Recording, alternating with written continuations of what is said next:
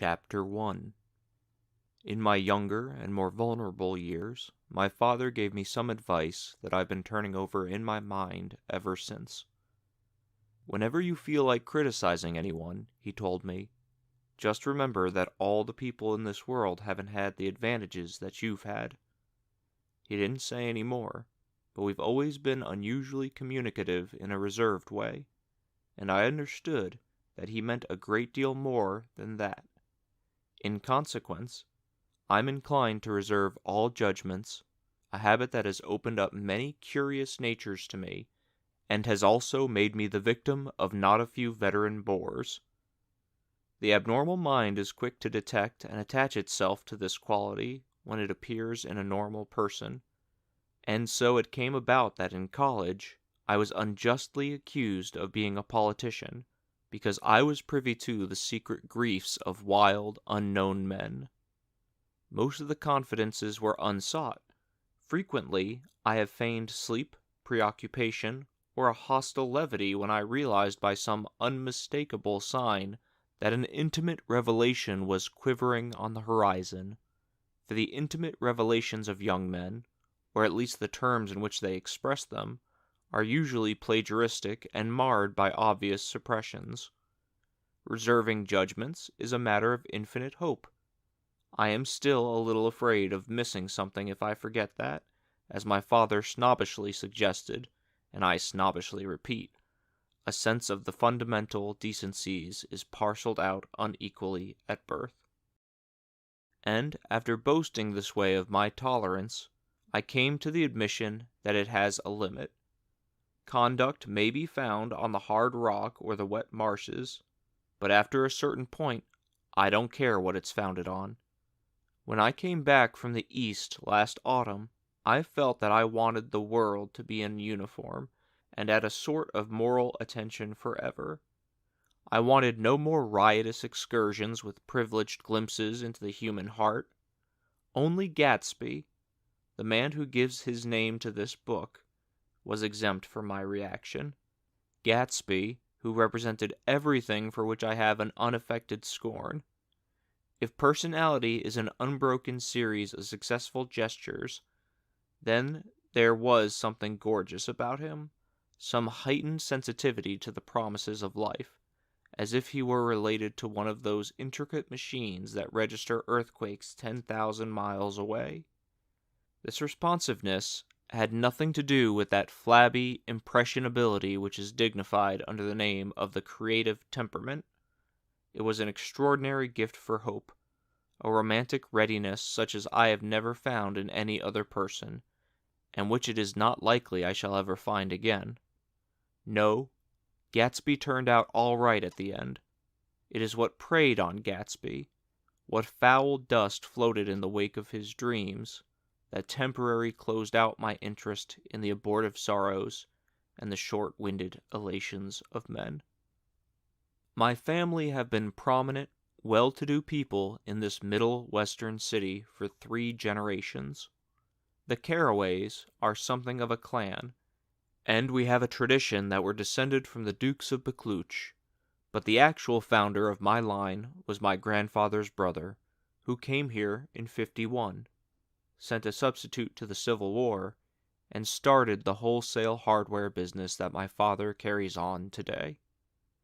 I never saw this great uncle, but I'm supposed to look like him, with special reference to the rather hard-boiled painting that hangs in my father's office. I graduated from New Haven in 1915, just a quarter of a century after my father, and a little later I participated in that delayed Teutonic migration known as the Great War. I enjoyed the counter-raid so thoroughly that I came back restless. Instead of being the warm center of the world, the Middle West now seemed like the ragged edge of the universe. So I decided to go east and learn the bond business. Everybody I knew was in the bond business, so I supposed it could support one more single man. All my aunts and uncles talked it over as if they were choosing a prep school for me, and finally said, "Why, yes," with very grave, hesitant faces. Father agreed to finance me for a year, and after various delays, I came east permanently. And after various delays, I came east permanently, I thought, in the spring of 22. The practical thing was to find rooms in the city, but it was a warm season, and I had just left a country of wide lawns and friendly trees, so when a young man at the office suggested that we take a house together in a communicating town, it sounded like a great idea. He found the house, a weather-beaten cardboard bungalow, at $80 a month. But at the last minute the firm ordered him to Washington, and I went out to the country alone. I had a dog, at least I had him for a few days until he ran away, and an old Dodge, and a Finnish woman, who made my bed and cooked breakfast and muttered Finnish wisdom to herself over the electric stove. It was lonely for a day or so, until one morning some man, more recently arrived than I, stopped me on the road. "How do you get to West Egg Village?" he asked helplessly. I told him, and as I walked on I was lonelier no longer. I was a guide, a pathfinder, an original settler. He had casually conferred on me the freedom of the neighborhood, and so with the sunshine and the great bursts of leaves growing on the trees, just as things grow in fast movies, I had that familiar conviction that life was beginning over again with the summer. There was so much to read, for one thing, and so much fine health to be pulled down out of the young breath-giving air. I bought a dozen volumes on banking and credit and investment securities, and they stood on my shelf in red and gold like new money from the mint, promising to unfold the shining secrets that only Midas and Morgan and Maecenas knew. And I had the high intention of reading many other books besides. I was rather literary in college. One year, I wrote a series of very solemn and obvious editorials for the Yale News. And now I was going to bring back all such things into my life, and become again that most limited of all specialists, the well-rounded man. This isn't just an epigram. Life is much more successfully looked at from a single window, after all. It was a matter of chance that I should have rented a house in one of the strangest communities in North America. It was on that slender, riotous island which extends itself due east of New York, and where there are, among other natural curiosities, two unusual formations of land. 20 miles from the city, a pair of enormous eggs, identical in contour and separated only by a courtesy bay, jut out into the most domesticated body of salt water in the Western Hemisphere, the great wet barnyard of Long Island Sound. They are not perfect ovals, like the egg in the Columbus story. They are both crushed flat at the contact end, but their physical resemblance must be a source of perpetual wonder to the gulls that fly overhead. To the wingless, a more interesting phenomenon is their dissimilarity in every particular except shape and size. I lived at the West Egg, the less fashionable of the two, though this is a most superficial tag to express the bizarre and not a little sinister contrast between them. My house was at the very tip of the egg, only 50 yards from the Sound, and squeezed between two huge places that rented for $12,000 or $15,000 a season. The one on my right was a colossal affair by any standard. It was a factual imitation of some Hôtel de Ville in Normandy, with a tower on one side spanking new under a thin beard of raw ivy and a marble swimming pool, and more than 40 acres of lawn and garden. It was Gatsby's mansion. Or rather, as I didn't know Mr. Gatsby, it was a mansion inhabited by a gentleman of that name. My own house was an eyesore, but it was a small eyesore, and it had been overlooked, so I had a view of the water, a partial view of my neighbor's lawn, and the consoling proximity of millionaires, all for $80 a month. Across the courtesy bay, the white palaces of fashionable East Egg glittered along the water, and the history of the summer really begins on the evening I drove over there to have dinner with the Tom Buchanans. Daisy was my second cousin once removed, and I'd known Tom in college, and just after the war I spent 2 days with them in Chicago. Her husband, among various physical accomplishments, had been one of the most powerful ends that ever played football at New Haven, a national figure in a way, one of those men who reach such an acute limited excellence at 21 that everything afterwards savors of anticlimax. His family were enormously wealthy. Even in college, his freedom with money was a matter for reproach. But now he had left Chicago and come east in a fashion that rather took your breath away. For instance, he'd brought down a string of polo ponies from Lake Forest. It was hard to realize that a man in my own generation was wealthy enough to do that. Why they came east, I don't know. They had spent a year in France for no particular reason, and then drifted here and there unrestfully wherever people played polo and were rich together.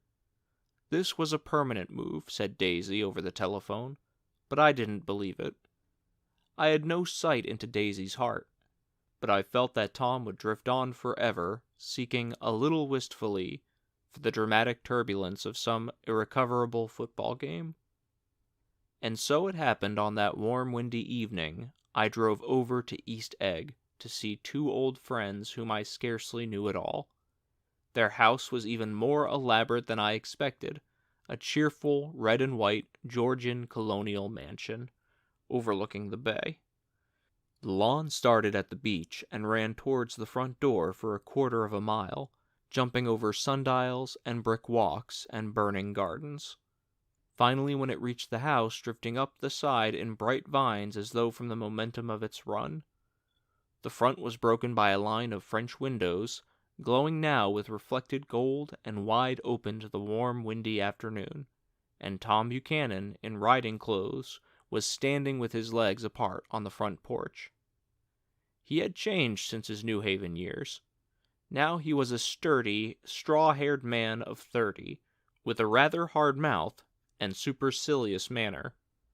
Two shining, arrogant eyes had established dominance over his face and gave him the appearance of always leaning aggressively forward. Not even the effeminate swank of his riding clothes could hide the enormous power of that body. He seemed to fill those glistering boots until he strained the top lacing, and you could see a great pack of muscle shifting when his shoulder moved under his thin coat. It was a body capable of enormous leverage, a cruel body.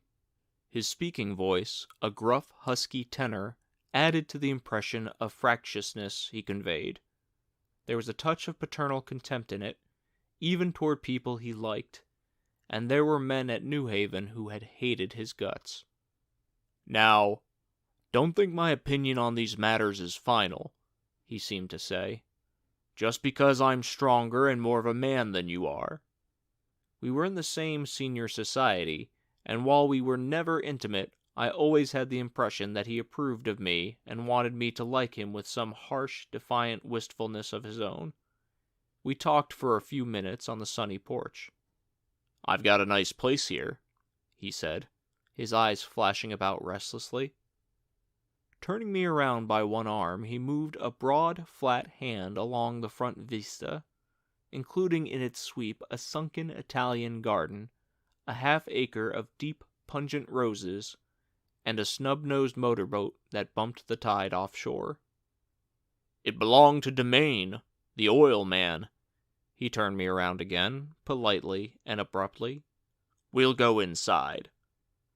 We walked through a high hallway into a bright, rosy-colored space, fragilely bound into the house by French windows at either end.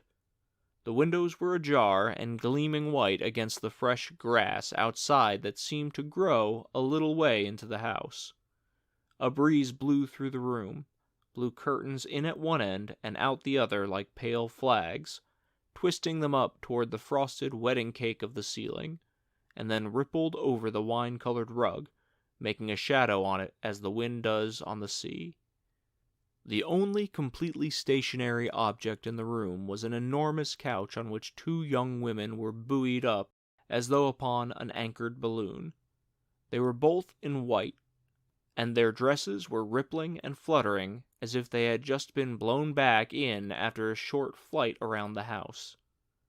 I must have stood for a few moments listening to the whip and snap of the curtains and the groan of a picture on the wall. Then there was a boom as Tom Buchanan shut the rear windows and the caught wind died out about the room, and the curtains and the rugs and the two young women ballooned slowly to the floor. The younger of the two was a stranger to me.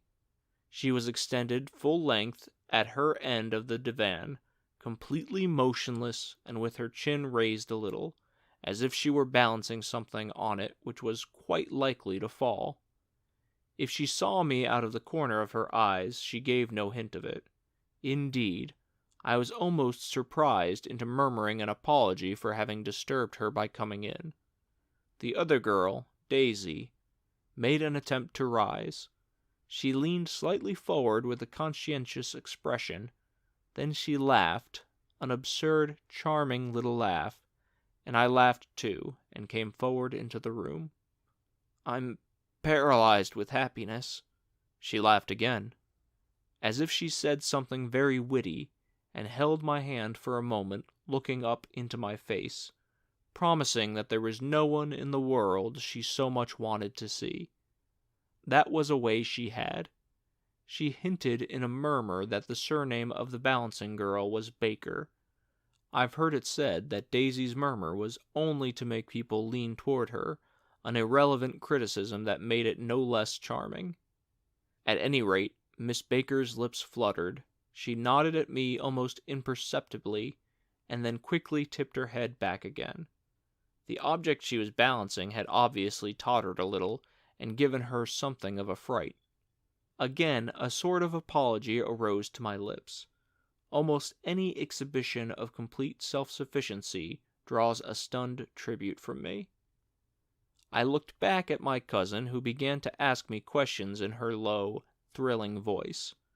It was the kind of voice that the ear follows up and down, as if each speech is an arrangement of notes that will never be played again.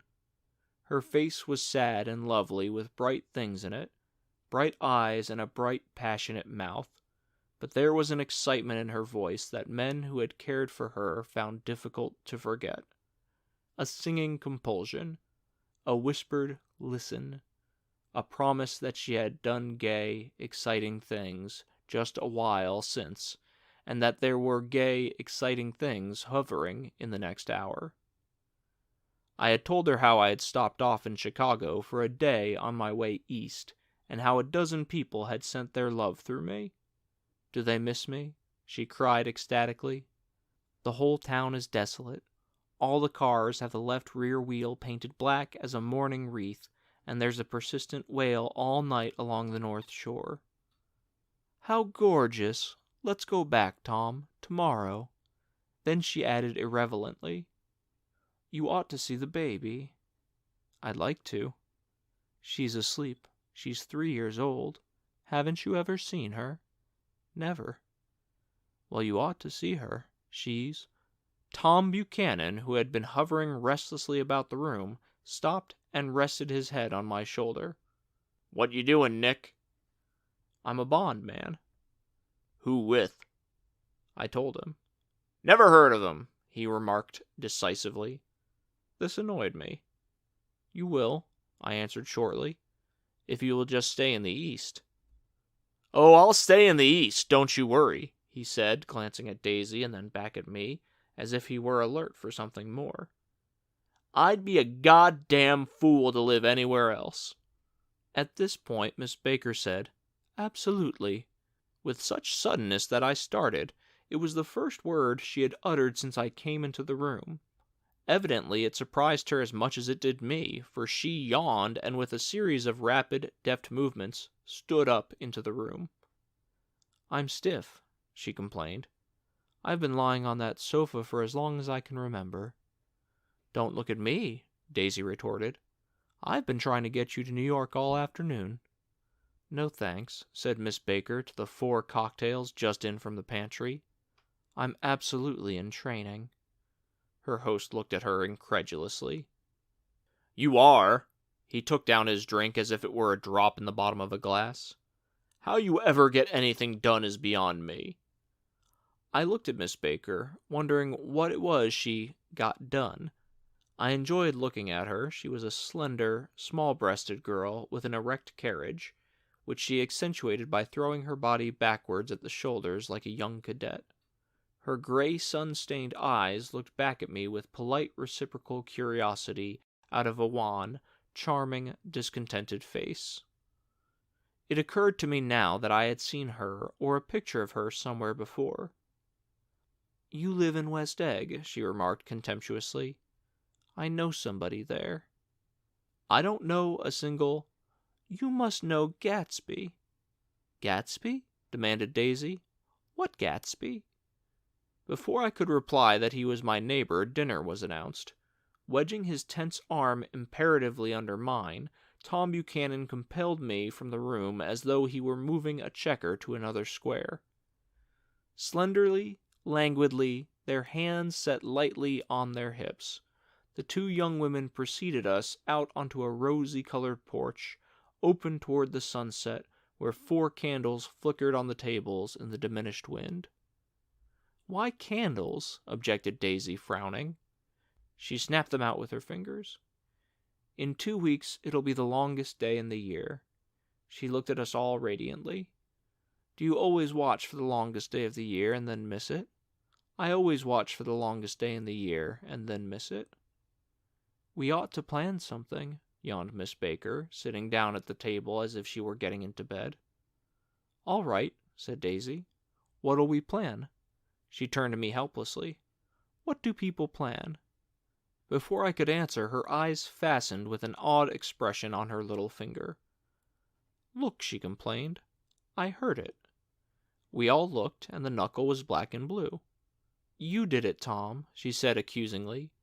"I know you didn't mean to, but you did do it. That's what I get for marrying a brute of a man, a great big hulking physical specimen of a—" "I hate that word, hulking," objected Tom crossly, "even in kidding." "Hulking," insisted Daisy. Sometimes she and Miss Baker talked at once, unobtrusively and with a bantering inconsequence that was never quite chatter, that was as cool as their white dresses in their impersonal eyes in the absence of all desire. They were here, and they accepted Tom and me, making only a polite, pleasant effort to entertain or to be entertained. They knew that presently dinner would be over, and a little later the evening too would be over and casually put away. It was sharply different from the West, where an evening was hurried from one phase to phase towards its close, in a continually disappointed anticipation, or else in sheer nervous dread of the moment itself. "You make me feel uncivilized, Daisy," I confessed on my second glass of corky but rather impressive claret. "Can't you talk about crops or something?" I meant nothing in particular by this remark, but it was taken up in an unexpected way. "Civilization's going to pieces," broke out Tom violently. "I've gotten to be a terrible pessimist about things. Have you read The Rise of the Colored Empires by this man Goddard?" "Why, no," I answered, rather surprised by his tone. "Well, it's a fine book, and everybody ought to read it. The idea is, if we don't look out, the white race will be utterly submerged. It's all scientific stuff. It's been proved." "Tom is getting very profound," said Daisy, with an expression of unthoughtful sadness. "He reads deep books with long words in them. What was that word we—" "Well, these books are all scientific," insisted Tom, glancing at her impatiently. "This fellow has worked out the whole thing. It's up to us, who are the dominant race, to watch out, or these other races will have control of things." "We've got to beat them down," whispered Daisy, winking ferociously towards the fervent sun. "You ought to live in California," began Miss Baker, but Tom interrupted her by shifting heavily in his chair. "The idea is that we're Nordics. I am, and you are, and—" After an infinitesimal hesitation, he included Daisy with a slight nod, and she winked at me again. and we've produced all the things that go to make civilization. Oh, science and art and all that. Do you see?" There was something pathetic in his concentration, as if his complacency, more acute than of old, was not enough to him any more. When almost immediately the telephone rang inside, and the butler left the porch, Daisy seized upon the momentary interruption and leaned towards me. "I'll tell you a family secret," she whispered enthusiastically. "It's about the butler's nose. Do you want to hear about the butler's nose?" "That's why I came over tonight." "Well, he wasn't always a butler. He used to be the silver polisher for some people in New York that had a silver service for 200 people. He had to polish it from morning till night until finally it began to affect his nose." "Things went from bad to worse," suggested Miss Baker. "Yes, things went from bad to worse until finally he had to give up his position." For a moment that last sunshine fell with romantic affection upon her glowing face. Her voice compelled me forward breathlessly as I listened. Then the glow faded, each light deserting her with lingering regret, like children leaving a pleasant street at dusk. The butler came back and murmured something close to Tom's ear, whereupon Tom frowned, pushed back his chair, and without a word went inside. As if his absence quickened something within her, Daisy leaned forward again, her voice glowing and singing. "I love to see you at my table, Nick. You remind me of a rose, an absolute rose, doesn't he?" She turned to Miss Baker for confirmation. "An absolute rose?" This was untrue. I am not even faintly like a rose. She was only extemporizing, but a stirring warmth flowered from her, as if her heart was trying to come out to you concealed in one of those breathless, thrilling words. Then suddenly she threw her napkin on the table and excused herself and went into the house. Miss Baker and I exchanged a short glance, consciously devoid of meaning. I was about to speak when she sat up alertly and said, "Shh!" in a warning voice.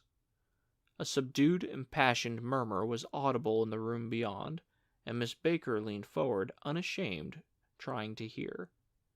The murmur trembled on the verge of coherence, sank down, mounted excitedly, and then ceased altogether. "This Mr. Gatsby you spoke of is my neighbor," I began. "Don't talk. I want to hear what happens." "Is something happening?" I inquired innocently.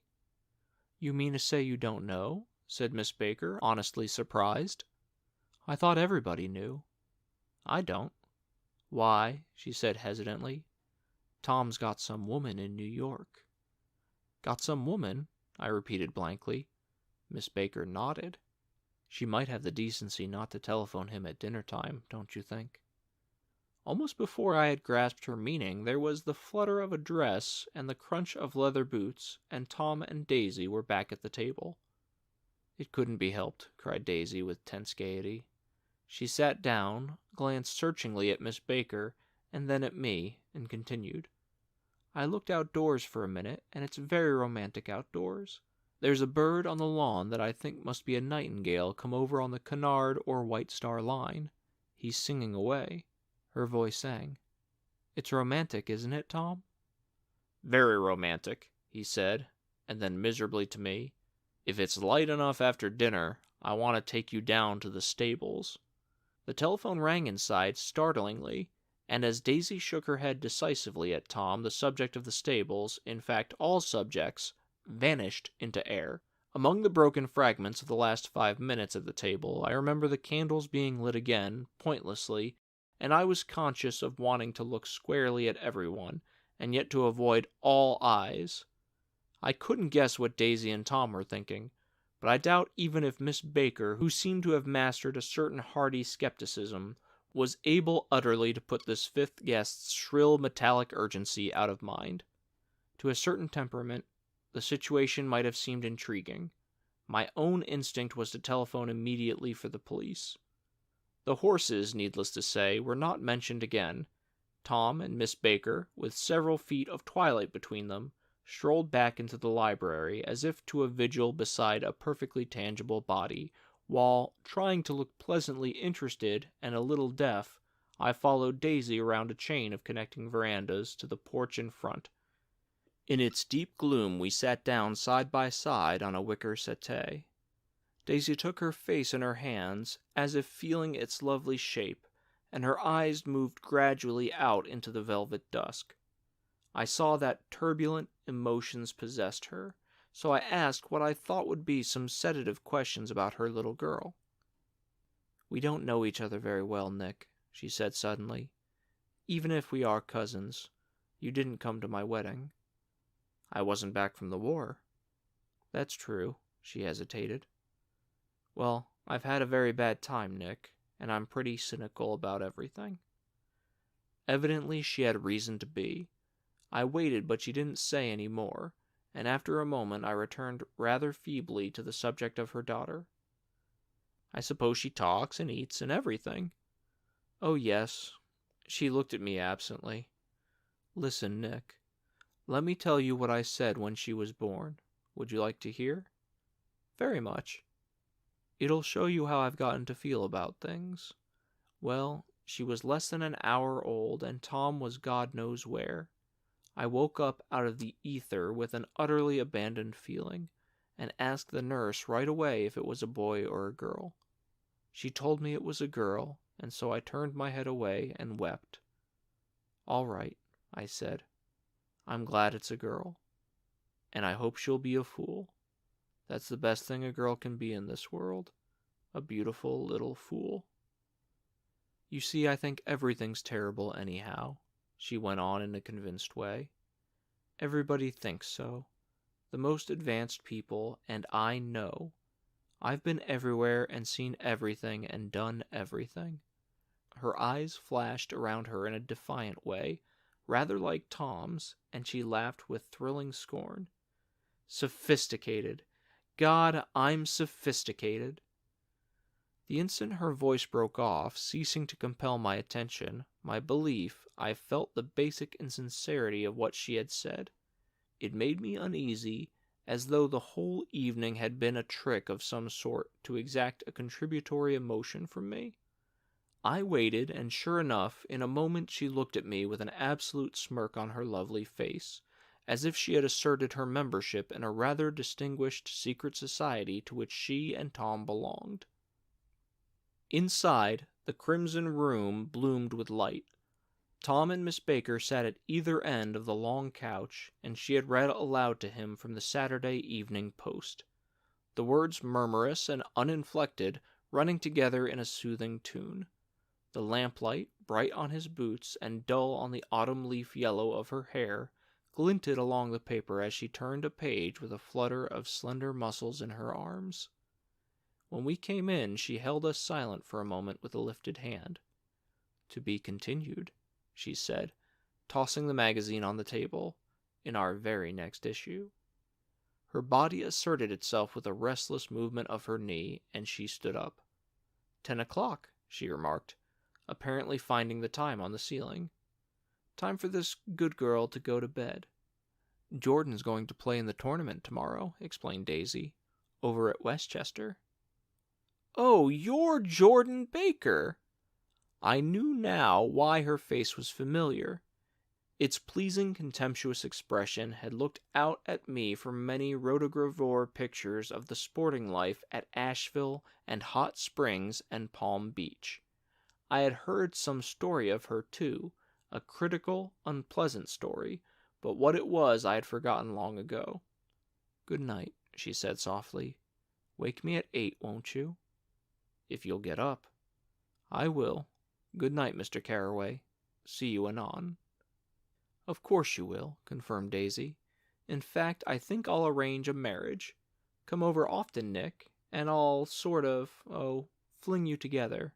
You know, lock you up accidentally in linen closets and push you out into sea in a boat and all that sort of thing." "Good night," called Miss Baker from the stairs. I haven't heard a word. "She's a nice girl," said Tom after a moment. "They oughtn't to let her run around the country this way." "Who oughtn't to?" inquired Daisy coldly. "Her family." "Her family is one aunt about 1,000 years old. Besides, Nick's going to look after her. Aren't you, Nick? She's going to spend lots of weekends out here this summer. I think the home influence will be very good for her." Daisy and Tom looked at each other for a moment in silence. "Is she from New York?" I asked quickly. "From Louisville. Our white girlhood was passed together there. Our beautiful white—" "Did you give Nick a little heart-to-heart or something on the veranda?" demanded Tom suddenly. "Did I?" She looked at me. "I can't seem to remember, but I think we talked about the Nordic race. Yes, I'm sure we did.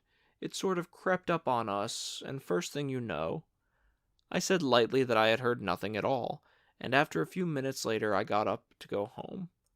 They came to the door with me and stood side by side in a cheerful square of light. As I started my motor, Daisy peremptorily called, "Wait! I forgot to ask you something, and it's important. We heard you were engaged to a girl out west." "That's right," corroborated Tom kindly. "We heard that you were engaged." "It's libel. I'm too poor." "But we heard it," insisted Daisy, surprising me by opening up again in a flowery-like way. "We heard it from 3 people, so it must be true." Of course I knew what they were referring to, but I wasn't even vaguely engaged. The fact that gossip had published the banns was one of the reasons I had come east. You can't stop going with an old friend on account of rumors, and on the other hand, I was no intention of being rumored into marriage. Their interest rather touched me and made them less remotely rich, nevertheless, and I was confused and a little disgusted as I drove away. It seemed to me that the thing for Daisy to do was to rush out of the house, child in arms, but apparently there were no such intentions in her head. As for Tom, the fact that he had some woman in New York was really less surprising than that he had been depressed by a book. Something was making him nibble at the edge of stale ideas as if his sturdy physical egotism no longer nourished his peremptory heart. Already it was deep summer on roadhouse roofs and in front of wayside garages where new red petrol pumps sat out in pools of light, and when I reached my estate at West Egg, I ran the car under its shed and sat for a while on an abandoned grass roller in the yard. The wind had blown off, leaving a loud, bright night with wings beating in the trees and a persistent organ sound as the full bellows of the earth blew the frogs full of life. The silhouette of a moving cat wavered across the moonlight, and turning my head to watch it, I saw that I was not alone. 50 feet away, a figure had emerged from the shadow of my neighbor's mansion, and was standing with his hands in his pockets regarding the silver pepper of the stars. Something in his leisurely movements and that secure position of his feet upon the lawn suggested that it was Mr. Gatsby himself, come out to determine what share was his of our local heavens. I decided to call him. Miss Baker had mentioned him at dinner, and that would do for an introduction. But I didn't call to him, for he gave a sudden intimation that he was contented to be alone. He stretched out his arm toward the dark water in a curious way, and, far as I was from him, I could have sworn he was trembling. Involuntarily I glanced seaward, and distinguished nothing except a single green light, minute and far away. That might have been the end of a dock. When I looked once more for Gatsby, he had vanished, and I was alone again in the unquiet darkness. Chapter 2. About halfway between West Egg and New York, the motor road hastily joins the railroad and runs beside it for 1/4 of a mile, so as to shrink away from a certain desolate area of land. This is a valley of ashes, a fantastic farm where ashes grow like wheat into ridges, and hills and grotesque gardens, where ashes take the forms of houses and chimneys and rising smoke, and finally with a transcendent effort of ash-gray men, who move dimly and already crumbling through the powdery air. Occasionally a line of gray cars crawls along an invisible track, gives out a ghastly creak, and comes to a rest, and immediately the ash-gray men swarm up with leaden spades and stir up an impenetrable cloud, which screens their obscure operations from your sight. But above the gray land and the spasms of bleak dust which drift endlessly over it, you perceive, after a moment, the eyes of Dr. T.J. Eckelberg. The eyes of Dr. T.J. Eckelberg are blue and gigantic. Their retinas are 1 yard high. They look out of no face, but instead from a pair of enormous yellow spectacles, which pass over a non-existent nose. Evidently some wild wag of an oculist set them there to fatten his practice in the borough of Queens, and then sank down himself in eternal blindness, or forgot them and moved away. But his eyes, dimmed a little by many paintless days, under sun and rain, brood on over the solemn dumping ground. The Valley of Ashes is bounded on one side by a small foul river, and, when the drawbridge is up to let barges through, the passengers on waiting trains can stare at the dismal scene for as long as half an hour. There is always a halt there of at least a minute, and it was because of this that I first met Tom Buchanan's mistress. The fact that he had one was insisted upon wherever he was known. His acquaintances resented the fact that he turned up in popular cafes with her, and, leaving her at a table, sauntered about, chatting with whomsoever he knew. Though I was curious to see her, I had no desire to meet her, but I did. I went up to New York with Tom on the train one afternoon, and when we stopped by the ash heaps he jumped to his feet, and, taking hold of my elbow, literally forced me from the car. "We're getting off," he insisted. "I want you to meet my girl." I think he'd tanked up a good deal at luncheon, and his determination to have my company bordered on violence. The supercilious assumption was that on Sunday afternoon I had nothing better to do. I followed him over a low whitewashed railroad fence, and we walked back 100 yards along the road under Doc Eckelberg's persistent stare. The only building in sight was a small block of yellow bricks sitting on the edge of the wasteland, a sort of compact Main Street ministering to it, and contagious to absolutely nothing. One of the 3 shops it contained was for rent, and another was an all-night restaurant approached by a trail of ashes. The third was a garage. Repairs. George B. Wilson. Cars bought and sold. And I followed Tom inside. The interior was unprosperous and bare. The only car visible was the dust-covered wreck of a Ford which crouched in a dim corner. It had occurred to me that this shadow of a garage must be a blind, and that a sumptuous and romantic apartments were concealed overhead. When the proprietor himself appeared in the door of an office, wiping his hands on a piece of waste.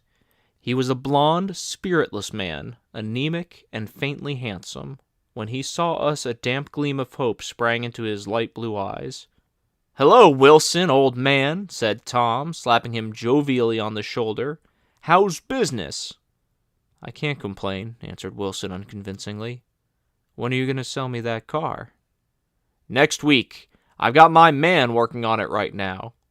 "Works pretty slow, don't he?" "No, he doesn't," said Tom coldly. "And if you feel that way about it, maybe I'd better sell it somewhere else after all." "I don't mean that," explained Wilson quickly. "I just meant—" His voice faded off, and Tom glanced impatiently around the garage. Then I heard footsteps on the stairs, and in a moment the thickish figure of a woman blocked out the light from the office door. She was in the middle 30s and faintly stout, but she carried her flesh sensuously as some women can. Her face, above a spotted dress of dark blue crêpe de chine, contained no facet or gleam of beauty, but there was an immediately perceptible vitality about her, as if the nerves of her body were continually smoldering. She smiled slowly, and, walking through her husband as if he were a ghost, shook hands with Tom, looking him flush in the eye. Then she wet her lips, and, without turning around, spoke to her husband in a soft, coarse voice. "Get some chairs, why don't you, so somebody can sit down?" "Oh, sure," agreed Wilson hurriedly, and went toward the little office, mingling immediately with the cement color of the walls. The white ashen dust veiled his dark suit and his pale hair as it veiled everything in the vicinity, except his wife, who moved close to Tom. "I want to see you," said Tom intently. "Get on the next train." "All right." "I'll meet you by the newsstand on the lower level." She nodded and moved away from him just as George Wilson emerged with 2 chairs from his office door. We waited for her down the road and out of sight. It was a few days before the 4th of July, and a gray, scrawny Italian child was setting torpedoes in a row along a railroad track. "Terrible place, isn't it?" said Tom, exchanging a frown with Dr. Eckelberg. "Awful." "It does her good to get away." "Doesn't her husband object?" "Wilson? He thinks she goes to see her sister in New York. He's so dumb he doesn't know he's alive. So Tom Buchanan and his girl and I went up together to New York, or not quite together, for Mrs. Wilson sat discreetly in another car. Tom deferred that much to the sensibilities of those East Eggers who might be on the train. She had changed her dress to a brown-figured muslin, which stretched tight over her rather wide hips as Tom helped her to the platform in New York. At the newsstand she bought a copy of Town Tattle and a moving picture magazine, and in the station drugstore some cold cream and a small flask of perfume. Upstairs in the solemn, echoing drive she let 4 taxicabs drive away before she selected a new one, lavender-colored with gray upholstery, and in this we slid out from the mass of the station into the glowing sunshine. But immediately she turned sharply from the window and, leaning forward, tapped on the front glass. "I want to get one of those dogs," she said earnestly. "I want to get one for the apartment. They're nice to have, a dog." We backed up to a gray old man who bore an absurd resemblance to John D. Rockefeller.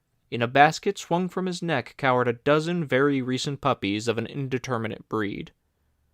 "What kind are they?" asked Mrs. Wilson eagerly, as he came to the taxi window. "All kinds. What kind do you want, lady?" "I'd like to get one of those police dogs. I don't suppose you have that kind."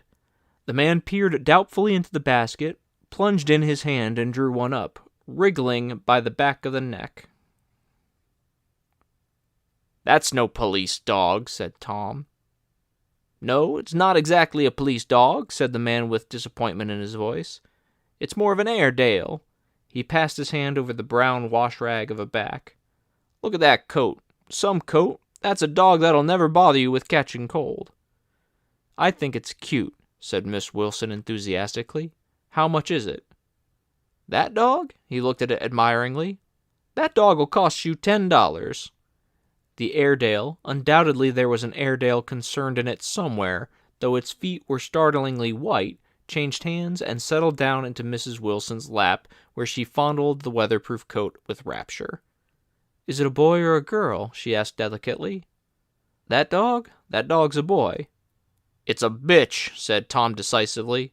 "Here's your money. Go and buy 10 more dogs with it." We drove over to Fifth Avenue, warm and soft, almost pastoral, on the summer Sunday afternoon. I wouldn't have been surprised to see a great flock of white sheep turn the corner.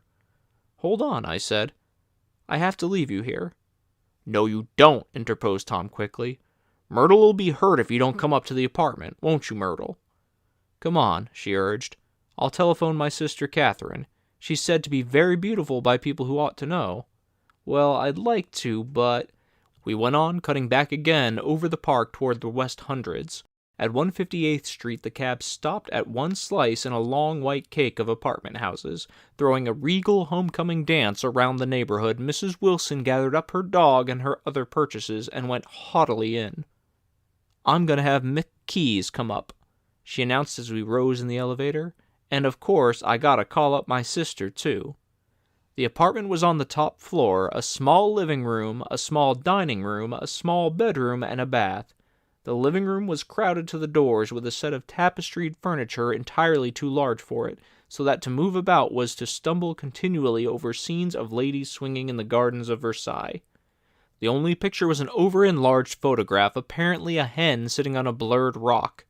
Looked at from a distance, however, the hen resolved itself into a bonnet, and the countenance of a stout old lady beamed down into the room.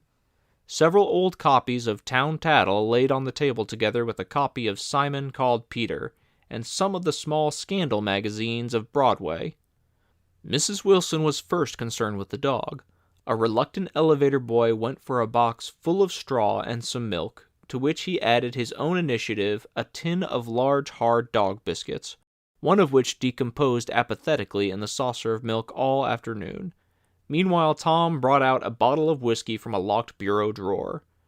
I have been drunk just twice in my life, and the second time was that afternoon, so everything that happened has a dim, hazy cast over it, although until after 8 o'clock the apartment was full of cheerful sun. Sitting on Tom's lap, Mrs. Wilson called up several people on the telephone. Then there were no cigarettes, and I went out to buy some at the drugstore on the corner. When I came back they had both disappeared, so I sat down discreetly in the living room and read a chapter of Simon Called Peter. Either it was terrible stuff or the whiskey distorted things because it didn't make any sense to me. Just as Tom and Myrtle, after the first drink Mrs. Wilson and I called each other by our first names, reappeared, company commenced to arrive at the apartment door. The sister, Catherine, was a slender, worldly girl of about 30 with a solid, sticky bob of red hair and a complexion powdered milky white. Her eyebrows had been plucked and then drawn on again at a more rakish angle, but the efforts of nature toward the restoration of the old alignment gave a blurred air to her face. When she moved about, there was an incessant clicking as innumerable pottery bracelets jingled up and down upon her arms. She came in with such a proprietary haste and looked around so possessively at the furniture that I wondered if she lived there. But when I asked her, she laughed immoderately, repeated my question aloud, and told me she lived with a girlfriend at a hotel. Mr. McKee was a pale, feminine man from the flat below. He had just shaved, for there was a white spot of lather on his cheekbone, and he was most respectful in his greeting to everyone in the room. He informed me that he was in the artistic game, and I gathered later that he was a photographer and had made the dim enlargement of Wilson's mother which hovered like an ectoplasm on the wall. His wife was shrill, languid, handsome, and horrible. She told me with pride that her husband had photographed her 127 times since they had been married. Mrs. Wilson had changed her costume some time before and was now attired in an elaborate afternoon dress of cream-colored chiffon, which gave out a continual rustle as she swept about the room. With the influence of the dress, her personality had also undergone a change. The intense vitality that had been so remarkable in the garage was converted into an impressive hauteur.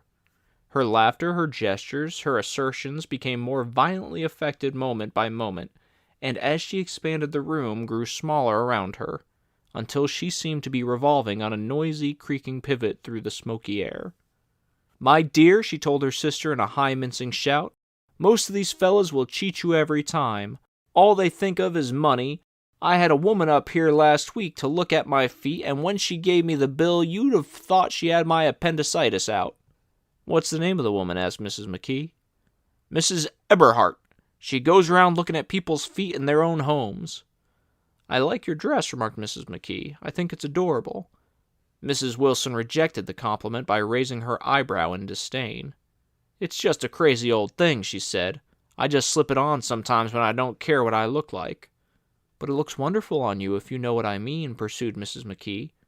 "If Chester could only get you in that pose, I think he could make something of it." We all looked in silence at Mrs. Wilson, who removed a strand of hair from over her eyes and looked back at us with a brilliant smile. Mr. McKee regarded her intently with his head on one side, and then moved his hand back and forth slowly in front of his face. "I should change the light," he said after a moment. "I'd like to bring out the modeling of the features, and I'd try to get hold of all the black hair." "I wouldn't think of changing the light," cried Mrs. McKee. "I think it's—" Her husband said, "Shh," and we all looked at the subject again, whereupon Tom Buchanan yawned audibly and got to his feet. "You McKees have something to drink," he said. "Get some more ice and mineral water, Myrtle, before everybody goes to sleep." "I told that boy about the ice." Myrtle raised her eyebrows in despair at the shiftlessness of the lower orders. "These people, you have to keep after them all the time." She looked at me and laughed pointlessly. Then she flounced over the dog, kissed it with ecstasy, and swept it into the kitchen, implying that a dozen chefs awaited her orders there. "I've done some nice things out on Long Island," asserted Mr. McKee. Tom looked at him blankly. "2 of them we have framed downstairs." "2 what?" demanded Tom. "2 studies. One of them I call Montauk Point, the Gulls, and the other I call Montauk Point, the Sea." The sister Catherine sat down beside me on the couch.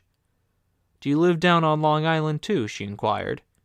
"I live at West Egg." "Really? I was down there at a party about a month ago, at a man named Gatsby's. Do you know him?" "I live next door to him." "Well, they say he's a nephew or cousin of Kaiser Wilhelm's. That's where all his money comes from." "Really?" She nodded. "I'm scared of him. I'd hate to have him get anything on me." This absorbing information about my neighbor was interrupted by Mrs. McKee's pointing suddenly at Catherine. "Chester, I think you could do something with her," she broke out, but Mr. McKee only nodded in a bored way and turned his attention to Tom. "I'd like to do more work on Long Island, if I could get the entry. All I ask is that they should give me a start." "Ask Myrtle," said Tom, breaking into a short shout of laughter as Mrs. Wilson entered with a tray. "She'll give you a letter of introduction, won't you, Myrtle?" "Do what?" she asked, startled. "You'll give McKee a letter of introduction to your husband so he can do some studies of him." His lips moved silently for a moment as he invented, "George B. Wilson at the gasoline pump," or something like that. Catherine leaned close to me and whispered in my ear, "Neither of them can stand the person they're married to." "Can they?" "Can't stand them." She looked at Myrtle and then Tom. "What I say is, why go on living with them if they can't stand them? If I was them, I'd get a divorce and get married to each other right away." "Doesn't she like Wilson either?" The answer to this was unexpected. It came from Myrtle, who had overheard the question, and it was violent and obscene. "You see," cried Catherine triumphantly. She lowered her voice again. "It's really his wife that's keeping them apart. She's a Catholic, and they don't believe in divorce." Daisy was not a Catholic, and I was a little shocked at the elaborateness of the lie. "When do they get married?" "When they do get married," continued Catherine, "they're going west to live for a while until it blows over. It'd be more discreet to go to Europe." "Oh, do you like Europe?" she exclaimed surprisingly. "I just got back from the Monte Carlo." "Really?" "Just last year. I went over there with another girl." "Stay long?" "No, we just went to Monte Carlo and back. We went by way of Marseille. We had over $1,200 when we started, but we got gypped out of all of it in 2 days in the private rooms. We had an awful time getting back, and I can tell you, God, how I hated that town." The late afternoon sky bloomed in the window for a moment like a blue honey of the Mediterranean. Then the shrill voice of Mrs. McKee called me back into the room. "I almost made a mistake, too," she declared vigorously. "I almost married a little kike who'd been after me for years. I knew he was below me. Everybody kept saying to me, 'Lucille, that man's way below you.' But if I hadn't met Chester, he'd have got me sure." "Yes, but listen," said Myrtle Wilson, nodding her head up and down. "At least you didn't marry him." "I know I didn't." "Well, I married him," said Myrtle ambiguously, "and that's the difference between your case and mine." "Why did you, Myrtle?" demanded Catherine. "Nobody forced you to." Myrtle considered. "I married him because I thought he was a gentleman," she said finally. "I thought he knew something about breeding, but he wasn't fit to lick my shoe." "You were crazy about him for a while," said Catherine. "Crazy about him?" cried Myrtle incredulously. "Who said I was crazy about him? I never was any more crazy about him than I was about that man there." She pointed suddenly at me, and everyone looked at me accusingly. I tried to show by my expression that I expected no affection. "The only crazy I was when I married him. I knew right away I made a mistake. He borrowed somebody's best suit to get married in, and never even told me about it, and the man came after it one day when he was out. 'Oh, is that your suit?' I said. This is the first I ever heard about it. But I gave it to him, and then I lay down and cried to beat the band all afternoon." "She really ought to get away from him," resumed Catherine to me. "They've been living over that garage for 11 years, and Tom's the first sweetie she ever had." The bottle of whiskey, a second one, was now in constant demand by all present, excepting Catherine, who felt just as good on nothing at all. Tom rang for the janitor and sent him for some celebrated sandwiches, which were a complete supper in themselves. I wanted to get out and walk eastward toward the park through the soft twilight, but each time I tried to go I became entangled in some wild, strident argument which pulled me back, as if with ropes, into my chair. Yet high over the city our line of yellow windows must have contributed their share of human secrecy to the casual watcher in the darkening streets, and I saw him too, looking up and wondering. I was within and without, simultaneously enchanted and repelled by the inexhaustible variety of life. Myrtle pulled her chair close to mine, and suddenly her warm breath poured over me the story of her first meeting with Tom. It was on the 2 little seats facing each other that are always the last ones left on the train. I was going up to New York to see my sister and spend the night. He had on a dress suit and patent leather shoes, and I couldn't keep my eyes off him. But every time he looked at me, I had to pretend to be looking at the advertisement over his head. When we came into the station, he was next to me, and his white shirt front pressed against my arm, and so I told him I'd have to call a policeman, but he knew I lied. I was so excited that when I got into a taxi with him, I didn't hardly know I was getting into a subway train.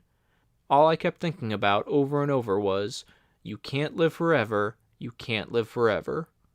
She turned to Mrs. McKee, and the room rang full of her artificial laughter. "My dear," she cried, "I'm going to give you this dress as soon as I'm through with it. I've got to get another one tomorrow. I'm going to make a list of all the things I've got to get. A massage and a wave and a collar for the dog and one of those cute little ashtrays where you touch a spring and a wreath with a black silk bow for Mother's grave that'll last all summer. I've got to write down a list so I won't forget all the things I got to do." It was 9 o'clock. Almost immediately afterwards, I looked at my watch and found it was 10. Mr. McKee was asleep on a chair with his fists clenched in his lap like a photograph of a man of action. Taking out my handkerchief, I wiped from his cheek the spot of dried lather that had worried me all the afternoon. The little dog was sitting on the table, looking with blind eyes through the smoke, and from time to time groaning faintly. People disappeared, reappeared, made plans to go somewhere, and then lost each other, searched for each other, found each other a few feet away. Sometime toward midnight, Tom Buchanan and Mrs. Wilson stood face to face discussing, in impassioned voices, whether Mrs. Wilson had any right to mention Daisy's name. "Daisy, Daisy, Daisy!" shouted Mrs. Wilson. "I'll say it whenever I want to. Daisy, Daisy!" Making a short, deft movement, Tom Buchanan broke her nose with his open hand. Then there were bloody towels upon the bathroom floor, and women's voices scolding, and high over the confusion a long, broken wail of pain. Mr. McKee awoke from his doze and started in a daze toward the door. When he had gone halfway, he turned around and stared at the scene, his wife and Catherine scolding and consoling as they stumbled here and there among the crowded furniture with articles of aid, and the despairing figure on the couch, bleeding fluently and trying to spread a copy of Town Tattle all over the tapestry scenes of Versailles. Then Mr. McCree turned and continued on out the door. Taking my hat from the chandelier, I followed. "Come to lunch some day," he suggested as we groaned down in the elevator. "Where?" "Anywhere." "Keep your hands off the lever," snapped the elevator boy.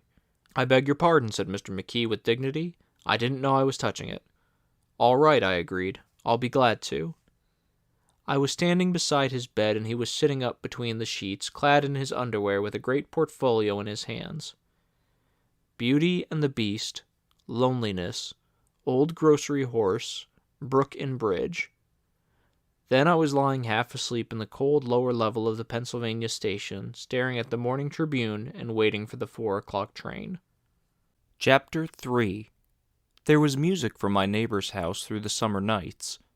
In his blue gardens, men and girls came and went like moths among the whisperings and the champagne and the stars.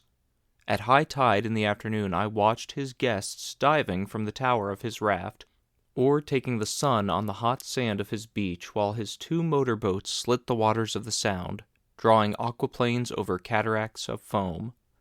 On weekends, his Rolls-Royce became an omnibus, bearing parties to and from the city between 9 in the morning and long past midnight, while his station wagon scampered like a brisk yellow bug to meet all trains, and on Mondays 8 servants, including an extra gardener, toiled all day with mops and scrubbing brushes and hammers and garden shears, repairing the ravages of the night before. Every Friday 5 crates of oranges and lemons arrived from a fruiterer in New York. Every Monday, these same oranges and lemons left his back door in a pyramid of pulpless halves. There was a machine in the kitchen which could extract the juice of 200 oranges in half an hour if a little button was pressed 200 times by a butler's thumb. At least once a fortnight, a corps of caterers came down with several hundred feet of canvas and enough colored lights to make a Christmas tree of Gatsby's enormous garden. On buffet tables, garnished with glistering hors d'oeuvres, spiced baked hams crowded against salads of harlequin designs and pastry pigs and turkeys bewitched to a dark gold. In the main hall a bar with a real brass rail was set up, and stocked with gins and liquors and with cordials so long forgotten that most of his female guests were too young to know one from another. By 7 o'clock the orchestra has arrived. No thin 5-piece affair, but a whole pitful of oboes and trombones and saxophones and viols and cornets and piccolos and low and high drums. The last swimmers have come in from the beach now and are dressing upstairs.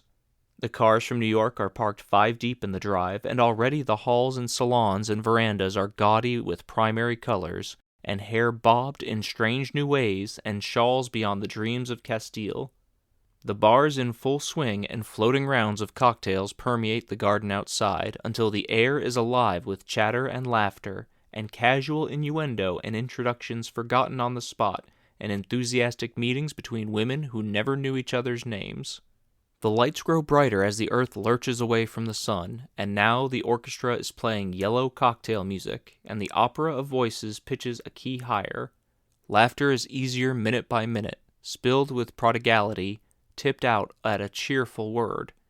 The groups change more swiftly, swell with new arrivals, dissolve, and form in the same breath.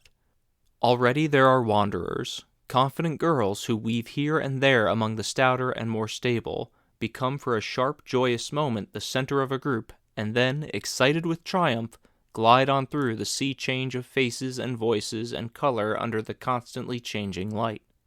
Suddenly one of these gypsies in trembling opal seizes a cocktail out of the air, dumps it down for courage, and, moving her hands like Frisco, dances out alone on the canvas platform. A momentary hush.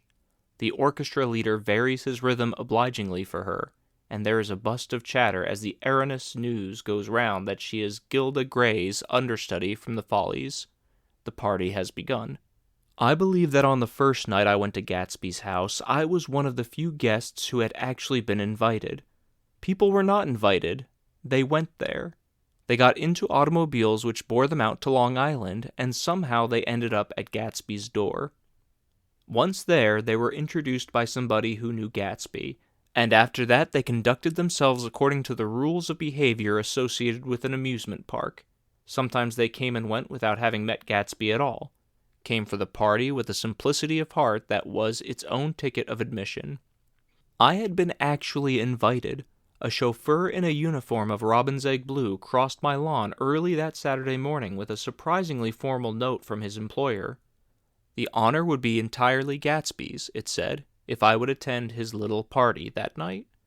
He had seen me several times and had intended to call on me long before, but a peculiar combination of circumstances had prevented it. Signed, J. Gatsby, in a majestic hand. Dressed up in white flannels, I went over to his lawn a little after 7 and wandered around rather ill at ease among swirls and eddies of people I didn't know, though here and there was a face I had noticed on the commuting train.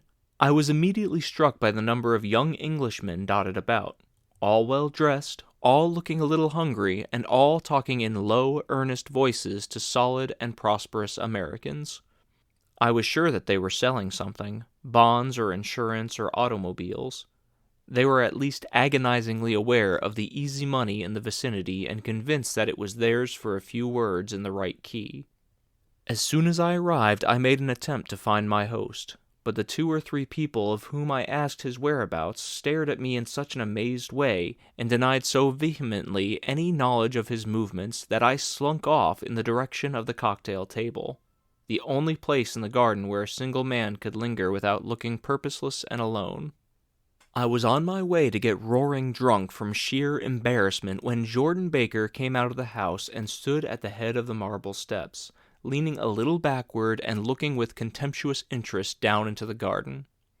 Welcome or not, I found it necessary to attach myself to someone before I should begin to address cordial remarks to the passer-by. "Hello," I roared, advancing towards her. My voice seemed unnaturally loud across the garden. "I thought you might be here," she responded absently as I came up. "I remembered you lived next door to—" She held my hand impersonally as a promise that she'd take care of me in a minute, and gave ear to 2 girls in twin yellow dresses who stopped at the foot of the steps. "Hello," they cried together. "Sorry you didn't win." That was for the golf tournament. She had lost in the finals the week before. "You don't know who we are," said one of the girls in yellow, "but we met you here about a month ago." "You've dyed your hair since then," remarked Jordan, and I started, but the girls had moved casually on, and her remark was addressed to the premature moon, produced like the supper, no doubt, out of a caterer's basket. With Jordan's slender golden arm resting in mine, we descended the steps and sauntered about the garden. A tray of cocktails floated at us through the twilight, and we sat down at a table with the 2 girls in yellow and 3 men, each one introduced to us as Mr. Mumble. "Do you come to these parties often?" inquired Jordan of the girl beside her. "The last one was the one I met you at," answered the girl in an alert, confident voice. She turned to her companion. "Wasn't it for you, Lucille?" It was for Lucille, too. "I like to come," Lucille said. "I never care what I do, so I always have a good time. When I was here last, I tore my gown on a chair, and he asked me my name and address. Inside of a week, I got a package from Crorier's with a new evening gown in it." "Did you keep it?" asked Jordan. "Sure I did. I wasn't going to wear it tonight, but it was too big in the bust and had to be altered. It was a gas blue with lavender beads. $265. "There's something funny about a fellow that'll do a thing like that," said the other girl eagerly. "He doesn't want any trouble with anybody." "Who doesn't?" I inquired. "Gatsby. Somebody told me." The 2 girls and Jordan leaned together confidently. "Somebody told me they thought he killed a man once." A thrill passed over all of us. The 3 Mr. Mumbles bent forward and listened eagerly. "I don't think it's so much that," argued Lucille skeptically. "It's more that he was a German spy during the war." One of the men nodded in confirmation. "I heard that from a man who knew all about him. Grew up with him in Germany," he assured us positively. "Oh no," said the first girl. "It couldn't be that, because he was in the American Army during the war." As our credulity switched back to her, she leaned forward with enthusiasm. "You look at him sometimes when he thinks nobody's looking at him. I'll bet he killed a man." She narrowed her eyes and shivered. Lucille shivered. We all turned and looked around for Gatsby. It was testimony to the romantic speculation he inspired that there were whispers about him from those who had found little that it was necessary to whisper about in this world. The first supper, there would be another one after midnight, was now being served, and Jordan invited me to join her own party who were spread around the table on the other side of the garden. There were 3 married couples and Jordan's escort, a persistent undergraduate given to violent innuendo, and obviously under the impression that sooner or later Jordan was going to yield him up her person to a greater or lesser degree. Instead of rambling, this party had preserved a dignified homogeneity, and assumed to itself the function of representing the staid nobility of the countryside, East Egg condescending to West Egg and carefully on guard against its spectroscopic gaiety. "Let's get out," whispered Jordan, after a somehow wasteful and inappropriate half-hour. "This is much too polite for me." We got up, and she explained that we were going to find the host. I had never met him, she said, and it was making me uneasy. The undergraduate nodded in a cynical, melancholy way. The bar where we glanced first was crowded, but Gatsby was not there. She couldn't find him from the top of the steps, and he wasn't on the veranda. On a chance, we tried an important-looking door, and walking into a high Gothic library paneled with carved English oak and probably transported complete from some ruin overseas. A stout, middle-aged man with enormous owl-eyed spectacles was sitting somewhat drunk on the edge of a great table, staring with unsteady concentration at the shelves of books. As we entered, he wheeled excitedly around and examined Jordan from head to foot. "What do you think?" he demanded impetuously. "About what?" He waved his hand toward the bookshelves. "About that. As a matter of fact, you needn't bother to ascertain. I ascertained. They're real." "The books?" He nodded. "Absolutely real. Have pages and everything. I thought they'd be a nice, durable cardboard. Matter of fact, they're absolutely real. Pages and... Here, let me show you." Taking our skepticism for granted, he rushed to the bookcases and returned with Volume 1 of the Stoddard Lectures. "See?" he cried triumphantly. "It's a bona fide piece of printed matter. It fooled me. This fellow's regular Belasco. It's a triumph. What thoroughness, what realism. Knew when to stop, too. Didn't cut the pages. But what do you want? What do you expect?" He snatched the book from me and replaced it hastily on its shelf, muttering that if one brick was removed, the whole library was liable to collapse. "Who brought you?" he demanded. "Or did you just come?" "I was brought. Most people were brought." Jordan looked at him alertly, cheerfully, without answering. "I was brought by a woman named Roosevelt," he continued. "Mrs. Claude Roosevelt. Do you know her? I met her somewhere last night. I've been drunk for about a week now, and I thought it might sober me up to sit in a library." "Has it?" "A little bit, I think. I can't tell yet. I've only been here an hour. Did I tell you about the books? They're real. You told us." We shook hands with him gravely and went back outdoors. There was dancing now on the canvas in the garden. Old men pushing young girls backward in eternal graceless circles, superior couples holding each other tortuously, fashionably, and keeping in the corners, and a great number of single girls dancing individually or relieving the orchestra for a moment of the burden of the banjo or the traps. By midnight the hilarity had increased. A celebrated tenor had sung in Italian, and a notorious contralto had sung in jazz, and between the numbers people were doing stunts all over the garden, while happy, vacuous bursts of laughter rose toward the summer sky. A pair of stage twins, who turned out to be the girls in yellow, did a baby act in costume, and champagne was served in glasses bigger than finger bowls. The moon had risen higher, and floating in the sound was a triangle of silver scales, trembling a little to the stiff, tinny drip of the banjos on the lawn. I was still with Jordan Baker. We were sitting at a table with a man about my age and a rowdy little girl, who gave way upon the slightest provocation to uncontrollable laughter. I was enjoying myself now. I had taken 2 finger bowls of champagne, and the scene had changed before my eyes into something significant, elemental, and profound. At a lull in the entertainment, the man looked at me and smiled. "Your face is familiar," he said politely. "Weren't you in the 1st Division during the war?" "Why, yes, I was. I was in the 28th Infantry." "I was in the 16th until June 1918. I knew I'd seen you somewhere before." We talked for a moment about some wet, gray little villages in France. Evidently he lived in this vicinity, for he told me that he had just bought a hydroplane and was going to try it out in the morning. "Want to go with me, old sport? Just near the shore along the Sound." "What time?" "Any time that suits you best." It was on the tip of my tongue to ask his name when Jordan looked around and smiled. "Having a gay time now?" she inquired. "Much better." I turned again to my new acquaintance. "This is an unusual party for me. I haven't even seen the host. I live over there." I waved my hand at the invisible hedge in the distance. "And this man Gatsby sent over his chauffeur with an invitation." For a moment he looked at me as if he failed to understand. "I'm Gatsby," he said suddenly. "What?" I exclaimed. "Oh, beg your pardon." "I thought you knew, old sport.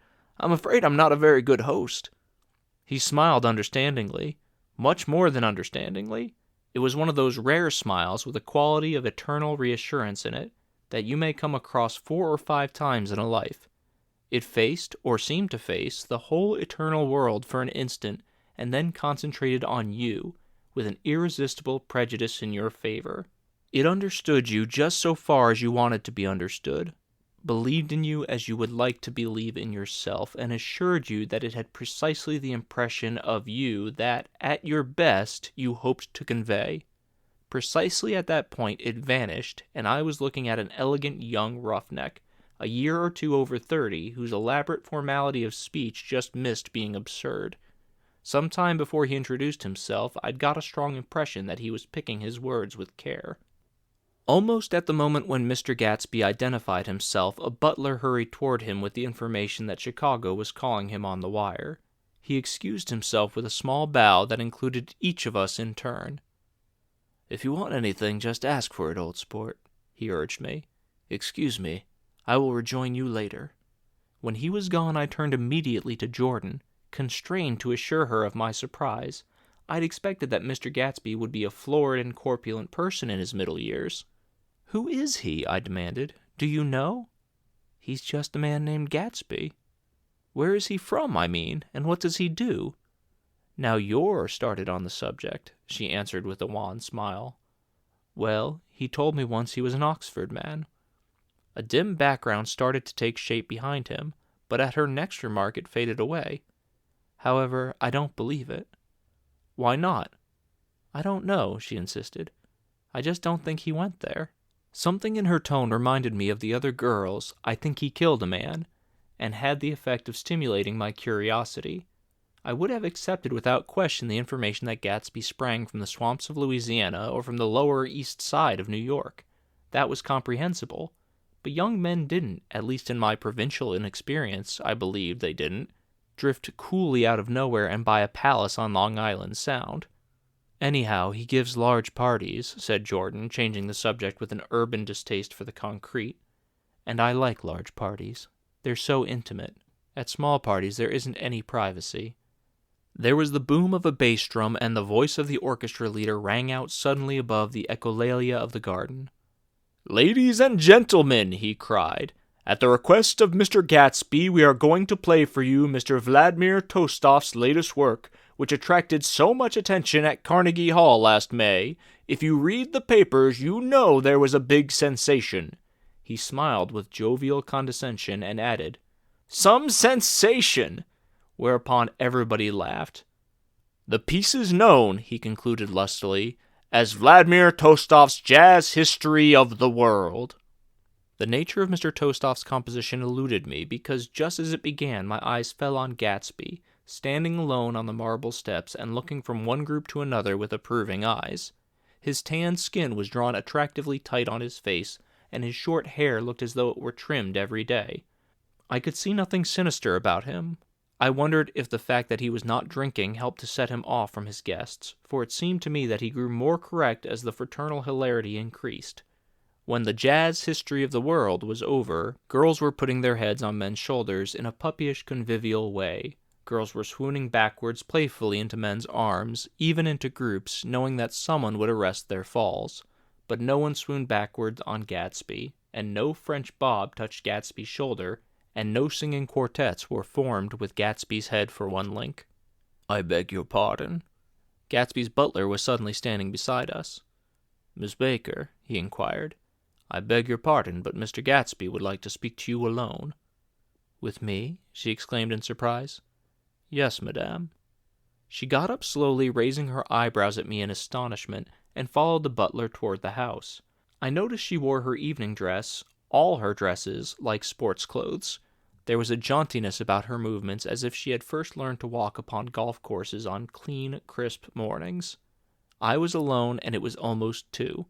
For some time confused and intriguing sounds had issued from a long, many-windowed room which overhung the terrace.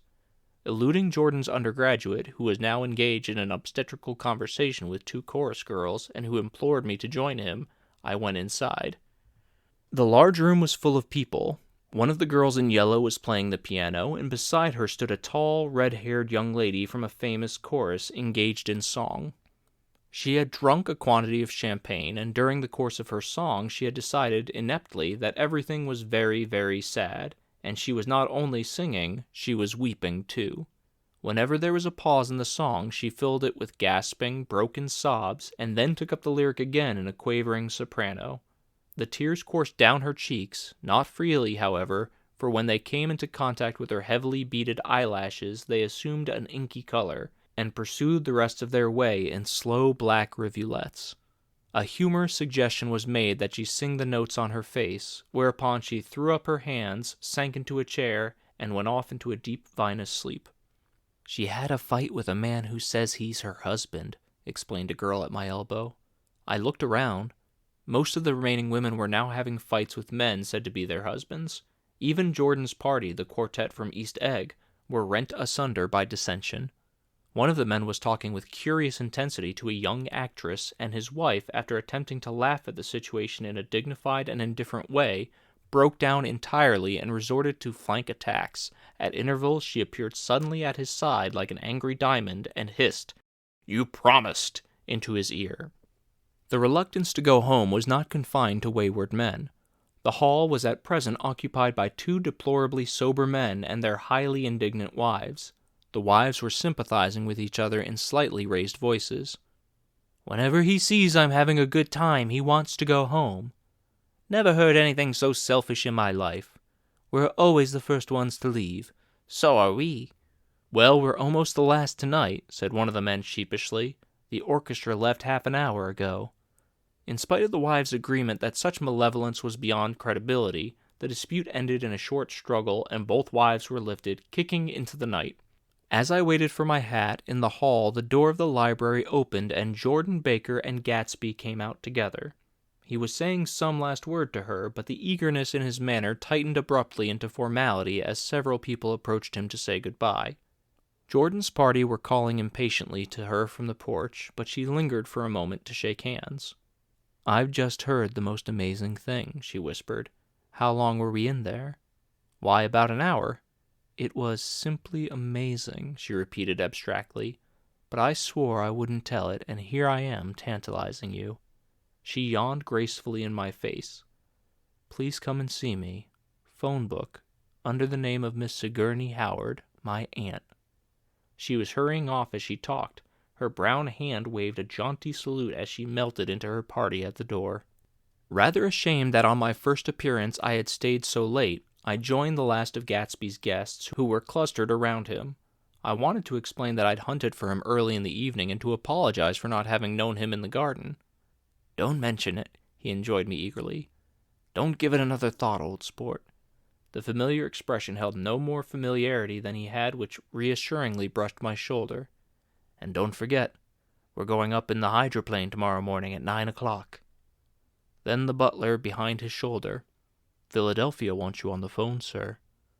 "All right, in a minute. Tell them I'll be there. Good night."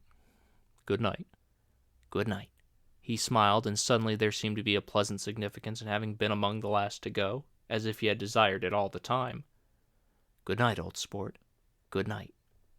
But as I walked down the steps, I saw that the evening was not quite over. 50 feet from the door, a dozen headlights illuminated a bizarre and tumultuous scene. In the ditch beside the road, right side up but violently shorn of one wheel, rested a new coupe which had left Gatsby's drive not 2 minutes before. The sharp jut of a wall accounted for the detachment of the wheel, which was now getting considerable attention from half a dozen curious chauffeurs. However, as they left their cars blocking the road, a harsh discordant din from those in the rear had been audible for some time, and added to the already violent confusion of the scene.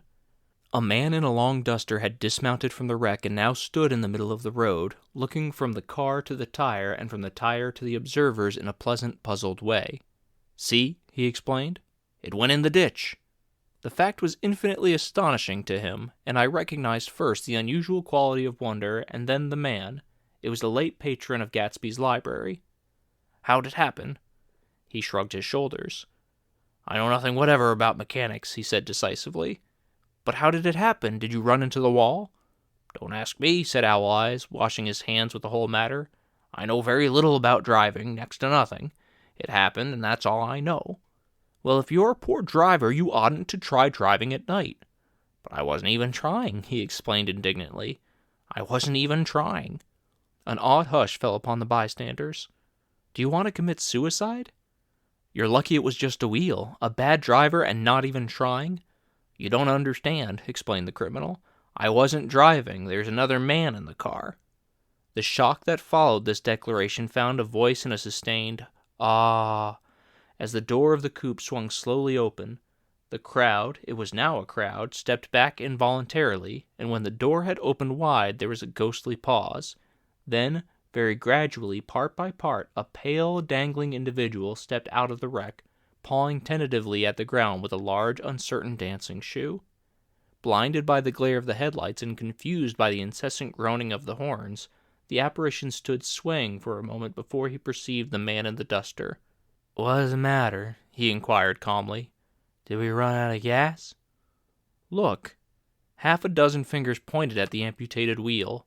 He stared at it for a moment and then looked upwards as though he suspected that it had dropped from the sky. "It came off," someone explained.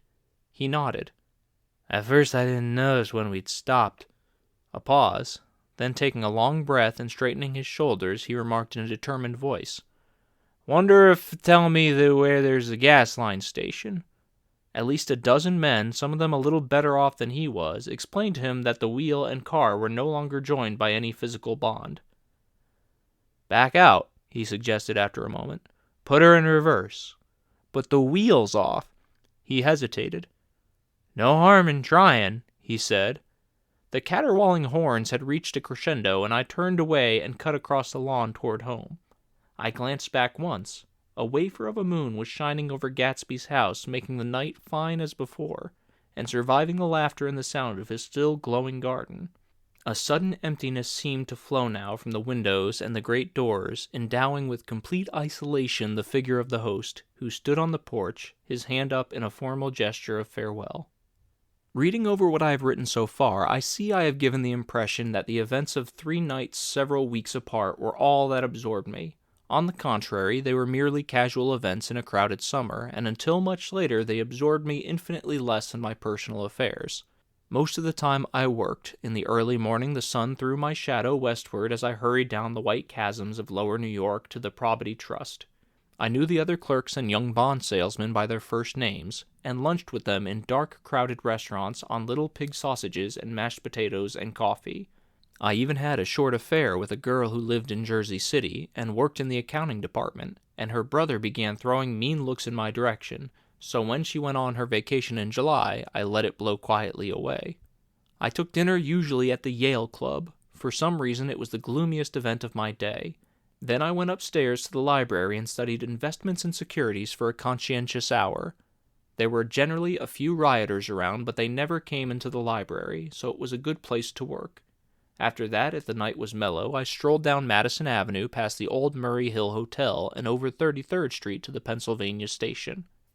I began to like New York, the racy, adventurous feel of it at night, and the satisfaction that the constant flicker of men and women and machines gives to the restless eye.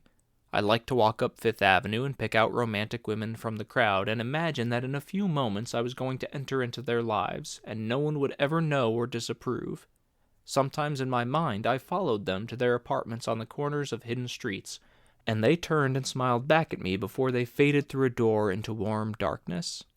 At the enchanted metropolitan twilight I felt a haunting loneliness sometimes, and felt it in others, poor young clerks who loitered in front of windows waiting until it was time for a solitary restaurant dinner. Young clerks in the dusk, wasting the most poignant moments of their night and life. Again at 8 o'clock, when the dark lanes of the 40s were lined 5 deep with throbbing taxicabs bound for the theater district, I felt a sinking in my heart. Forms leaned together in the taxis as they waited, and voices sang, and there was laughter from unheard jokes, and lighted cigarettes made unintelligible circles inside. Imagining that I, too, was hurrying towards gaiety and sharing their intimate excitement, I wished them well. For a while I lost sight of Jordan Baker, and then in midsummer I found her again. At first I was flattered to go places with her because she was a golf champion and everyone knew her name. Then it was something more. I wasn't actually in love, but I felt a sort of tender curiosity. The bored, haughty face that she turned to the world concealed something. Most affectations conceal something eventually, even though they don't in the beginning, and one day I found what it was. When we were on a house party together up in Warwick, she left a borrowed car out in the rain with the top down and then lied about it, and suddenly I remembered the story about her that had eluded me that night at Daisy's. At her first big golf tournament there was a row that nearly reached the newspaper, a suggestion that she had moved her ball from a bad lie in the semifinal round. The thing approached the proportions of a scandal, then died away.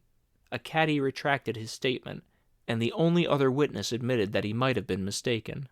The incident and the name had remained together in my mind. Jordan Baker instinctively avoided clever, shrewd men, and now I saw this was because she felt safer on a plane where any divergence from a code would be thought impossible. She was incurably dishonest. She wasn't able to endure being at a disadvantage, and, given this unwillingness, I suppose she had begun dealing in subterfuges when she was very young in order to keep that cool, insolent smile turned to the world and yet satisfy the demands of her hard, jaunty body. It made no difference to me. Dishonesty in a woman is the thing you never blame deeply. I was casually sorry, and then I forgot. It was on that same house party that we had a curious conversation about driving a car. It started because she passed so close to some workmen that our fender flicked a button on one man's coat. "You're a rotten driver," I protested. "Either you ought to be more careful or you oughtn't to drive at all." "I am careful." "No, you're not." "Well, other people are," she said lightly. "What's that got to do with it?" "They'll keep out of my way," she insisted. It takes two to make an accident. Suppose you met somebody just as careless as yourself. I hope I never will, she answered. I hate careless people. That's why I like you. Her gray, sun-strained eyes stared straight ahead, but she had deliberately shifted our relations, and for a moment I thought I loved her. But I am slow-thinking and full of interior rules that act as brakes on my desires, and I knew that first I had to get myself definitely out of that tangle back home. I'd been writing letters once a week and signing them, Love, Nick, and all I could think of was how, when that certain girl played tennis, a faint mustache of perspiration appeared on her upper lip. Nevertheless, there was a vague understanding that had to be tactfully broken off before I was free. Everyone suspects himself of at least one of the cardinal virtues, and this is mine. I am one of the few honest people that I have ever known. Chapter 4. On Sunday morning, while church bells rang in the villages along shore, the world and its mistress returned to Gatsby's house and twinkled hilariously on his lawn. "He's a bootlegger," said the young ladies, moving somewhere between his cocktails and his flowers. "One time he killed a man who had found out that he was nephew to von Hindenburg and second cousin to the devil. Reach me a rose, honey, and pour me a last drop into that there crystal glass." Once I wrote down on the empty spaces of a timetable the names of those who came to Gatsby's house that summer. It was an old timetable now, disintegrating at its folds, and headed, "This schedule in effect July 5th, 1922. But I can still read the gray names, and they will give you a better impression than my generalities of those who accepted Gatsby's hospitality and paid him the subtle tribute of knowing nothing whatever about him. From East Egg, then, came the Chester Beckers and the Leaches, and a man named Bunsen, who I knew at Yale, and Dr. Webster Civet, who was drowned last summer up in Maine, and the Hornbeams and the Willie Voltaires, and a whole clan named Blackbuck, who always gathered in a corner and flipped up their noses like goats at whosoever came near, and the Ismays and the Christies, or rather Hubert Auerbach and Mr. Christie's wife, and Edgar Beaver, whose hair, they say, turned cotton white one winter afternoon for no good reason at all. Clarence Endive was from East Egg, as I remember. He came only once, in white knickerbockers, and had a fight with a bum named Eddie in the garden.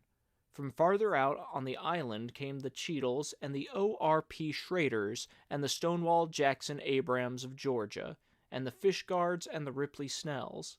Snell was there 3 days before he went to the penitentiary, so drunk out on the gravel drive that Mrs. Ulysses Sweat's automobile ran over his right hand. The Danceys came, too, and S.B. Whitebait, who was well over 60, and Maurice A. Flink, and the Hammerheads, and Beluga, the tobacco importer, and Beluga's girls.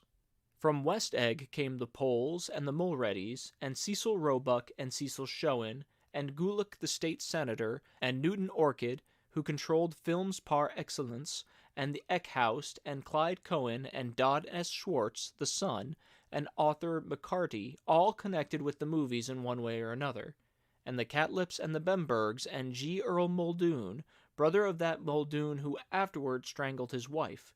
Da Fontano the promoter came there, and Ed Legros and James B. Rotgut Ferret, and the De Jongs and Ernest Lilly. They came to gamble, and when Ferret wandered into the garden, it meant he was cleaned out, and Associated Traction would have to fluctuate profitability next day. A man named Klipspringer was there so often that he became known as the Boarder. I doubt if he had any other home. Of theatrical people there were Gus Ways, and Horace O'Donovan, and Lester Meyer, and George Duckweed, and Francis Bull. Also from New York were the Cromes, and the Backheisens, and the Dennickers, and Russell Betty, and the Corrigans, and the Kelleher's, and the Dewars, and the Scullys, and S.W. Belcher, and the Smirks, and the young Quinns, divorced now, and Henry L. Palmetto, who killed himself by jumping in front of a subway train in Times Square. Betty McClenahan arrived always with 4 girls. They were never quite the same ones in physical person, but they were so identical one with another that it inevitably seemed they had been there before. I have forgotten their names, Jacqueline, I think, or else Consuela, or Gloria, or Judy, or June, and their last names were either the melodious names of flowers or months, or the sterner ones of the great American capitalists, whose cousins, if pressed, they would confess themselves to be. In addition to all these, I can remember that Faustina O'Brien came there at least once, and the Baedeker girls, and young Brewer, who had his nose shot off in the war, and Mr. Albruchsberger, and Miss Hagg, his fiancée, and Ardita Fitz-Peters, and Mr. P. Jewett, once head of the American Legion, and Miss Claudia Hip, with a man reputed to be her chauffeur, and a prince of something whom we called Duke, and whose name, if I ever knew it, I have forgotten. All these people came to Gatsby's house in the summer. At 9 o'clock, one morning late in July, Gatsby's gorgeous car lurched up the rocky drive to my door and gave out a burst of melody from its three-noted horn. It was the first time he had called on me, though I had gone to 2 of his parties, mounted in his hydroplane, and, at his urgent invitation, made frequent use of his beach. "Good morning, old sport. You're having lunch with me today, and I thought we'd ride up together." He was balancing himself on the dashboard of his car with that resourcefulness of movement that is so peculiarly American, that comes, I suppose, with the absence of lifting work in youth, and even more with the formless grace of our nervous, sporadic games. This quality was continually breaking through his punctilious manner in the shape of restlessness. He was never quite still. There is always a tapping foot somewhere, or impatient opening and closing of a hand. He saw me looking with admiration at his car. "It's pretty, isn't it, old sport?" He jumped off to give me a better view. "Haven't you ever seen it before?" I'd seen it. Everybody had seen it. It was a rich cream color, bright with nickel, swollen here and there in its monstrous length with triumphant hat boxes and supper boxes and tool boxes, and terraced with a labyrinth of windshields that mirrored a dozen suns. Sitting down behind many layers of glass in a sort of green leather conservatory, we started to town. I had talked with him perhaps a half a dozen times in the past month, and found, to my disappointment, that he had little to say. So my first impression, that he was a person of some undefined consequence, had gradually faded, and he had become simply the proprietor of an elaborate roadhouse next door. And then came that disconcerting ride. We hadn't reached West Egg Village before Gatsby began leaving his elegant sentences unfinished, and slapping himself indecisively on the knee of his caramel-colored suit. "Look here, old sport," he broke out surprisingly. "What's your opinion of me, anyhow?" A little overwhelmed, I began the generalized evasions which that question deserves. "Well, I'm going to tell you something about my life," he interrupted. "I don't want you to get a wrong idea from me from all these stories you hear." So he was aware of the bizarre accusations that flavored conversation in his halls. "I'll give you God's truth." His right hand suddenly ordered divine retribution to stand by. "I am the son of some wealthy people in the Middle West, all dead now. I was brought up in America, but educated at Oxford, because all my ancestors had been educated there for many years. It's a family tradition."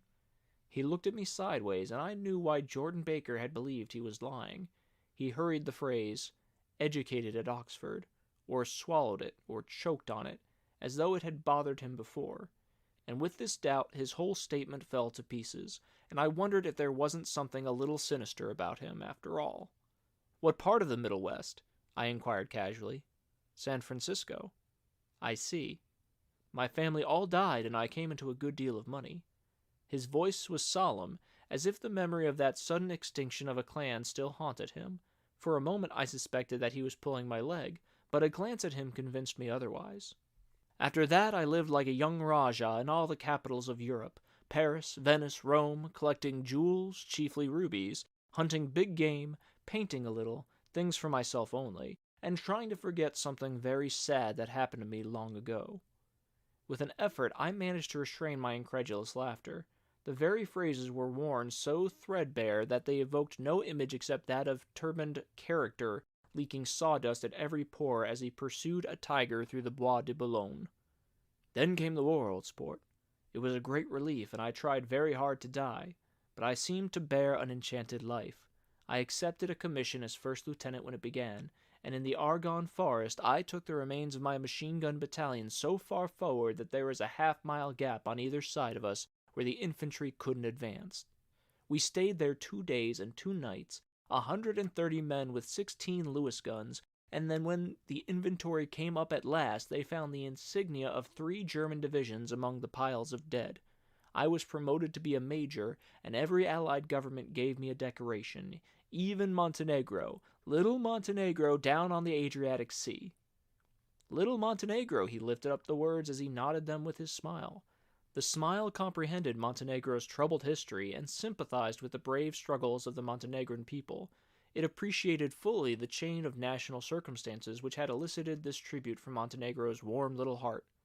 My incredulity was submerged in fascination now. It was like skimming hastily through a dozen magazines. He reached into his pocket, and a piece of metal slung on a ribbon fell into my palm. That's the one for Montenegro. To my astonishment, the thing had an authentic look. Odori di Danilo, ran the circular legend. Montenegro, Nicholas Rex. Turn it. Major J. Gatsby, I read, for valor extraordinary. Here's another thing I always carry, a souvenir of Oxford days. It was taken in Trinity Quad. The man on my left is now the Earl of Doncaster. It was a photograph of a half-dozen young men in blazers loafing in an archway through which were a visible host of spires. There was Gatsby, looking a little, not much younger, with a cricket bat in his hand. Then it was all true. I saw the skins of tigers flaming in his palace in the Grand Canal. I saw him opening a chest of rubies to ease, with their crimson-lighted depths and gnawings of his broken heart. "I'm going to make a big request of you today," he said, pocketing his souvenirs with satisfaction. "So if I thought you ought to know something about me, I didn't want you to think I was just some nobody. You see, I usually find myself among strangers because I drift here and there trying to forget the sad things that happened to me." He hesitated. "You'll hear about it this afternoon." "At lunch?" "No, this afternoon. I happen to find out that you're taking Miss Baker to tea." "Do you mean you're in love with Miss Baker?" "No, old sport, I'm not, but Miss Baker has kindly consented to speak to you about this matter." I hadn't the faintest idea what "this matter" was, but I was more annoyed than interested. I hadn't asked Jordan to tea in order to discuss Mr. J. Gatsby. I was sure the request would be something utterly fantastic, and for a moment I was sorry I'd ever set foot upon his overpopulated lawn. He wouldn't say another word. His correctness grew on him as we neared the city. We passed Port Roosevelt, where there was a glimpse of red-belted, ocean-going ships, and sped along a cobbled slum lined with the dark, undeserted saloons of the faded, gilt 1900s.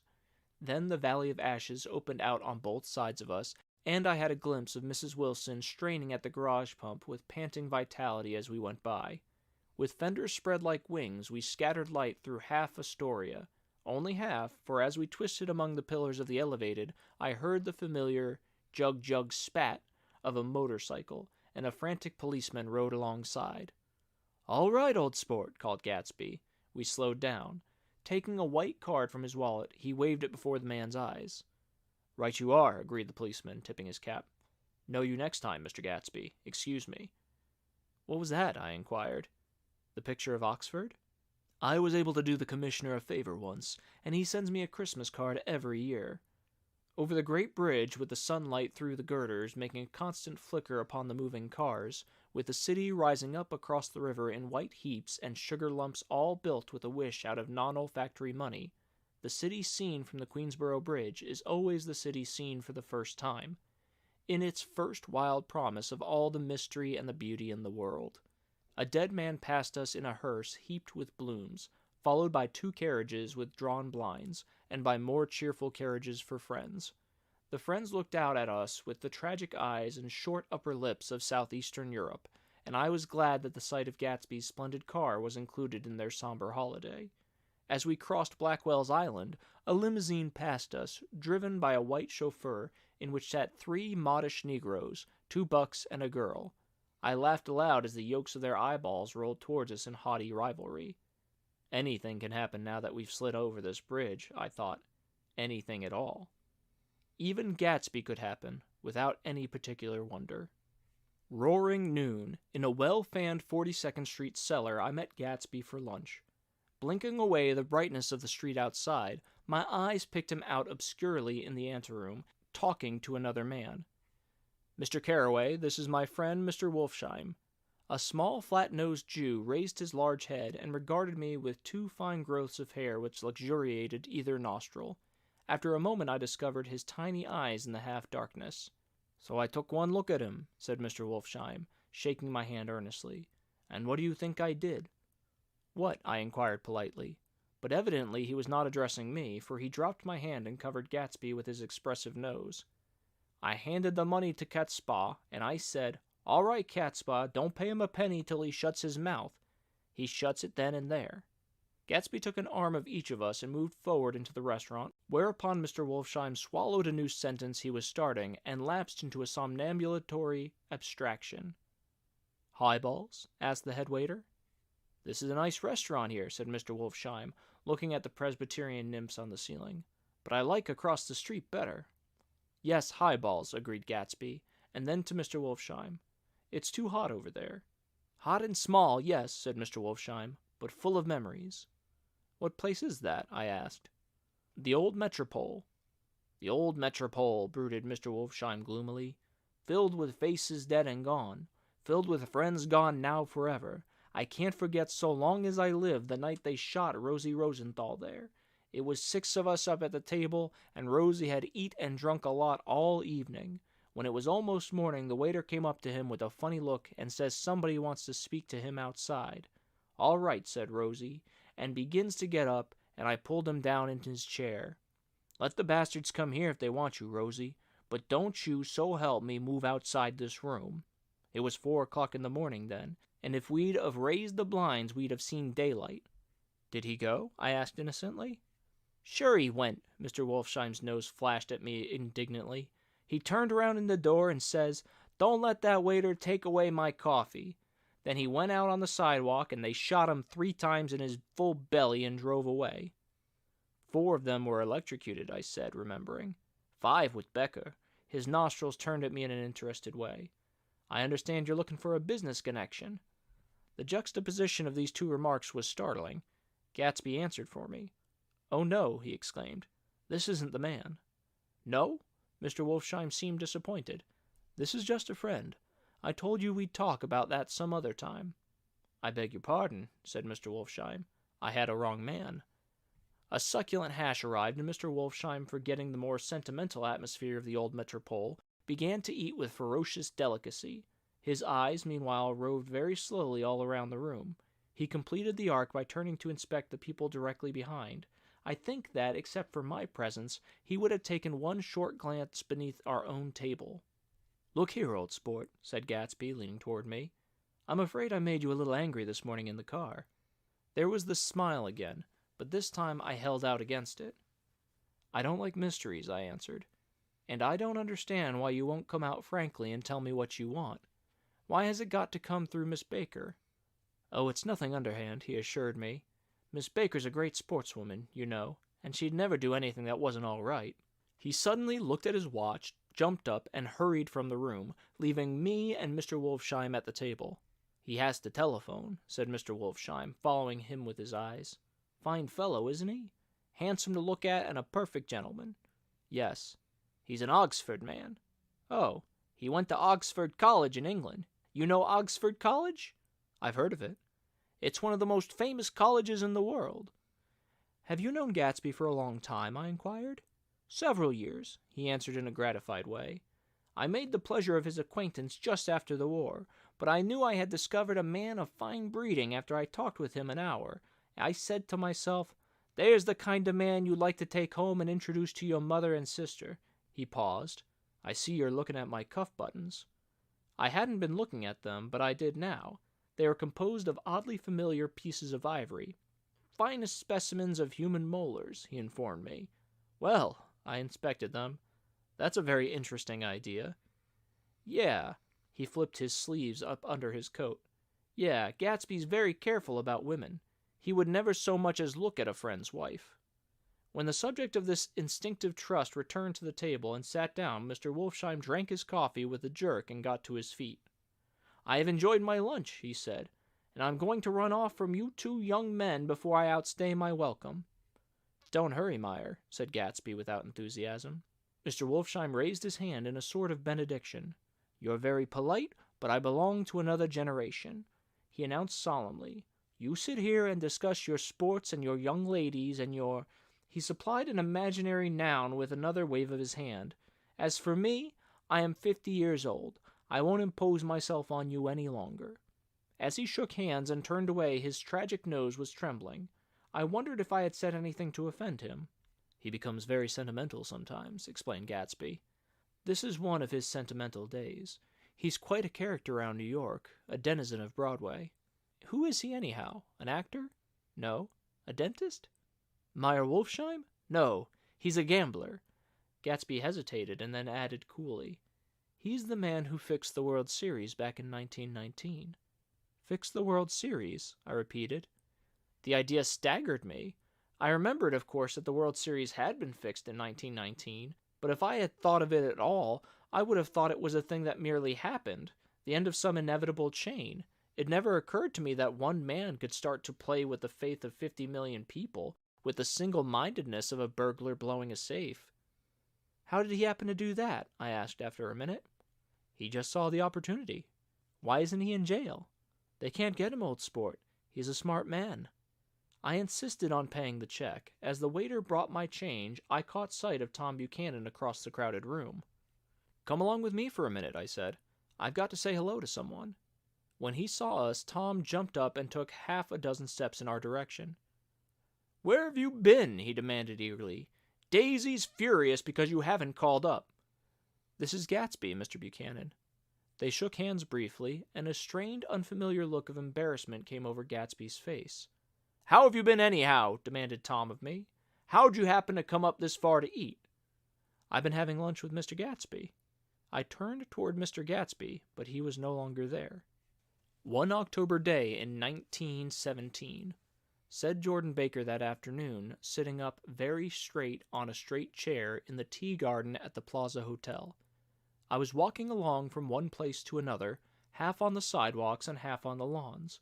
I was happier on the lawns because I had on shoes from England with rubber knobs on the soles that bit into the soft ground. I had on a new plaid skirt also that blew a little in the wind, and whenever this happened the red, white, and blue banners in front of all the houses stretched out stiff and said, Tut, tut, tut, tut, in a disapproving way. The largest of the banners and the largest of the lawns belonged to Daisy Fay's house. She was just 18, 2 years older than me, and by far the most popular of all the young girls in Louisville. She dressed in white and had a little white roadster, and all day long the telephone rang in her house, and excited young officers from Camp Taylor demanded the privilege of monopolizing her that night. Anyways, for an hour. When I came opposite her house that morning, her white roadster was beside the curb, and she was sitting in it with a lieutenant I had never seen before.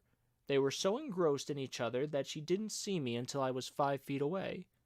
Hello, Jordan, she called unexpectedly. Please come here. I was flattered that she wanted to speak to me, because of all the older girls I admired her most. She asked me if I was going to the Red Cross to make bandages. I was. Well, then, would I tell them that she couldn't come that day?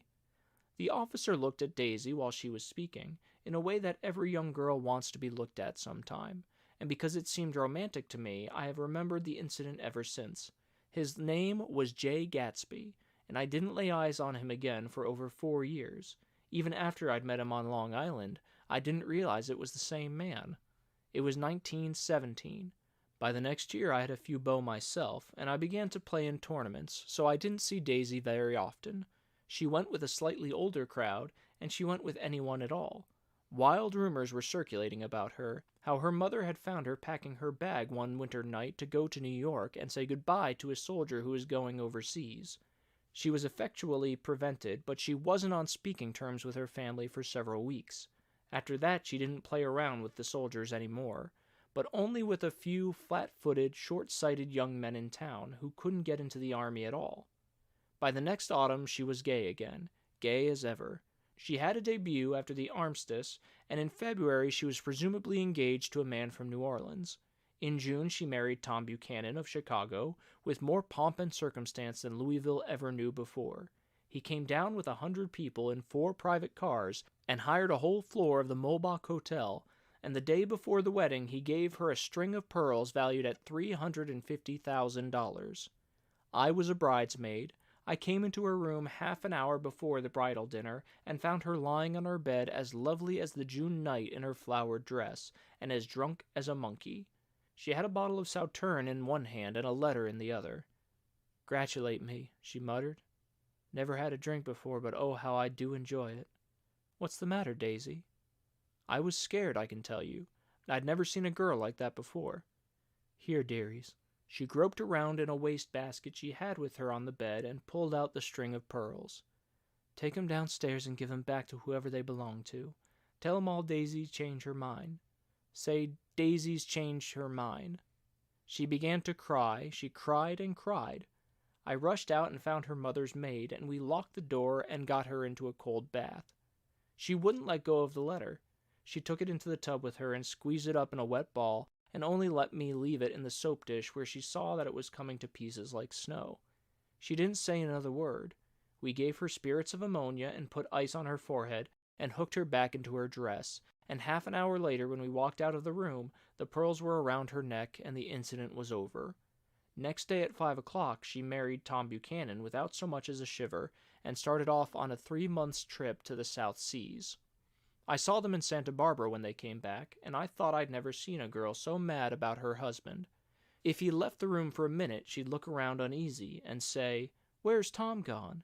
and wear the most abstracted expression until she saw him coming into the door. She used to sit on the sand with his head in her lap by the hour, rubbing her fingers over his eyes and looking at him with unfathomable delight. It was touching to see them together. It made you laugh in a hushed, fascinated way. That was in August. A week after I left Santa Barbara, Tom ran into a wagon on the Ventura Road one night and ripped a front wheel off his car. The girl who was with him got into the papers, too, because her arm was broken. She was one of the chambermaids in the Santa Barbara Hotel. The next April, Daisy had her little girl, and they went to France for a year. I saw them one spring in Cannes, and later in Deauville, and then they came back to Chicago to settle down. Daisy was popular in Chicago, as you know.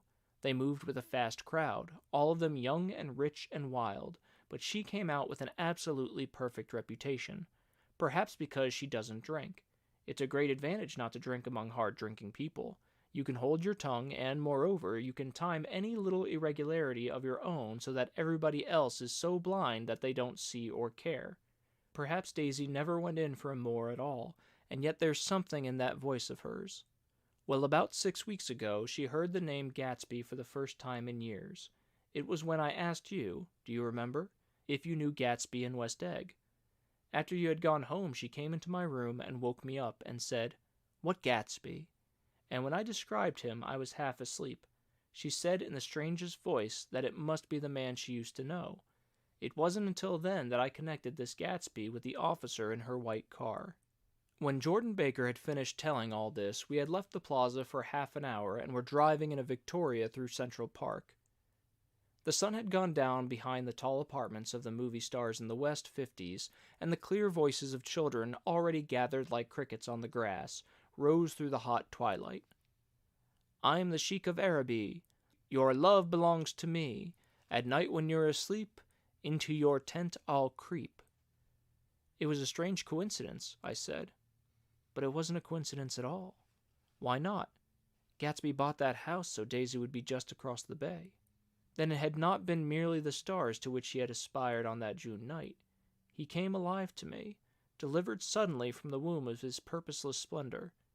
"He wants to know," continued Jordan, "if you'll invite Daisy to your house some afternoon and then let him come over." The modesty of the demand shook me. He had waited 5 years and bought a mansion where he dispensed starlight to casual moths so that he could come over some afternoon to a stranger's garden. Did I have to know all this before he could ask such a little thing? "He's afraid he's waited so long.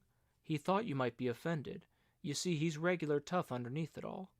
Something worried me. "Why didn't he ask you to arrange a meeting?" "He wants her to see his house," she explained, "and your house is right next door." "Oh." "I think he half expected her to wander into one of his parties some night," went on Jordan. "But she never did.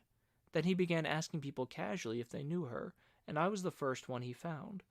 It was that night he sent for me at his dance, and you should have heard the elaborate way he worked up to it. Of course I immediately suggested a luncheon in New York, and I thought he'd go mad. 'I don't want to do anything out of the way,' he kept saying. 'I want to see her right next door.' When I said you were a particular friend of Tom's, he started to abandon the whole idea. He doesn't know very much about Tom, though he says he's read a Chicago paper for years just on the chance of catching a glimpse of Daisy's name.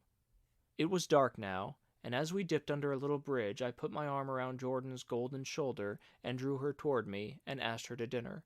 Suddenly I wasn't thinking of Daisy and Gatsby anymore, but of this clean, hard, limited person who dealt in universal skepticism and who leaned back jauntily just within the circle of my arm. A phrase began to beat in my ears with a sort of heady excitement. There are only the pursued, the pursuing, the busy, and the tired.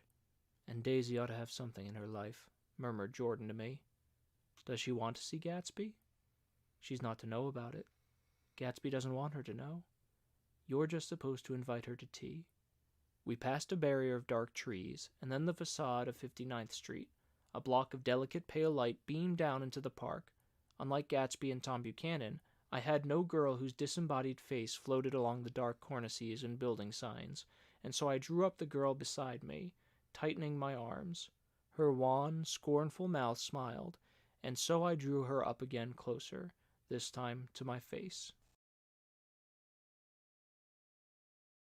Chapter 5. When I came home to West Egg that night, I was afraid for a moment that my house was on fire. 2 o'clock and the whole corner of the peninsula was blazing with light, which fell unreal on the shrubbery and made thin, elongating glints upon the roadside wires. Turning a corner, I saw that it was Gatsby's house, lit from tower to cellar. At first I thought it was another party, a wild rout that had resolved itself into hide-and-go-seek, or sardines in the box, with all the house thrown open to the game. But there wasn't a sound. Only wind in the trees, which blew the wires and made the lights go off and on again, as if the house had winked into the darkness. As my taxi groaned away, I saw Gatsby walking toward me across his lawn. "Your place looks like the World's Fair," I said. "Does it?" He turned his eye toward it absently. "I've been glancing into some of the rooms. Let's go to Coney Island, old sport, in my car." "It's too late." "Well, suppose we take a plunge in the swimming pool. I haven't made use of it all summer." "I've got to go to bed." "All right." He waited, looking at me with suppressed eagerness. "I talked with Miss Baker," I said after a moment. "I'm going to call up Daisy tomorrow and invite her over here to tea." "Oh, that's all right," he said carelessly. "I don't want to put you to any trouble." "What day would suit you?" "What day would suit you?" he corrected me quickly. "I don't want to put you to any trouble, you see." "How about the day after tomorrow?" He considered for a moment, then with reluctance, "I want to get the grass cut," he said. We both looked down at the grass. There was a sharp line where my ragged lawn ended and the darker, well-kept expanse of his began. I suspected he meant my grass. "There's another little thing," he said uncertainly, and hesitated. "Would you rather put it off for a few days?" I asked. "Oh, it isn't about that, at least." He fumbled with a series of beginnings. "Why, I thought... Why, look here, old sport. You don't make much money, do you?" "Not very much." This seemed to reassure him, and he continued more confidently. "I thought you didn't. If you'll pardon you see, I carry on a little business on the side. A sort of sideline, you understand? And I thought that if you don't make very much, you're selling bonds, aren't you, old sport?" "Trying to." "Well, this would interest you. It wouldn't take up much of your time, and you might pick up a nice bit of money. It happens to be a rather confidential sort of thing." I realize now that under different circumstances that conversation might have been one of the crises of my life. But because the offer was obviously and tactlessly for a service to be rendered, I had no choice but to cut him off there. "I've got my hands full," I said. "I'm much obliged, but I couldn't take on any more work." "You wouldn't have to do any business with Wolfshine." Evidently he thought I was shying away from the connection mentioned at lunch, but I assured him he was wrong. He waited a moment longer, hoping I'd begin a conversation, but I was too absorbed to be responsive, so he went unwillingly home. The evening had made me lightheaded and happy. I think I walked into a deep sleep as I entered my front door, so I don't know whether or not Gatsby went to Coney Island, or for how many hours he glanced into rooms while his house blazed gaudily on. I called up Daisy from the office next morning and invited her to come to tea. "Don't bring Tom," I warned her. "What?" "Don't bring Tom." "Who is Tom?" she asked innocently. The day agreed upon was pouring rain. At 11 o'clock, a man in a raincoat dragging a lawnmower tapped at my front door and said that Mr. Gatsby had sent him over to cut my grass. This reminded me that I had forgotten to tell my Finn to come back, so I drove into West Egg Village to search for her among soggy whitewashed alleys and to buy some cups and lemons and flowers. The flowers were unnecessary, for at 2 o'clock a greenhouse arrived from Gatsby's with innumerable receptacles to contain it. An hour later the front door opened nervously, and Gatsby in a white flannel suit, silver shirt, and gold-colored tie hurried in. He was pale, and there were dark signs of sleeplessness beneath his eyes. "Is everything all right?" he asked immediately. "The grass looks fine, if that's what you mean." "What grass?" he inquired blankly. "Oh, the grass in the yard." He looked out the window at it, but judging from his expression, I don't believe he saw a thing. "Looks very good," he remarked vaguely. "One of the papers said they thought the rain would stop about 4. I think it was the Journal. Have you got everything you need in the shape of tea?" I took him into the pantry, where he looked a little reproachfully at the Finn. Together we scrutinized the 12 lemon cakes from the delicatessen shop. "Will they do?" I asked. Of course, they're fine." And he added hollowly, "Old sport." The rain cooled about 3:30 to a damp mist, through which occasional thin drops swam like dew. Gatsby looked with vacant eyes through a copy of Clay's Economics, starting at the finished tread that shook the kitchen floor, and peering toward the bleared windows from time to time, as if a series of invisible but alarming happenings were taking place outside. Finally he got up and informed me, in an uncertain voice, that he was going home. "Why's that?" "Nobody's coming to tea. It's too late." He looked at his watch as if there were some pressing demand on his time elsewhere. "I can't wait all day." "Don't be silly. It's just 2 minutes to 4. He sat down miserably as if I had pushed him, and simultaneously there was a sound of a motor turning into my lane. We both jumped up, and, a little harrowed myself, I went out into the yard. Under the dripping bare lilac trees, a large open car was coming up the drive. It stopped.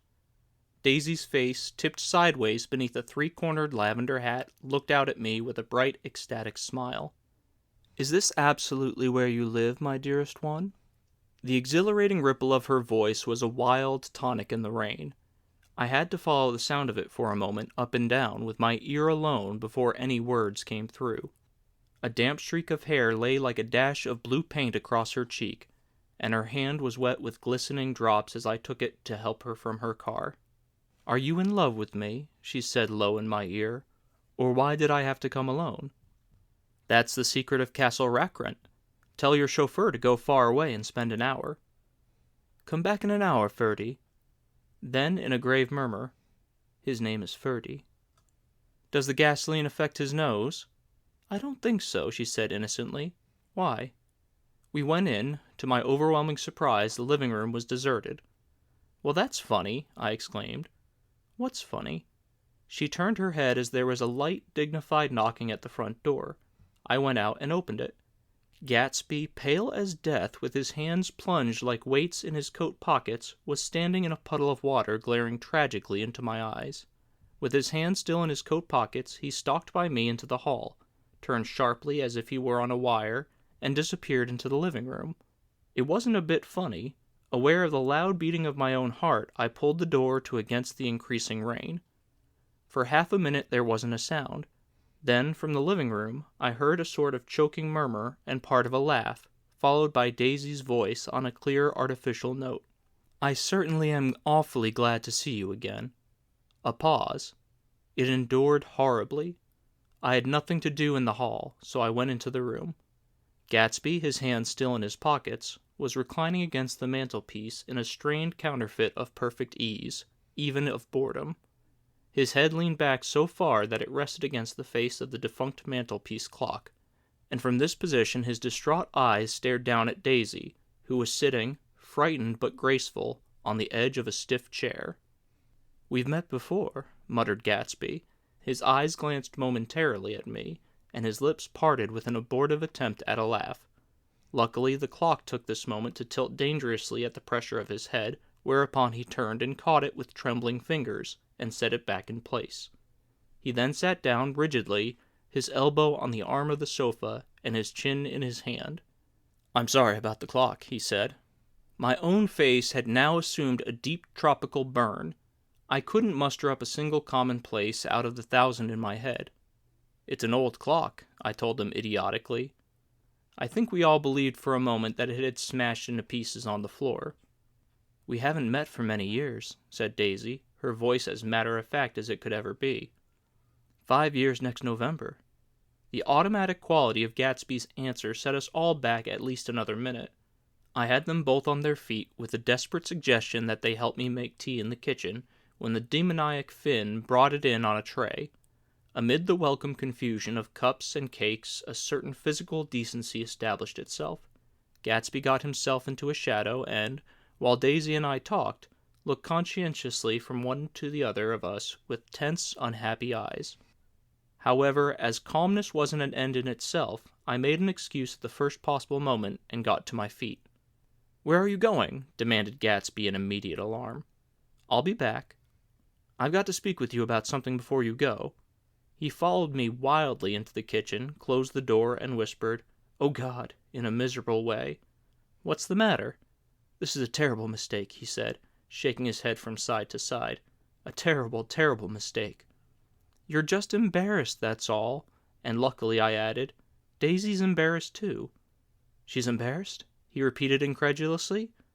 "Just as much as you are." "Don't talk so loud."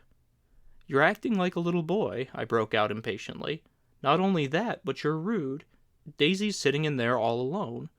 He raised his hand to stop my words, looked at me with unforgettable reproach, and, opening the door cautiously, went back into the other room. I walked out the back way just as Gatsby had when he had made his nervous circuit of the house half an hour before, and ran for a huge black knotted tree, whose massed leaves made a fabric against the rain. Once more it was pouring, and my irregular lawn, well shaved by Gatsby's gardener, abounded in small muddy swamps and prehistoric marshes. There was nothing to look at from under the tree except Gatsby's enormous house, so I stared at it, like Kant at his church steeple, for half an hour. A brewer had built it early in the period craze, a decade before, and there was a story that he'd agreed to pay 5 years' taxes on all the neighboring cottages if the owners would have their roofs thatched with straw. Perhaps their refusal took the heart out of his plan to found a family, and he went into an immediate decline. His children sold his house with the black wreath still on the door. Americans, while willing, even eager, to be serfs, have always been obstinate about being peasantry. After half an hour the sun shone again, and the grocer's automobile rounded Gatsby's drive with the raw material for his servant's dinner. I felt sure he wouldn't eat a spoonful. A maid began opening the upper windows of his house, appeared momentarily in each, and, leaning from the large central bay, spat meditatively into the garden. It was time I went back. While the rain continued, it had seemed like the murmur of their voices, rising and swelling a little now and then with gusts of emotion. But in the new silence, I felt that silence had fallen within the house too. I went in, after making every possible noise in the kitchen short of pushing over the stove, but I don't believe they heard a sound. They were sitting at either end of the couch, looking at each other as if some question had been asked, or was in the air, and every vestige of embarrassment was gone. Daisy's face was smeared with tears, and when I came in she jumped up and began wiping at it with her handkerchief before a mirror. But there was a change in Gatsby that was simply confounding. He literally glowed. Without a word or a gesture of exultation, a new well-being radiated from him and filled the little room. "Oh, hello, old sport," he said, as if he hadn't seen me for years. I thought for a moment he was going to shake hands. "It stopped raining." "Has it?" When he realized what I was talking about, that there were twinkle bells of sunshine in the room, he smiled like a weatherman, with an ecstatic patron of recurrent light, and repeated the news to Daisy. "What do you think about that? It stopped raining." "I'm glad, Jay." Her throat, full of aching, grieving beauty, told only of her unexpected joy. "I want you and Daisy to come over to my house," he said. "I'd like to show her around." "You're sure you want me to come?" "Absolutely, old sport." Daisy went upstairs to wash her face, too late I thought with humiliation of my towels, while Gatsby and I waited on the lawn. "My house looks well, doesn't it?" he demanded. "See how the whole front of it catches the light." I agreed that it was splendid. Yes. His eyes went over it, every arched door and square tower. It took me just 3 years to earn the money that bought it." "I thought you inherited your money." "I did, old sport," he said automatically. "But I lost most of it in the big panic, the panic of the war." I think he hardly knew what he was saying, for when I asked him what business he was in, he answered, "That's my affair," before he realized that it wasn't an appropriate reply. "Oh, I've been in several things," he corrected himself. "I was in the drug business, and then I was in the oil business, but I'm not in either one now." He looked at me with more attention. "Do you mean you've been thinking over what I proposed the other night?" Before I could answer, Daisy came out of the house, and 2 rows of brass buttons on her dress gleamed in the sunlight. "That huge place there," she cried, pointing. "Do you like it?" "I love it, but I don't see how you live there all alone." "I keep it always full of interesting people day and night. People who do interesting things. Celebrated people." Instead of taking the short cut along the Sound, we went down the road and entered by the big postern. With enchanting murmurs, Daisy admired this aspect or that of the feudal silhouette against the sky, admired by the gardens, the sparkling odor of jonquils, and the frothy odor of hawthorn and plum blossoms, and the pale gold odor of kiss me at the gate. It was strange to reach the marble steps and find no stir of bright dresses in and out the door, and hear no sound but bird voices in the trees. And inside, as we wandered through Marie Antoinette music rooms and restoration salons, I felt that there were guests concealed behind every couch and table, under orders to be breathlessly silent until we had passed through. As Gatsby closed the door of the Merton College Library, I could have sworn I heard the owl-eyed man break into ghostly laughter. We went upstairs, through period bedrooms swathed in rose and lavender silk and vivid with new flowers, through dressing rooms and pool rooms and bathrooms with sunken baths, intruding into one chamber where a disheveled man in pajamas was doing liver exercises on the floor. It was Mr. Klipspringer, the boarder. I had seen him wandering hungrily at the beach that morning. Finally we came to Gatsby's own apartment, a bedroom and a bath and an Adam's study, where we sat down and drank a glass of some chartreuse he took from a cupboard on the wall. He hadn't once ceased looking at Daisy, and I think he revalued everything in his house according to the measure of response it drew from her well-loved eyes. Sometimes, too, he stared around at his possessions in a dazed way, as though in her actual and astounding presence none of it was any longer real. Once he nearly toppled down a flight of stairs. His bedroom was the simplest room of all, except where the dresser was garnished with a toilet set of pure dull gold. Daisy took the brush with delight and smoothed her hair, whereupon Gatsby sat down and shaded his eyes and began to laugh. "It's the funniest thing, old sport," he said hilariously. "I can't when I try to." He had passed visibly through 2 states and was entering upon a third. After his embarrassment and his unreasoning joy, he was consumed with wonder at her presence. He had been full of the idea so long, dreamed it right through to the end, waited with his teeth set, so to speak, at an inconceivable pitch of intensity. Now in the reaction, he was running down like an overwound clock. Recovering himself in a minute, he opened for us 2 hulking patent cabinets which held his massed suits and dressing gowns and ties, and his shirts, piled like bricks in stacks a dozen high. "I've got a man in England who buys me clothes. He sends over a selection of things at the beginning of each season, spring and fall."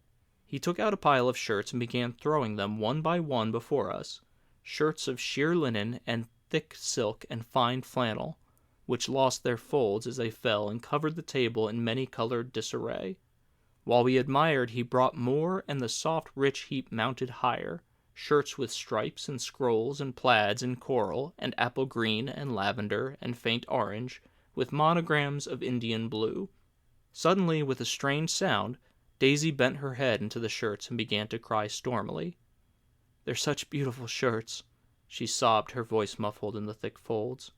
"It makes me sad because I've never seen such beautiful shirts before." After the house, we were to see the grounds and the swimming pool and the hydroplane and the midsummer flowers, but outside Gatsby's window it began to rain again, so we stood in a row looking at the corrugated surface of the Sound. "If it wasn't for the mist, you could see your home across the bay," said Gatsby. "You always have a green light that burns all night at the end of your dock." Daisy put her arm through his abruptly, but he seemed absorbed in what he had just said. Possibly it had occurred to him that the colossal significance of that light had now vanished forever. Compared to the great distance that had separated him from Daisy, it had seemed very near to her, almost touching her. It had seemed as close as a star to the moon. Now it was again a green light on a dock. His count of enchanted objects had diminished by 1. I began to walk about the room, examining various indefinite objects in the half-darkness. A large photograph of an elderly man in yachting costume attracted me, hung on the wall over his desk. "Who's this?" That's Mr. Dan Cody, old sport."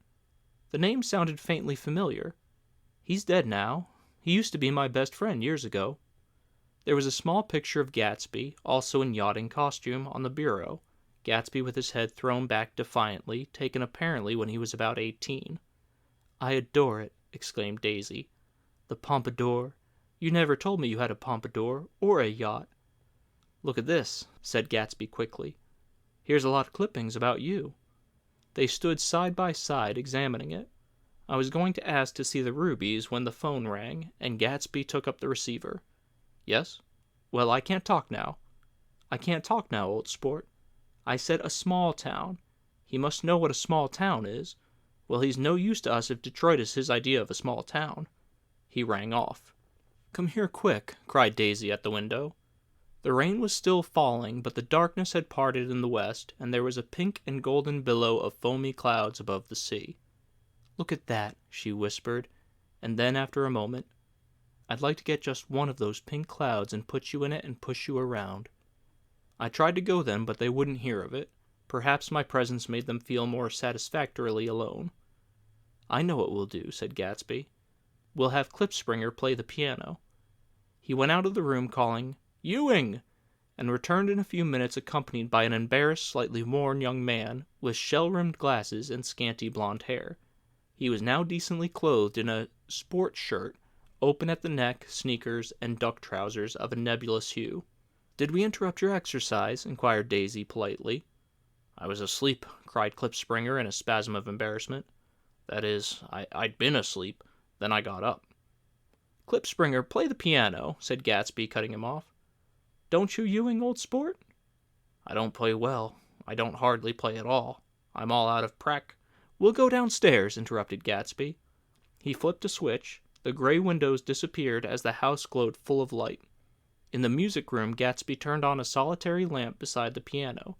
He lit Daisy's cigarette from a trembling match, and sat down with her on a couch far across the room, where there was no light save the gleaming floor bounced in from the hall. When Klipspringer had played "The Love Nest," he turned round on the bench and searched unhappily for Gatsby in the room. "I'm all out of practice, you see. I told you I couldn't play. I'm all out of "Don't talk so much, old sport," commanded Gatsby. "Play."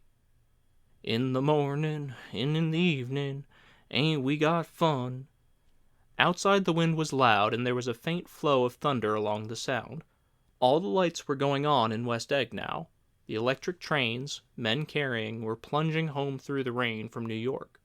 It was the hour of a profound human change, and excitement was generating on the air. "One thing's sure, and nothing's surer, the rich get richer and the poor get children. In the meantime, in between time."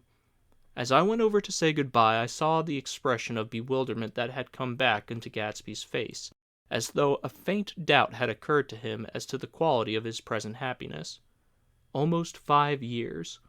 There must have been moments even that afternoon when Daisy tumbled short of his dreams, not through her own fault, but because of the colossal vitality of his illusion. It had gone beyond her, beyond everything. He had thrown himself into it with a creative passion, adding to it all the time, decking it out with every bright feather that drifted his way. No amount of fire or freshness can challenge what a man can store up in his ghostly heart. As I watched him, he adjusted himself a little, visibly. His hand took hold of hers, and as she said something low in his ear, he turned toward her with a rush of emotion. I think that voice held him most, with its fluctuating, feverish warmth, because it couldn't be overdreamed. That voice was a deathless song. They had forgotten me, but Daisy glanced up and held out her hand. Gatsby didn't know me now at all. I looked once more at them, and they looked back at me, remotely, possessed by intense life. Then I went out of the room and down the marble steps into the rain, leaving them there together. Chapter 6. About this time an ambitious young reporter from New York arrived one morning at Gatsby's door and asked him if he had anything to say.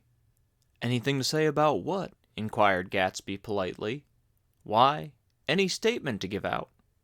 It transpired after a confused 5 minutes that the man had heard Gatsby's name around his office in a connection which he either wouldn't reveal or didn't fully understand. This was his day off, and with laudable initiative he had hurried out to see. It was a random shot, and yet the reporter's instinct was right. Gatsby's notoriety, spread about by the hundreds who had accepted his hospitality and so become authorities upon his past, had increased all summer until he fell just short of being news. Contemporary legends, such as the underground pipeline to Canada, attached themselves to him, and there was one persistent story that he didn't live in a house at all, but in a boat that looked like a house and was moved secretly up and down the Long Island shore. Just why these inventions were a source of satisfaction to James Gatz of North Dakota isn't easy to say. James Gatz, that was really, or at least legally, his name. He had changed it at the age of 17 and at the specific moment that witnessed the beginning of his career, when he saw Dan Cody's yacht drop anchor over the most insidious flat on Lake Superior. It was James Gatz who had been loafing along the beach that afternoon in a torn green jersey and a pair of canvas pants. But it was already Jay Gatsby who borrowed a rowboat, pulled out to the Tolume, and informed Cody that a wind might catch him and break him up in a half an hour. I suppose he'd had the name ready for a long time, even then. His parents were shiftless and unsuccessful farm people. His imagination had never really accepted them as his parents at all. The truth was that Jay Gatsby of West Egg, Long Island, sprang from his platonic conception of himself. He was the son of God, a phrase which, if it means anything, means just that, and he must be about his father's business, the service of a vast, vulgar, and meretricious beauty. So he invented just the sort of Jay Gatsby that a 17-year-old boy would be likely to invent, and to his conception he was faithful to the end. For over a year he had been beating his way along the south shore of Lake Superior as a clam digger and a salmon fisher, or in any other capacity that brought him food and bed. His brown, hardening body lived naturally through the half-fierce, half-lazy work of the bracing days. He knew women early, and since they spoiled him, he became contemptuous of them, of young virgins because they were ignorant, of others because they were hysterical about things which in his overwhelming self-absorption he took for granted. But his heart was in a constant, turbulent riot. The most grotesque and fantastic conceits haunted him in his bed at night. A universe of ineffable gaudiness spun itself out in his brain while the clock ticked on the washstand and the moon soaked with wet light his tangled clothes upon the floor.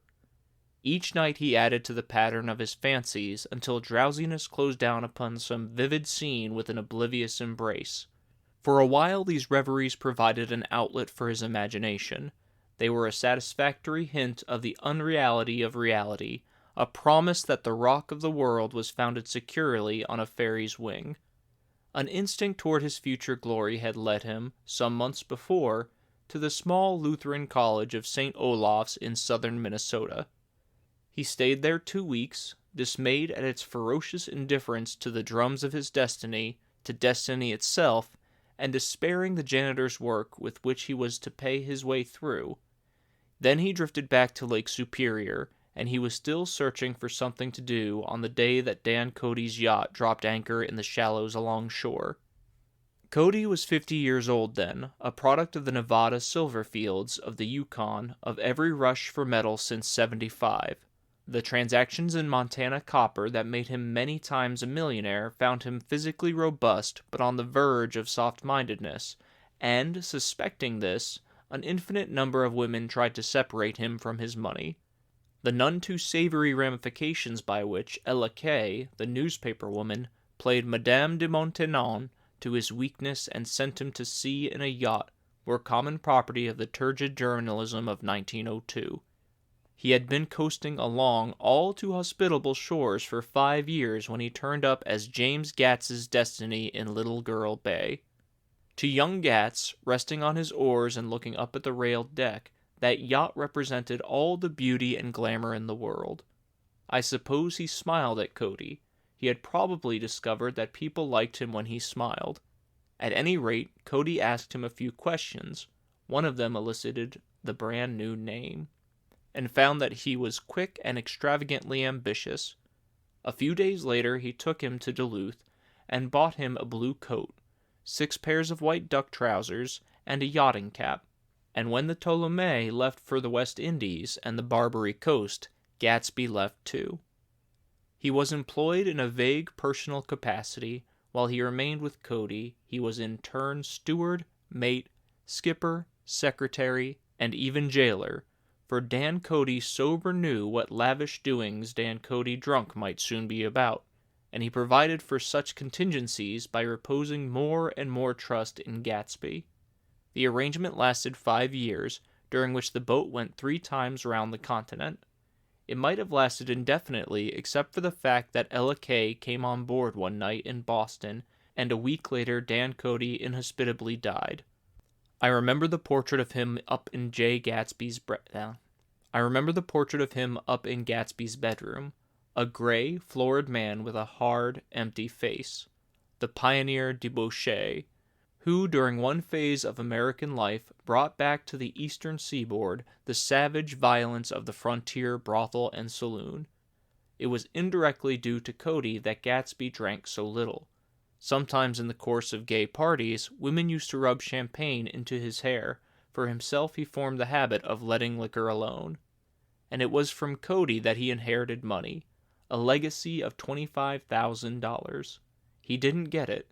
He never understood the legal device that was used against him, but what remained of the millions went intact to Ella Kay. He was left with his singularly appropriate education. The vague contour of J. Gatsby had filled out to the substantiality of a man. He told me all this very much later, but I've put it down here with the idea of exploding those first wild rumors about his antecedents, which weren't even faintly true. Moreover, he told it to me at a time of confusion, when I had reached the point of believing everything and nothing about him. So I take advantage of this short halt, while Gatsby, so to speak, caught his breath, to clear this set of misconceptions away. It was a halt, too, in my association with his affairs. For several weeks I didn't see him or hear his voice on the phone. Mostly I was in New York, trotting around with Jordan and trying to ingratiate myself with her senile aunt, but finally I went over to his house one Sunday afternoon. I hadn't been there 2 minutes when somebody brought Tom Buchanan in for a drink. I was startled, naturally, but the really surprising thing was that it hadn't happened before.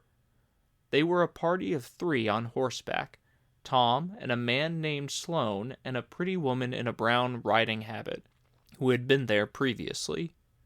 "I'm delighted to see you," said Gatsby, standing on his porch. "I'm delighted that you dropped in." As though they cared. "Sit right down, have a cigarette or a cigar." He walked round the room quickly, ringing bells.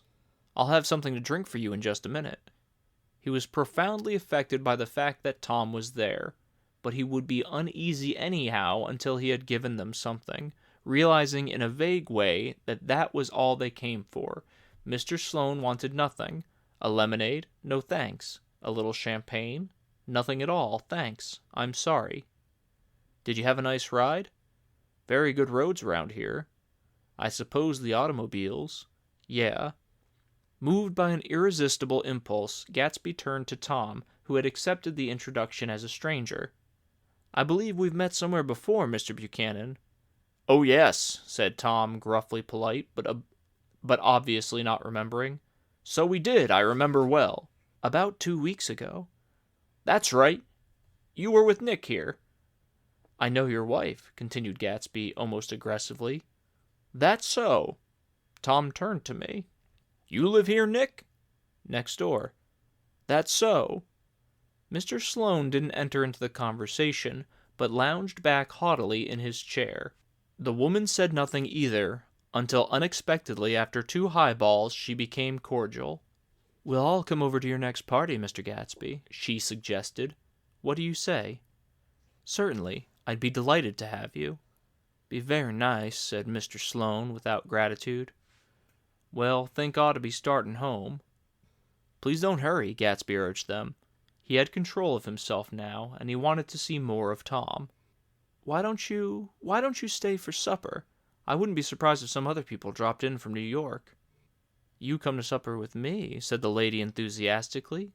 "Both of you." This included me. Mr. Sloane got to his feet. "Come along," he said, but to her only. "I mean it," she insisted. "I'd love to have you. Lots of room." Gatsby looked at me questioningly. He wanted to go, and he didn't see that Mr. Sloane had determined he shouldn't. "I'm afraid I wouldn't be able to," I said. "Well, you come," she urged, concentrating on Gatsby. Mr. Sloane murmured something close to her ear. "We won't be late if we start now," she insisted aloud. "I haven't got a horse," said Gatsby. "I used to ride in the army, but I've never bought a horse. I'll have to follow you in my car. Excuse me for just a minute." The rest of us walked out on the porch, where Sloane and the lady began an impassioned conversation aside. "My God, I believe the man's coming," said Tom. "Doesn't he know she doesn't want him?" "She says she does want him." "She has a big dinner party. He won't know a soul there," he frowned. "I wonder where in the devil he met Daisy. By God, I may be old-fashioned in my ideas, but women run around too much these days to suit me. They meet all kinds of crazy fish." Suddenly Mr. Sloane and the lady walked down the steps and mounted their horses. "Come on," said Mr. Sloane to Tom. "We're late. We've got to go." And then to me, "Tell him we couldn't wait, will you?" Tom and I shook hands. The rest of us exchanged a cool nod, and they trotted quickly down the drive, disappearing under the August foliage just as Gatsby, with hat and light overcoat in hand, came out of the front door. Tom was evidently perturbed at Daisy's running around alone, for on the following Saturday night he came with her to Gatsby's party. Perhaps his presence gave the evening its peculiar quality of oppressiveness. It stands out in my memory from Gatsby's other parties that summer. They were the same people, or at least the same sort of people, the same profusion of champagne, the same many-colored, many-keyed commotion, but I felt an unpleasantness in the air, a pervading harshness that hadn't been there before, or perhaps I had merely grown used to it, grown to accept West Egg as a world complete in itself, with its own standards and its own great figures, second to nothing because it had no consciousness of being so, and now I was looking at it again, through Daisy's eyes. It is invariably saddening to look through new eyes at things upon which you have expended your own powers of adjustment. They arrived at twilight, and, as we strolled out among the sparkling hundreds, Daisy's voice was playing murmurous tricks in her throat. "These things excite me so," she whispered. "If you want to kiss me any time during the evening, Nick, just let me know and I'll be glad to arrange it for you. Just mention my name, or present a green card. I'm giving out green." "Look around," suggested Gatsby. "I'm looking around. I'm having a marvelous—" "You must see the faces of many people you've heard about." Tom's arrogant eyes roamed the crowd. "We don't go around very much," he said. "In fact, I was just thinking I don't know a soul here." "Perhaps you know that lady," Gatsby indicated, a gorgeous, scarcely human orchid of a woman who sat in state under a white plum tree. Tom and Daisy stared, with that peculiarly unreal feeling that accompanies the recognition of a hitherto ghostly celebrity of the movies. "She's lovely," said Daisy. "The man bending over her is her director." He took them ceremoniously from group to group. "Mrs. Buchanan and Mr. Buchanan." After an instant's hesitation, he added, "The polo player." "Oh, no," objected Tom quickly. "Not me." But evidently the sound of it pleased Gatsby, for Tom remained the polo player for the rest of the evening. "I've never met so many celebrities," Daisy exclaimed. "I like that man. What was his name? With a sort of blue nose?" Gatsby identified him, adding that he was a small producer. "Well, I liked him anyhow." "I'd a little rather not be the polo player," said Tom pleasantly. "I'd rather look at all these famous people in oblivion." Daisy and Gatsby danced. I remember being surprised by his graceful, conservative foxtrot. I had never seen him dance before. Then they sauntered over to my house and sat on the steps for half an hour, while at her request I remained watchfully in the garden. In case there's a fire or flood, she explained, or any act of God. Tom appeared from his oblivion as we were sitting down to supper together. "Do you mind if I eat with some people over here?" he said. "A fellow's getting off some funny stuff." "Go ahead," answered Daisy genially. "And if you want to take down any addresses, here's my little gold pencil." She looked around after a moment and told me the girl was common but pretty, and I knew except for the half hour she'd been alone with Gatsby, she wasn't having a good time. We were at a particularly tipsy table. That was my fault. Gatsby had been called to the phone, and I'd enjoyed these same people only 2 weeks before, but what had amused me then turned septic on the air now. "How do you feel, Miss Bedecker?" The girl addressed was trying unsuccessfully to slump against my shoulder. At this inquiry she sat up and opened her eyes. "What?" A massive and lethargic woman who had begun urging Daisy to play golf with her at the local club tomorrow spoke in Miss Bedecker's defense. "Oh, she's all right now. When she's had 5 or 6 cocktails, she always starts screaming like that. I tell her she ought to leave it alone." "I do leave it alone," affirmed the accused hollowly. "We heard you yelling, so I said to Doc Sivet here, 'There's somebody that needs your help, Doc.'" "She's much obliged, I'm sure," said another friend without gratitude. "But you got her dress all wet when you stuck her head in the pool." "Anything I hate is to get my head stuck in a pool," mumbled Miss Bedecker. "They almost drowned me once over in New Jersey." "Then you ought to leave it alone," countered Dr. Sivet. "Speak for yourself," cried Miss Bedecker violently. "Your hand shakes. I wouldn't let you operate on me." It was like that. Almost the last thing I remember was standing with Daisy and watching the moving picture director and his star. They were still under the white plum tree, and their faces were touching, except for a pale, thin ray of moonlight between. It occurred to me that he had been very slowly bending toward her all evening to attain his proximity, and even while I watched, I saw him stoop one ultimate degree and kiss at her cheek. "I like her," said Daisy. "I think she's lovely." But the rest offended her, and inarguably because it wasn't a gesture but an emotion. She was appalled by West Egg, this unprecedented place that Broadway had begotten upon a Long Island fishing village, appalled by its raw vigor that chafed under the old euphemisms and by the too obstructive fate that herded its inhabitants along a shortcut from nothing to nothing. She saw something awful in the very simplicity she failed to understand. I sat on the front steps with them while they waited for their car. It was dark here in front. Only the bright door sent 10 square feet of light volleying out into the soft black morning.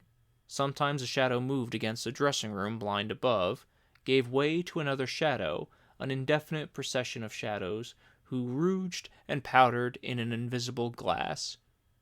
"Who is this Gatsby, anyhow?" demanded Tom suddenly. "Some big bootlegger?" "Where'd you hear that?" I inquired. "I didn't hear it. I imagined it. A lot of these newly rich people are just big bootleggers, you know." "Not Gatsby," I said shortly. He was silent for a moment. The pebbles of the drive crunched under his feet. "Well, he certainly must have strained himself to get this menagerie together." A breeze stirred the gray haze of Daisy's fur collar. "At least they are more interesting than the people we know," she said with an effort. "You didn't look so interested." "Well, I was." Tom laughed and turned to me. "Did you notice Daisy's face when that girl asked her to put her under a cold shower?" Daisy began to sing with the music in a husky, rhythmic whisper, bringing out a meaning in each word that it had never had before and would never have again. When the melody rose, her voice broke up sweetly, following it in a way contralto voices have, and each change tipped out a little of her warm human magic upon the air. "Lots of people come who haven't been invited," she said suddenly. "That girl hadn't been invited. They simply forced their way in, and he's too polite to object." "I'd like to know who he is and what he does," insisted Tom, "and I think I'll make a point of finding out." "I can tell you right now," she answered. He owned some drugstores, a lot of drugstores. He built them up himself. The dilatory limousine came rolling up the drive. "Good night, Nick," said Daisy. Her glance left me and sought the lighted top of the steps, where, 3 o'clock in the morning, a neat, sad little waltz of that year was drifting out the open door. After all, in the very casualness of Gatsby's party, there were romantic possibilities totally absent from her world. What was it up there in the song that seemed to be calling her back inside? What would happen now in the dim, incalculable hours?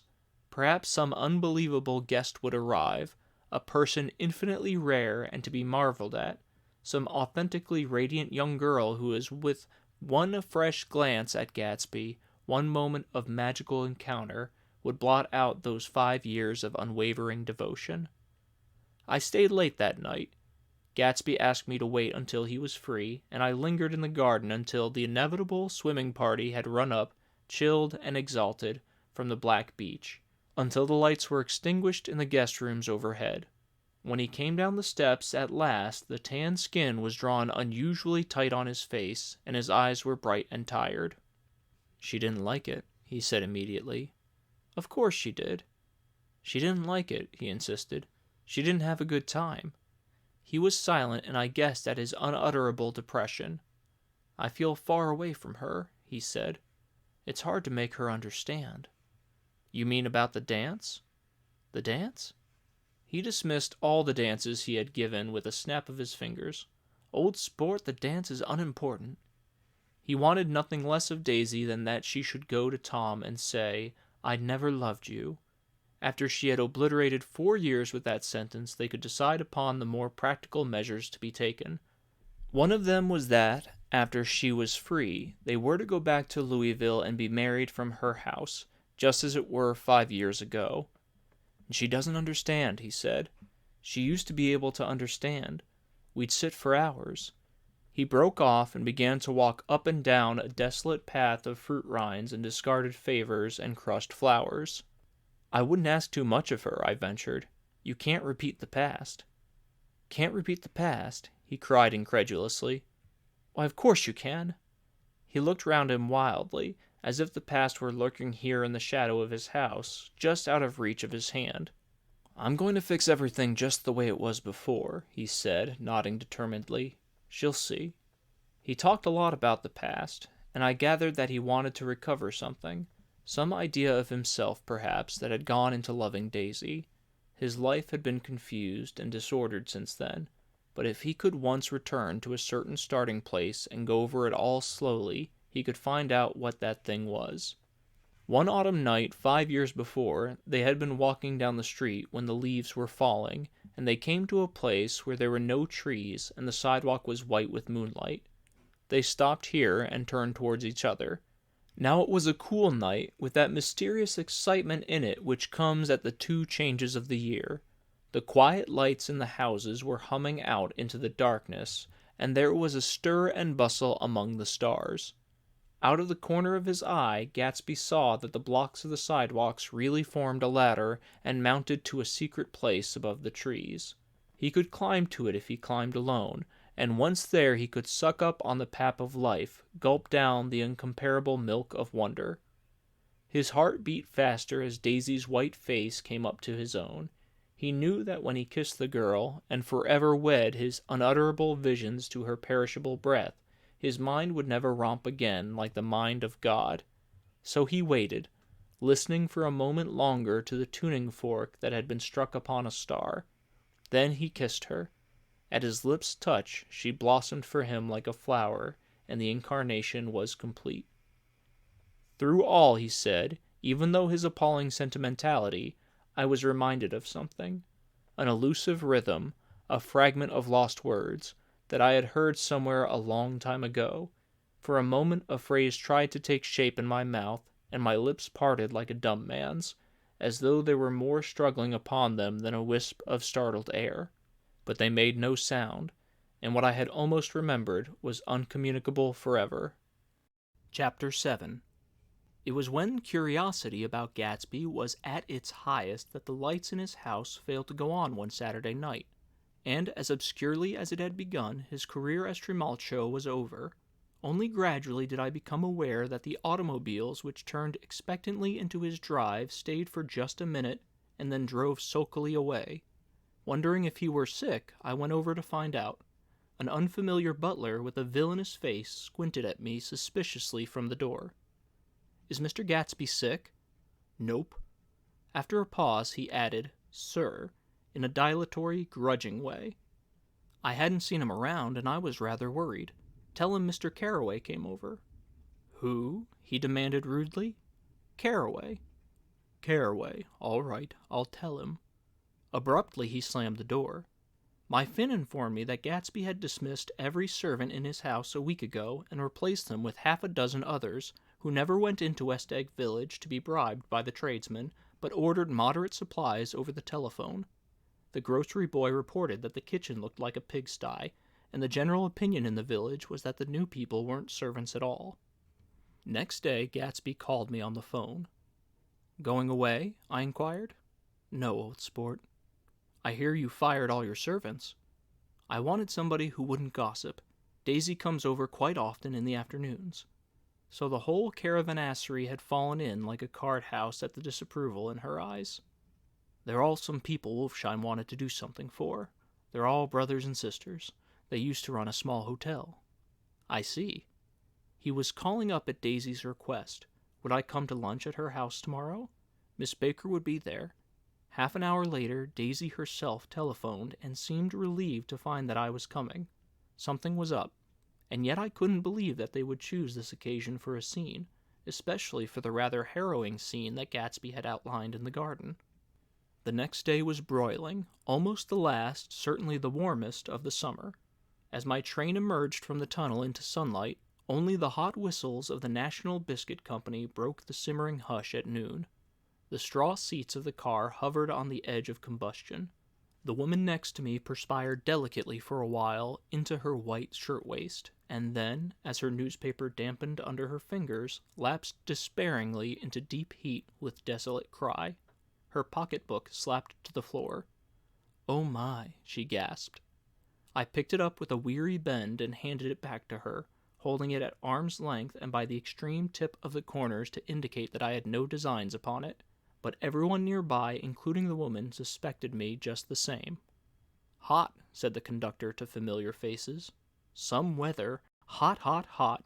Is it hot enough for you? Is it hot, is it?" My commutation ticket came back to me with a dank stain from his hand. That anyone should care in this heat whose flushed lips he kissed, whose head made damp the pajama pocket over his heart. Through the hall of the Buchanan's house blew a faint wind, carrying the sound of the telephone bell out to Gatsby and me as we waited at the door. "The master's body," roared the butler into the mouthpiece. "I'm sorry, madame, but we can't furnish it. It's far too hot to touch this noon." What he really said was, "Yes, yes, I'll see." He set down the receiver and came towards us, glistening slightly, to take our stiff straw hats. "Madame expects you in the salon," he cried, needlessly indicating the direction. In this heat, every extra gesture was an affront to the common store of life. The room, shadowed well with awnings, was dark and cool. Daisy and Jordan lay upon an enormous couch, like silver idols weighing down their own white dresses against the singing breeze of the fans. "We can't move," they said together. Jordan's fingers, powdered white over their tan, rested for a moment in mine. "And Mr. Thomas Buchanan, the athlete?" I inquired. Simultaneously I heard his voice, gruff, muffled, husky, at the hall telephone. Gatsby stood in the center of the crimson carpet and gazed around with fascinated eyes. Daisy watched him and laughed, her sweet, exciting laugh. A tiny gust of powder rose from her bosom into the air. "The rumor is," whispered Jordan, "that that's Tom's girl on the telephone." We were silent. The voice in the hall rose high with annoyance. "Very well, then. I won't sell you the car at all. I'm under no obligations to you at all. And as for your bothering me about it at lunchtime, I won't stand that at all." "Holding down the receiver," said Daisy cynically. "No, he's not," I assured her. "It's a bona fide deal. I happen to know about it." Tom flung open the door, blocked out its space for a moment with his thick body, and hurried into the room. "Mr. Gatsby," he put out his broad, flat hand with well-concealed dislike. "I'm glad to see you, sir. Nick, make us a cold drink," cried Daisy. As he left the room again, she got up and went over to Gatsby and pulled his face down, kissing him on the mouth. "You know I love you," she murmured. "You forget there's a lady present," said Jordan. Daisy looked around doubtfully. "You kiss Nick, too. What a low, vulgar girl." "I don't care," cried Daisy, and began to clog on the brick fireplace. Then she remembered the heat and sat down guiltily on the couch just as a freshly laundered nurse leading a little girl came into the room. "Blessed precious," she crooned, holding out her arms. "Come to your own mother that loves you." The child, relinquished by the nurse, rushed across the room and rooted shyly into her mother's dress. "The blessed precious! Did mother get powder on your old yellowy hair? Stand up now and say, 'Howdy-do.'" Gatsby and I in turn leaned down and took the small, reluctant hand. Afterward, he kept looking at the child with surprise. I didn't think he had ever really believed in its existence before. "I got dressed before luncheon," said the child, turning eagerly to Daisy. "That's because your mother wanted to show you off." Her face bent into the single wrinkle of the small white neck. "You dream, you absolute little dream." "Yes," admitted the child calmly. "Aunt Jordan's got on a white dress, too." "How do you like mother's friends?" Daisy turned her around so that she faced Gatsby. "Do you think they're pretty?"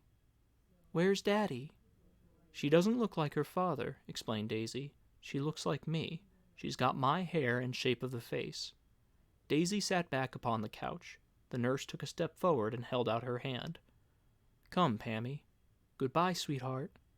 With a reluctant backward glance, the well-disciplined child held to her nurse's hand and was pulled out the door just as Tom came back, preceding 4 gin rickeys that clicked full of ice. Gatsby took up his drink. "They certainly look cool," he said, with visible tension. We drank in long, greedy swallows. "I read somewhere the sun's getting hotter every year," said Tom genially. "It seems that pretty soon the Earth's going to fall into the sun. Or wait a minute, it's just the opposite. The sun's getting colder every year." "Come outside," he suggested to Gatsby. "I'd like you to have a look at the place." I went with them out to the veranda. On the green Sound, stagnant in the heat, one small sail crawled slowly toward the fresher sea. Gatsby's eyes followed it momentarily. He raised his hand and pointed across the bay. "I'm right across from you." "So you are." Our eyes lifted over the rose beds and the hot lawn and the weedy refuse of the dog days along shore. Slowly the white wings of the boat moved against the cool blue limit of the sky. Ahead lay the scalloped ocean and the abounding Blessed Isles. "There's sport for you," said Tom, nodding. "I'd like to be out there with him for about an hour." We had luncheon in the dining room, darkened too against the heat, and drank down nervous gaiety with the cold ale. "What'll we do with ourselves this afternoon?" cried Daisy. "And the day after that and the next 30 years?" "Don't be morbid," Jordan said.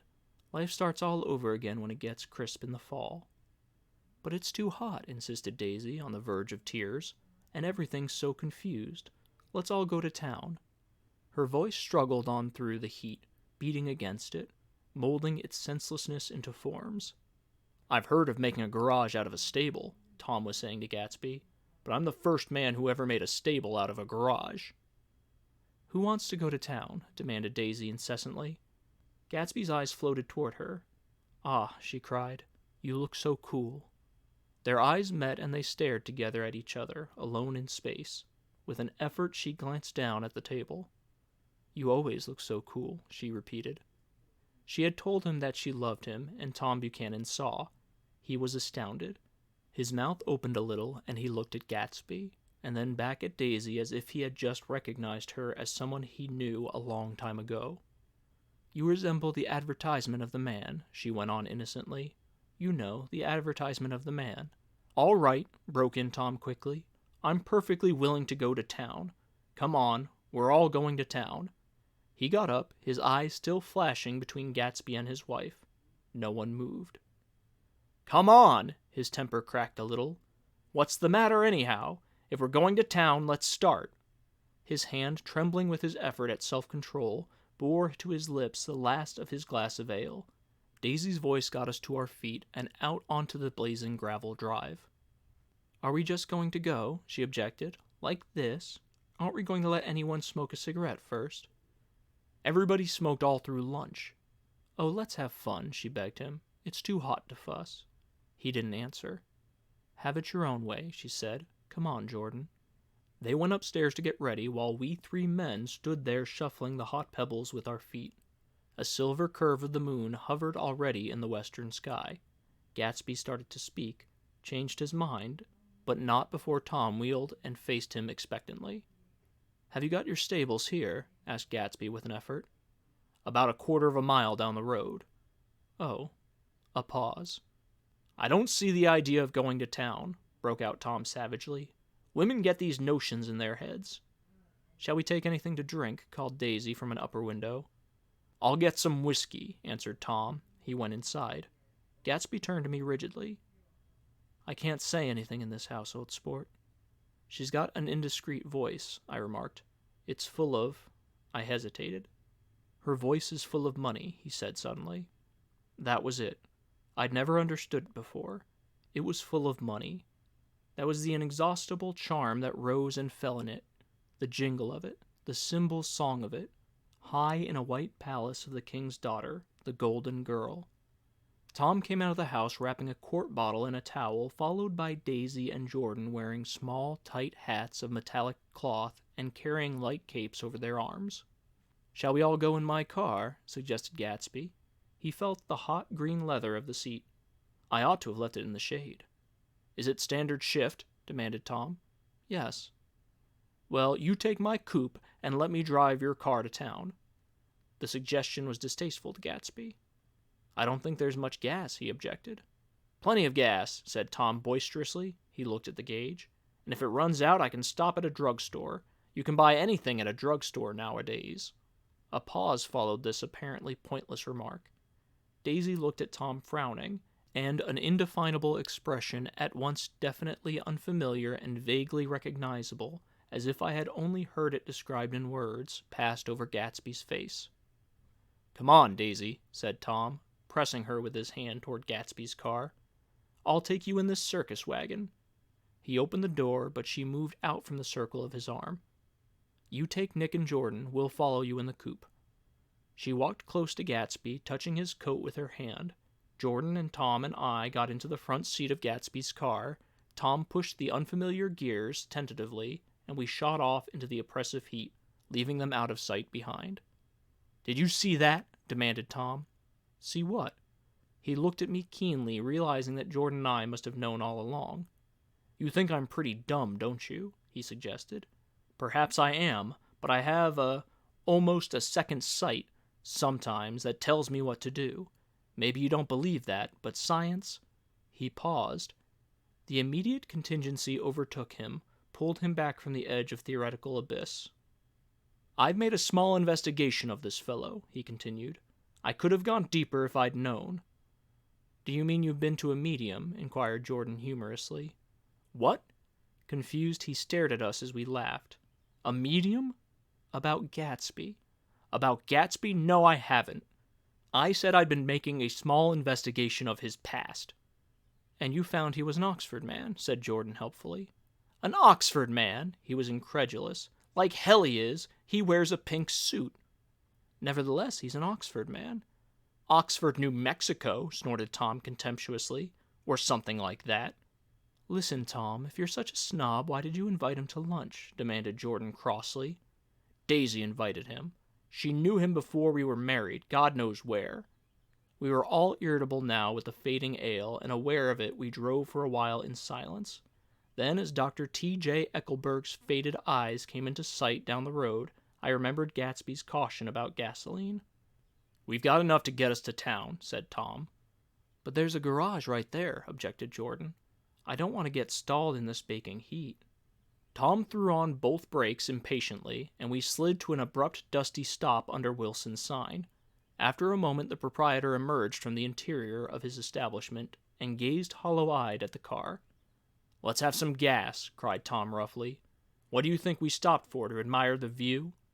"I'm sick," said Wilson without moving. "Been sick all day." "What's the matter?" "I'm all run down." "Well, shall I help myself?" Tom demanded. "You sounded well enough on the phone." With an effort, Wilson left the shade and supported the doorway, and, breathing hard, unscrewed the cap of the tank. In the sunlight, his face was green. "I didn't mean to interrupt your lunch," he said, "but I need money pretty bad, and I was wondering what you were going to do with your old car."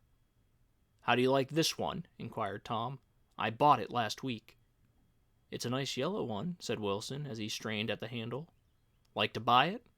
"Big chance." Wilson smiled faintly. "No, but I could make some money on the other." "What do you want money for all of a sudden?" "I've been here too long. I want to get away. My wife and I want to go west." "Your wife does?" exclaimed Tom, startled. "She's been talking about it for 10 years." He rested for a moment against the pump, shading his eyes. "And now she's going whether she wants to or not. I'm going to get her away."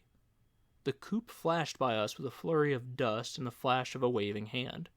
"What do I owe you?" Tom demanded harshly. "I just got wised up to something funny the last 2 days," remarked Wilson. "That's why I want to get away. That's why I've been bothering you about the car." "What do I owe you?" $1.20. The relentless beating heat was beginning to confuse me, and I had a bad moment there before I realized that so far his suspicions hadn't alighted on Tom. He had discovered that Myrtle had some sort of life apart from him in another world, and the shock had made him physically sick. I stared at him and then at Tom, who had made a parallel discovery less than an hour before, and it occurred to me that there was no difference between men, in intelligence or race, so profound as the difference between the sick and the well. Wilson was so sick that he had looked guilty, unforgivably guilty, as if he had just got some poor girl with child. "I'll let you have that car," said Tom. "I'll send it over tomorrow afternoon." That locality was always vaguely disquieting, even in the broad glare of afternoon, and now I turned my head as though I had been warned of something behind. Over the ash heaps the giant eyes of Dr. T.J. Eckelberg kept their vigil, but I perceived, after a moment, that other eyes were regarding us with peculiar intensity from less than 20 feet away. In one of the windows over the garage, the curtains had been moved aside a little, and Myrtle Wilson was peering down at the car. So engrossed was she that she had no consciousness of being observed, and one emotion after another crept into her face like objects into a slowly developing picture. Her expression was curiously familiar. It was an expression I had often seen on women's faces, but on Myrtle Wilson's face it seemed purposeless and inexplicable, until I realized that her eyes, wide with jealous terror, were fixed not on Tom, but on Jordan Baker, whom she took to be his wife. There is no confusion like the confusion of a simple mind, and as we drove away, Tom was feeling the hot whips of panic. His wife and his mistress, until an hour ago secure and inviolate, were slipping precipitously away from his control. Instinct made him step on the accelerator with the double purpose of overtaking Daisy and leaving Wilson behind, and we sped along toward Astoria at 50 miles an hour, until, among the spidery girders of the elevated, we came in sight of the easygoing blue coupe. "Those big movies around 50th Street are cool," suggested Jordan. "I love New York on summer afternoons when everyone's away. There's something very sensuous about it, overripe, as if all sorts of funny fruits were going to fall into your hands." The word sensuous had the effect of further disquieting Tom, but before he could invent a protest, the coupe came to a stop, and Daisy signaled us to draw up alongside. "Where are we going?" she cried. "How about the movies?" "It's so hot," she complained. "You go. We'll ride around and meet you after." With an effort, her wit rose faintly. "We'll meet you on some corner. I'll be the man smoking 2 cigarettes." "We can't argue about it here," Tom said impatiently, as a truck gave out a cursing whistle behind us. "You follow me to the south side of Central Park in front of the plaza." Several times he turned his head and looked back for their car, and if the traffic delayed them, he slowed up until they came into sight. I think he was afraid they would dart down a side street and out of his life forever. But they didn't, and we all took the less explicable step of engaging the parlor of a suite in the Plaza Hotel. The prolonged and tumultuous argument that ended by herding us into that room eludes me, though I have a sharp physical memory that, In the course of it, my underwear kept climbing like a damp snake around my legs, and intermittent beads of sweat raced cool across my back. The notion originated with Daisy's suggestion that we hire 5 bathrooms and take cold baths, and then assumed more tangible form as a place to have a mint julep. Each of us said over and over that it was a crazy idea. We all talked at once to a baffled clerk and thought, or pretended to think, that we were being very funny. The room was large and stifling, and, though it was already 4 o'clock, opening the windows admitted only a gust of hot shrubbery from the park. Daisy went to the mirror and stood with her back to us, fixing her hair. "It's a swell suite," whispered Jordan respectfully, and everyone laughed.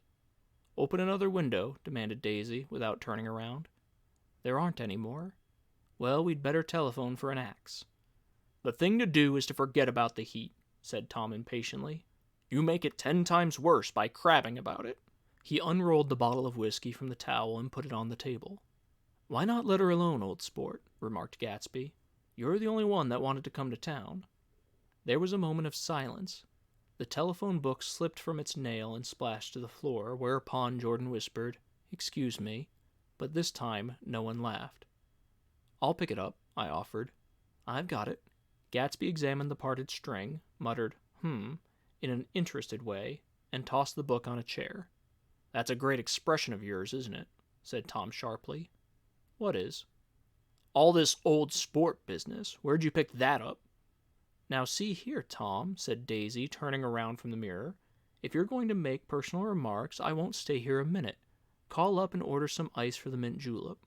As Tom took up the receiver, the compressed heat exploded into sound, and we were listening to the portentous chords of Mendelssohn's Wedding March from the ballroom below.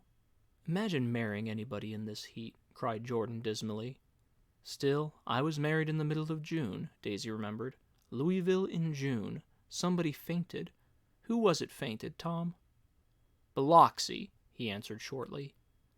"A man named Biloxi. Biloxi. And he made boxes, that's a fact, and he was from Biloxi, Tennessee."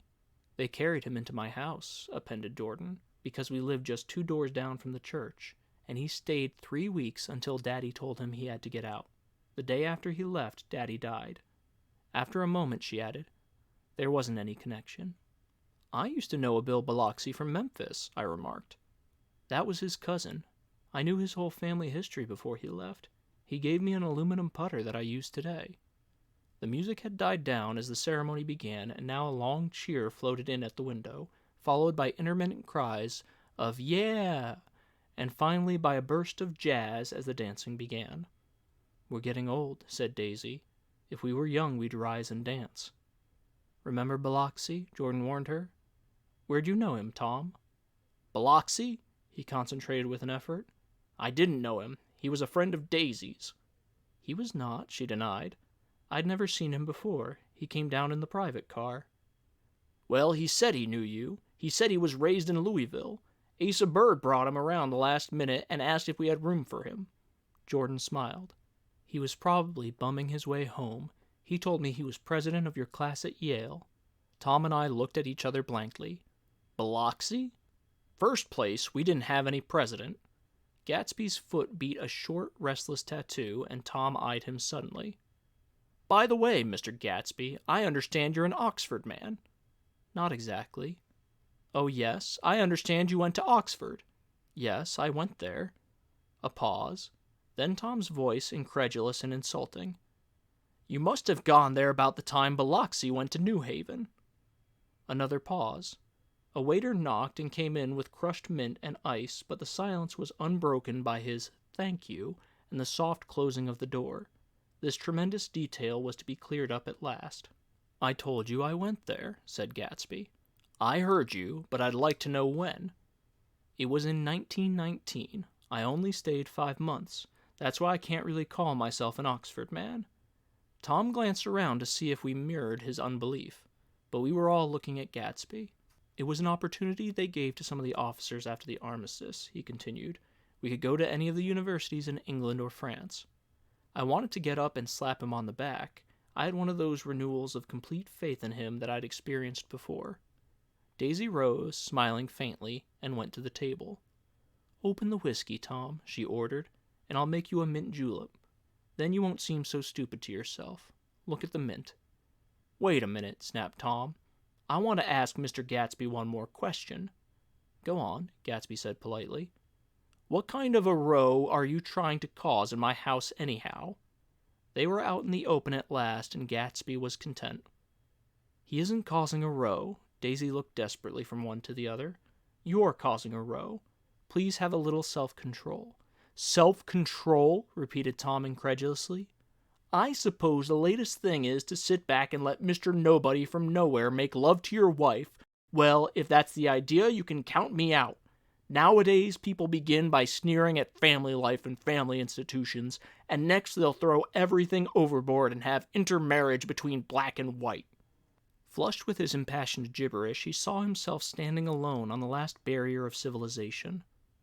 "We're all white here," murmured Jordan. "I know I'm not very popular. I don't give big parties. I suppose you've got to make your house into a pigsty in order to have any friends in the modern world." Angry as I was, as we all were, I was tempted to laugh whenever he opened his mouth. The transition from libertine to prig was so complete. "I've got something to tell you, old sport," began Gatsby, but Daisy guessed at his intention. "Please don't," she interrupted helplessly. "Please, let's all go home. Why don't we all go home?" "That's a good idea." I got up. "Come on, Tom. Nobody wants a drink." "I want to know what Mr. Gatsby has to tell me." "Your wife doesn't love you," said Gatsby. "She's never loved you. She loves me." "You must be crazy," exclaimed Tom automatically. Gatsby sprang to his feet, vivid with excitement. "She never loved you, do you hear?" he cried. "She only married you because I was poor and she was tired of waiting for me. It was a terrible mistake, but in her heart she never loved anyone except me." At this point Jordan and I tried to go, but Tom and Gatsby insisted with competitive firmness that we remain, as though neither of them had anything to conceal and it would be a privilege to partake vicariously of their emotions. "Sit down, Daisy." Tom's voice groped unsuccessfully for the paternal note. "What's been going on? I want to hear all about it." "I told you what's been going on," said Gatsby. "Going on for 5 years, and you didn't know." Tom turned to Daisy sharply. "You've been seeing this fellow for 5 years?" "Not seeing," said Gatsby. "No, we couldn't meet. But both of us loved each other all that time, old sport, and you didn't know. I used to laugh sometimes." But there were no laughter in his eyes. "To think that you didn't know." "Oh, that's all." Tom tapped his thick fingers together like a clergyman and leaned back in his chair. "You're crazy," he exploded. "I can't speak about what happened 5 years ago because I didn't know Daisy then, and I'll be damned if I see how you got within a mile of her unless you brought the groceries to the back door. But all the rest of that's a goddamn lie. Daisy loved me when she married me, and she loves me now." "No," said Gatsby, shaking his head. "She does, though. The trouble is that sometimes she gets foolish ideas in her head and doesn't know what she's doing." He nodded savagely. "And what's more, I love Daisy too. Once in a while I go off on a spree and make a fool of myself, but I always come back, and in my heart I love her all the time." "You're revolting," said Daisy. She turned to me, and her voice, dropping an octave lower, filled the room with thrilling scorn. "Do you know why we left Chicago? I'm surprised that they didn't treat you to the story of that little spree." Gatsby walked over and stood beside her. "Daisy, that's all over now," he said earnestly. "It doesn't matter anymore. Just tell him the truth, that you never loved him, and it's all wiped out forever." She looked at him blindly. "Why? How could I love him, possibly?" "You never loved him." She hesitated. Her eyes fell on Jordan and me with a sort of appeal, as though she realized at last what she was doing, and as though she had never, all along, intended doing anything at all. But it was done now. It was too late. "I never loved him," she said, with perceptible reluctance. "Not at Kopiolani?" demanded Tom suddenly. "No." From the ballroom beneath, muffled and suffocating chords were drifting up on hot waves of air. "Not that day I carried you down from the punch bowl to keep your shoes dry?" There was a husky tenderness in his tone. "Daisy?" "Please don't." Her voice was cold, but the rancor was gone from it. She looked at Gatsby.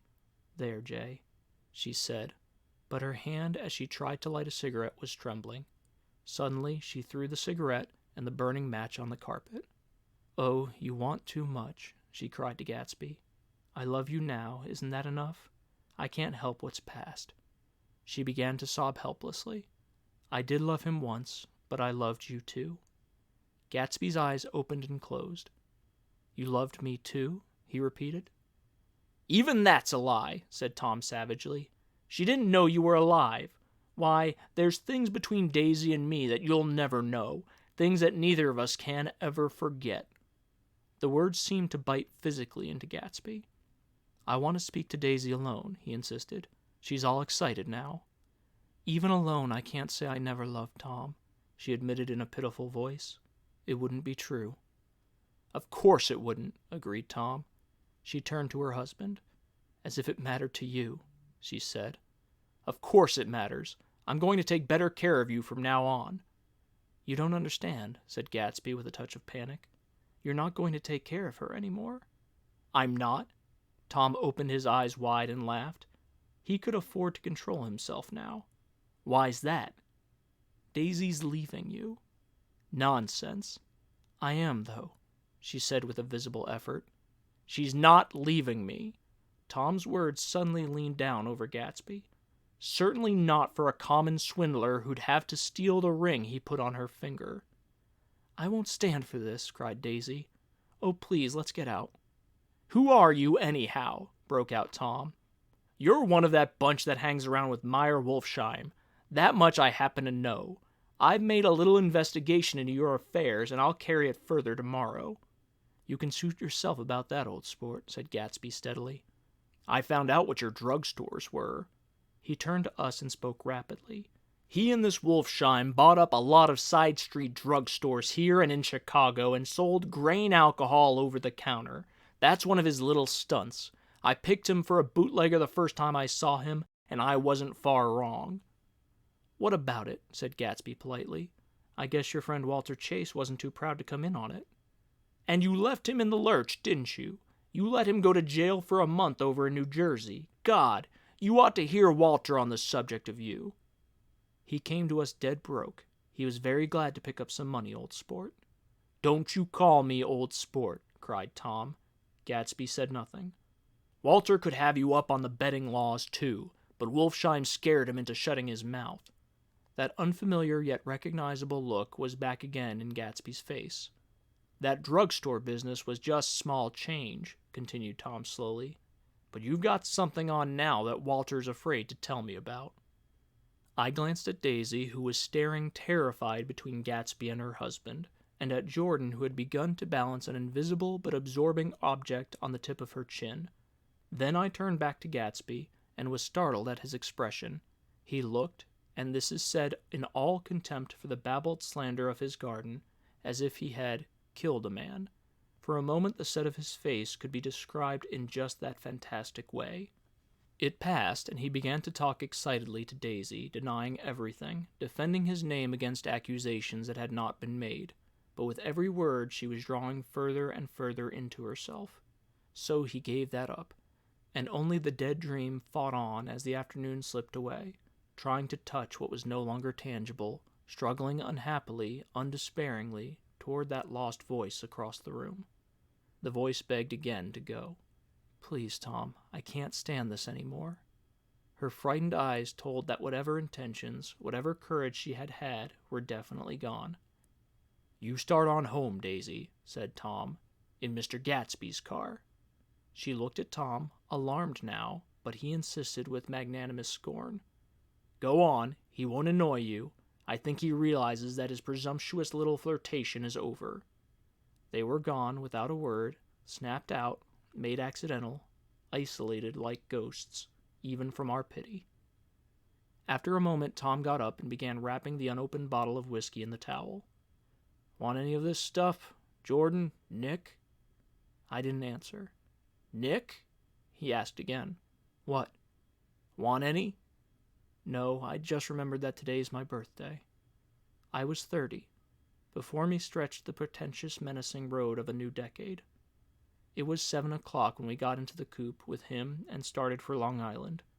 Tom talked incessantly, exulting and laughing, but his voice was as remote from Jordan and me as the foreign clamor on the sidewalk or the tumult of the elevated overhead.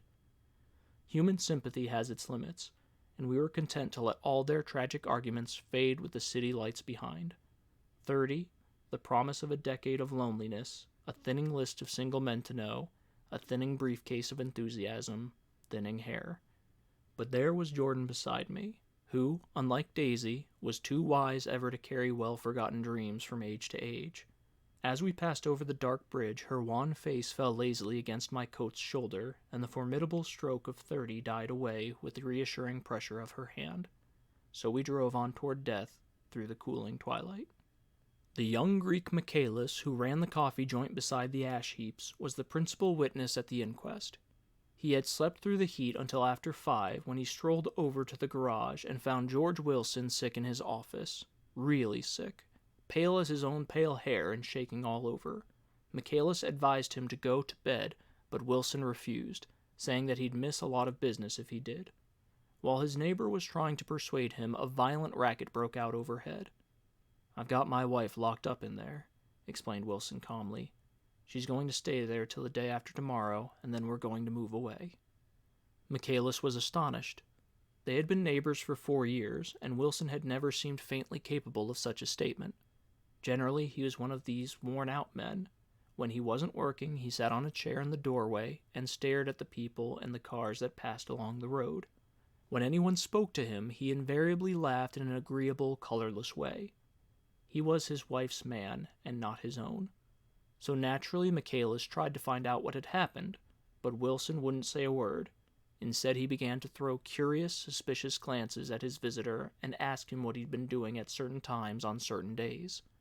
Just as the latter was getting uneasy, some workmen came past the door bound for his restaurant, and Michaelis took the opportunity to get away, intending to come back later, but he didn't. He supposed he forgot too, that's all. When he came outside again, a little after 7, he was reminded of the conversation because he heard Mrs. Wilson's voice, loud and scolding, downstairs in the garage. "Beat me," he heard her cry. "Throw me down and beat me, you dirty little coward." A moment later she rushed out into the dark, waving her hands and shouting. Before he could move from his door, the business was over. The death car, as the newspapers called it, didn't stop. It came out of the gathering darkness, wavered tragically for a moment, and then disappeared around the next bend. Mavro Michaelis wasn't even sure of its color. He told the first policeman that it was light green. The other car, the one going toward New York, came to rest 100 yards beyond, and its driver hurried back to where Myrtle Wilson, her life violently extinguished, knelt in the road and mingled her thick dark blood with the dust. Michaelis and this man reached her first, but when they had torn open her shirtwaist, still damp with perspiration, they saw that her left breast was swinging loose like a flap, and there was no need to listen for the heart beneath. The mouth was wide open and ripped a little at the corners, as though she had choked a little in giving up the tremendous vitality she had stored so long. We saw the 3 or 4 automobiles in the crowd when we were still some distance away. "Wreck," said Tom. "That's good. Wilson'll have a little business at last." He slowed down, but still without any intention of stopping, until, as we came nearer, the hushed, intent faces of the people at the garage door made him automatically put on the brakes. "We'll take a look," he said doubtfully. "Just a look." I became aware now of a hollow, wailing sound which issued incessantly from the garage, a sound which as we got out of the coupe and walked toward the door resolved itself into the words, "Oh my God," uttered over and over in a gasping moan. "There's some bad trouble here," said Tom excitedly. He reached up on the tiptoes and peered over a circle of heads into the garage, which was lit only by a yellow light in a swinging metal basket overhead. Then he made a harsh sound in his throat, and with a violent thrusting movement of his powerful arms pushed his way through. The circle closed up again with a running murmur of expostulation. It was a minute before I could see anything at all. Then new arrivals deranged the line, and Jordan and I were pushed suddenly inside. Myrtle Wilson's body wrapped in a blanket, and then in another blanket, as though she suffered from a chill in the hot night, lay on the work table by the wall, and Tom, with his back to us, was bending over it motionless. Next to him stood a motorcycle policeman taking down names with much sweat and correction in a little book. At first I couldn't find the source of the high, groaning words that echoed clamorously through the bare garage. Then I saw Wilson standing on the raised threshold of his office, swaying back and forth and holding to the doorpost with both hands. Some man was talking to him in a low voice and attempting, from time to time, to lay a hand on his shoulder, but Wilson neither heard nor saw. His eyes would drop slowly from the swinging light to the laden table by the wall, and then jerk back to the light again, and he gave out incessantly his high, horrible call. "Oh my God! Oh my God! Oh my God! Oh my God!" Presently Tom lifted his head with a jerk and, after staring around the garage with glazed eyes, addressed a mumbled, incoherent remark to the policeman. "M-A-V," the policeman was saying. "O." "No, R," corrected the man. "M-A-V-R-O." "Listen to me," muttered Tom fiercely. "R," said the policeman. "O." "G." "G." He looked up as Tom's broad hand fell sharply on his shoulder. "What you want, fella?" "What happened? That's what I want to know." "Auto hit her. Instantly killed." "Instantly killed," repeated Tom, staring. "She ran out in a road. Son of a bitch didn't even stop his car." "There was 2 cars," said Michaelis. "One comin', one goin', see?" "Going where?" asked the policeman keenly. "One going each way. Well, His hand rose toward the blankets, but stopped halfway and fell to his side. "She ran out there in the one—" Chapter 8. I couldn't sleep all night. A foghorn was groaning incessantly on the sound, and I tossed half sick between grotesque reality and savage, frightening dreams. Toward dawn, I heard a taxi go up Gatsby's drive, and immediately I jumped out of bed and began to dress. I felt that I had something to tell him, something to warn him about, and morning would be too late. Crossing his lawn, I saw that his front door was still open, and he was leaning against a table in the hall, heavy with dejection or sleep. "Nothing happened," he said wanly.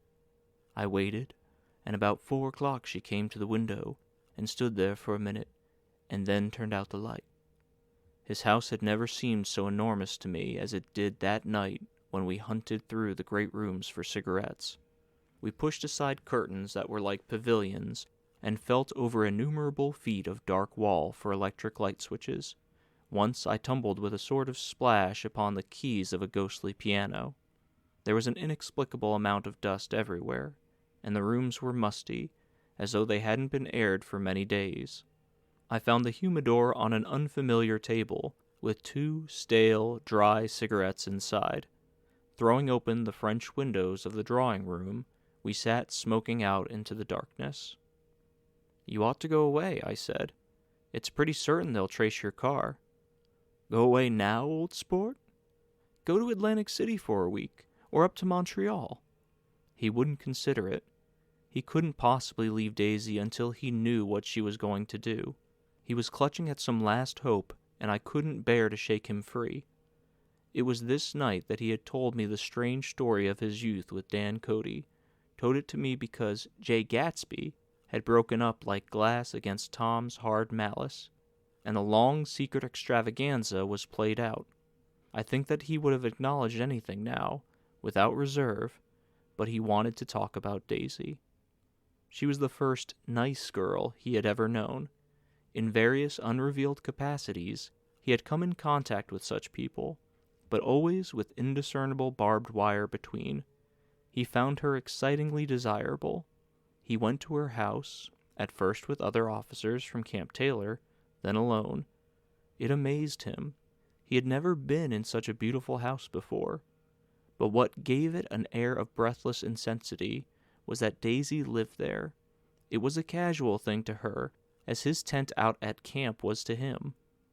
There was a ripe mystery about it, a hint of bedrooms upstairs more beautiful and cool than other bedrooms, of gay and radiant activities taking place through its corridors, and of romances that were not musty and laid away already in lavender but fresh and breathing and redolent of this year's shining motor cars and of dances whose flowers were scarcely withered. It excited him, too, that many men had already loved Daisy. It increased her value in his eyes. He felt their presence all about the house, pervading the air with the shades and echoes of still vibrant emotions. But he knew that he was in Daisy's house by a colossal accident. However glorious might be his future as Jay Gatsby, he was at present a penniless young man without a past, and at any moment the invisible cloak of his uniform might slip from his shoulders. So he made the most of his time. He took what he could get, ravenously and unscrumptiously. Eventually he took Daisy one still October night, took her because he had no real right to touch her hand. He might have despised himself, for he had certainly taken her under false pretenses. I don't mean that he had traded on his phantom millions, but he had deliberately given Daisy a sense of security, let her believe that he was a person from much the same strata as herself, that he was fully able to take care of her.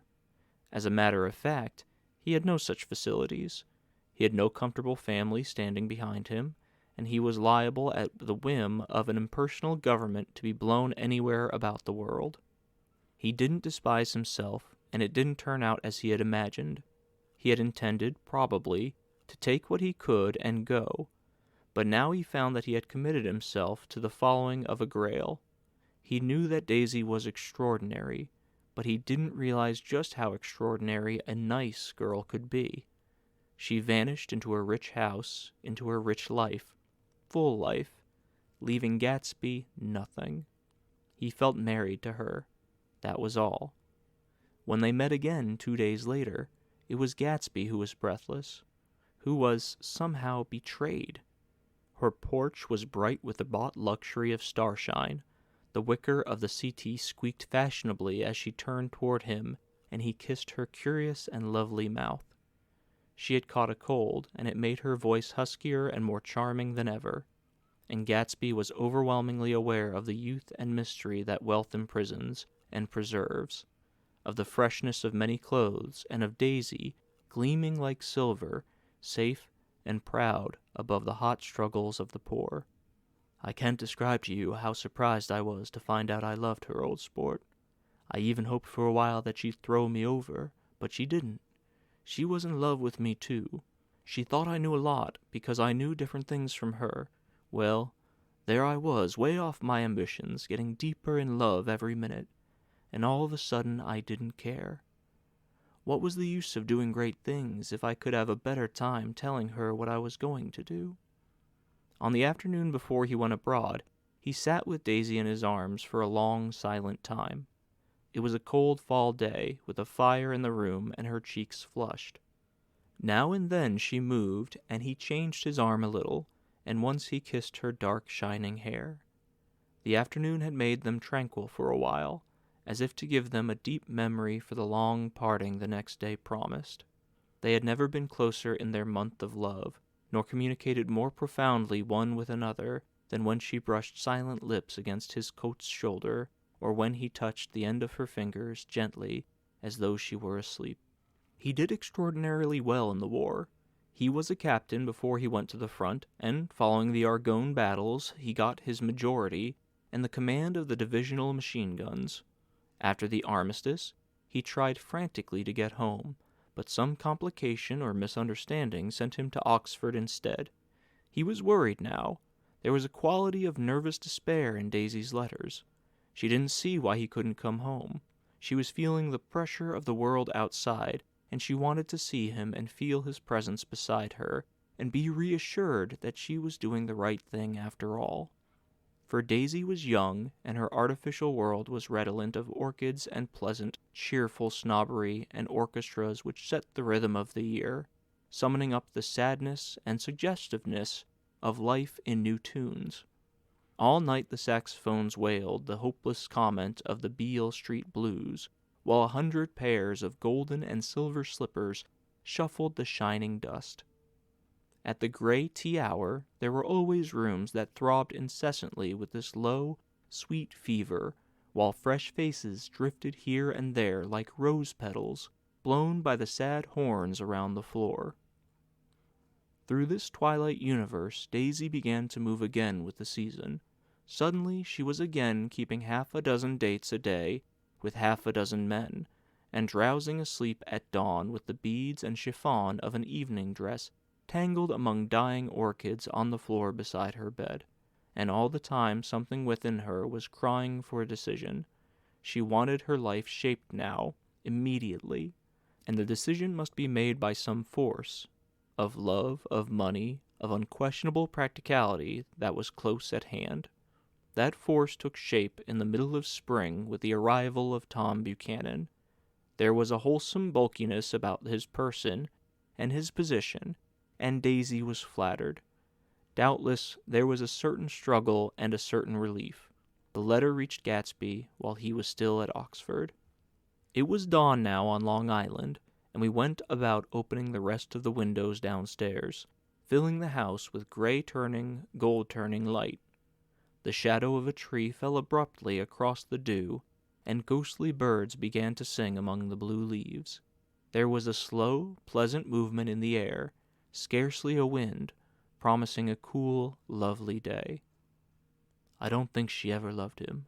Gatsby turned around from a window and looked at me challengingly. "You must remember, old sport, she was very excited this afternoon. He told her those things in a way that frightened her, that made it look as if I was some kind of cheap sharper, and the result was she hardly knew what she was saying." He sat down gloomily. "Of course she might have loved him just for a minute, when they were first married, and loved me more even then, do you see?" Suddenly he came out with a curious remark. "In any case," he said, "it was just personal." What could you make of that, except to suspect some insensitivity in his conception of the affair that couldn't be measured? He came back from France when Tom and Daisy were still on their wedding trip, and made a miserable but irresistible journey to Louisville on the last of his army pay. He stayed there a week, walking the streets where their footsteps had clicked together through the November night, and revisiting the out-of-the-way places to which they had driven in her white car. Just as Daisy's house had always seemed to him more mysterious and gay than other houses, so was his idea of the city itself, even though she was gone from it, was pervaded with a melancholy beauty. He left feeling that if he had searched harder, he might have found her, that he was leaving her behind. The day coach, he was penniless now, was hot. He went out to the open vestibule and sat down on a folding chair, and the station slid away, and the backs of unfamiliar buildings moved by. Then out into the spring fields, where a yellow trolley raced them for a minute with people in it, who might have once seen the pale magic of her face along the casual street. The track curved, and now it was going away from the sun, which, as it sank lower, seemed to spread itself in benediction over the vanishing city where she had drawn her breath. He stretched out his hand desperately, as if to snatch only a wisp of air, to save a fragment of the spot that she had made lovely for him. But it was all going by too fast now for his blurred eyes, and he knew that he had lost that part of it, the freshest and the best, forever. It was 9 o'clock when we finished breakfast and went out on the porch.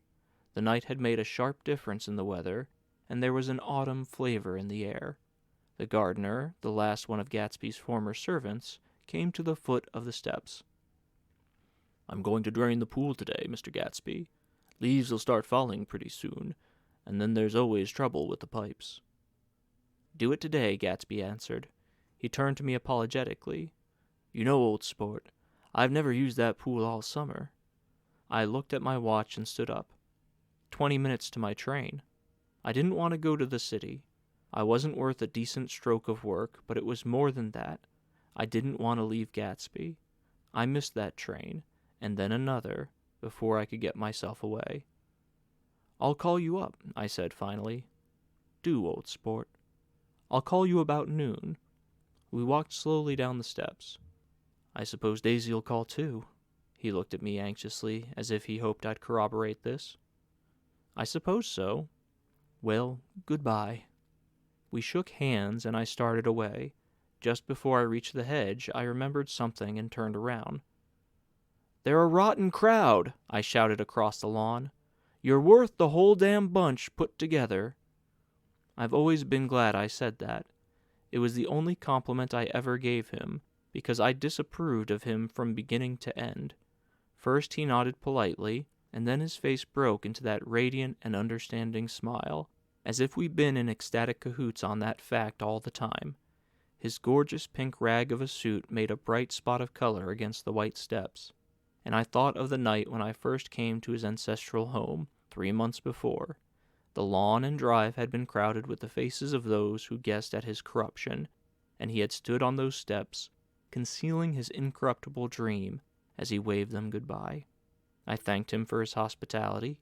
We were always thanking him for that, I and the others. "Goodbye," I called. I enjoyed breakfast, Gatsby. Up in the city, I tried for a while to list the quotations on an interminable amount of stock. Then I fell asleep in my swivel chair. Just before noon, the phone woke me, and I started up with a sweat breaking out on my forehead. It was Jordan Baker. She often called me up at this hour because the uncertainty of her own movements between hotels and clubs and private houses made her hard to find in any other way. Usually her voice came over the wire as something fresh and cool, as if a divot from a green golf links had come sailing in at the office window, but this morning it seemed harsh and dry. "I left Daisy's house," she said.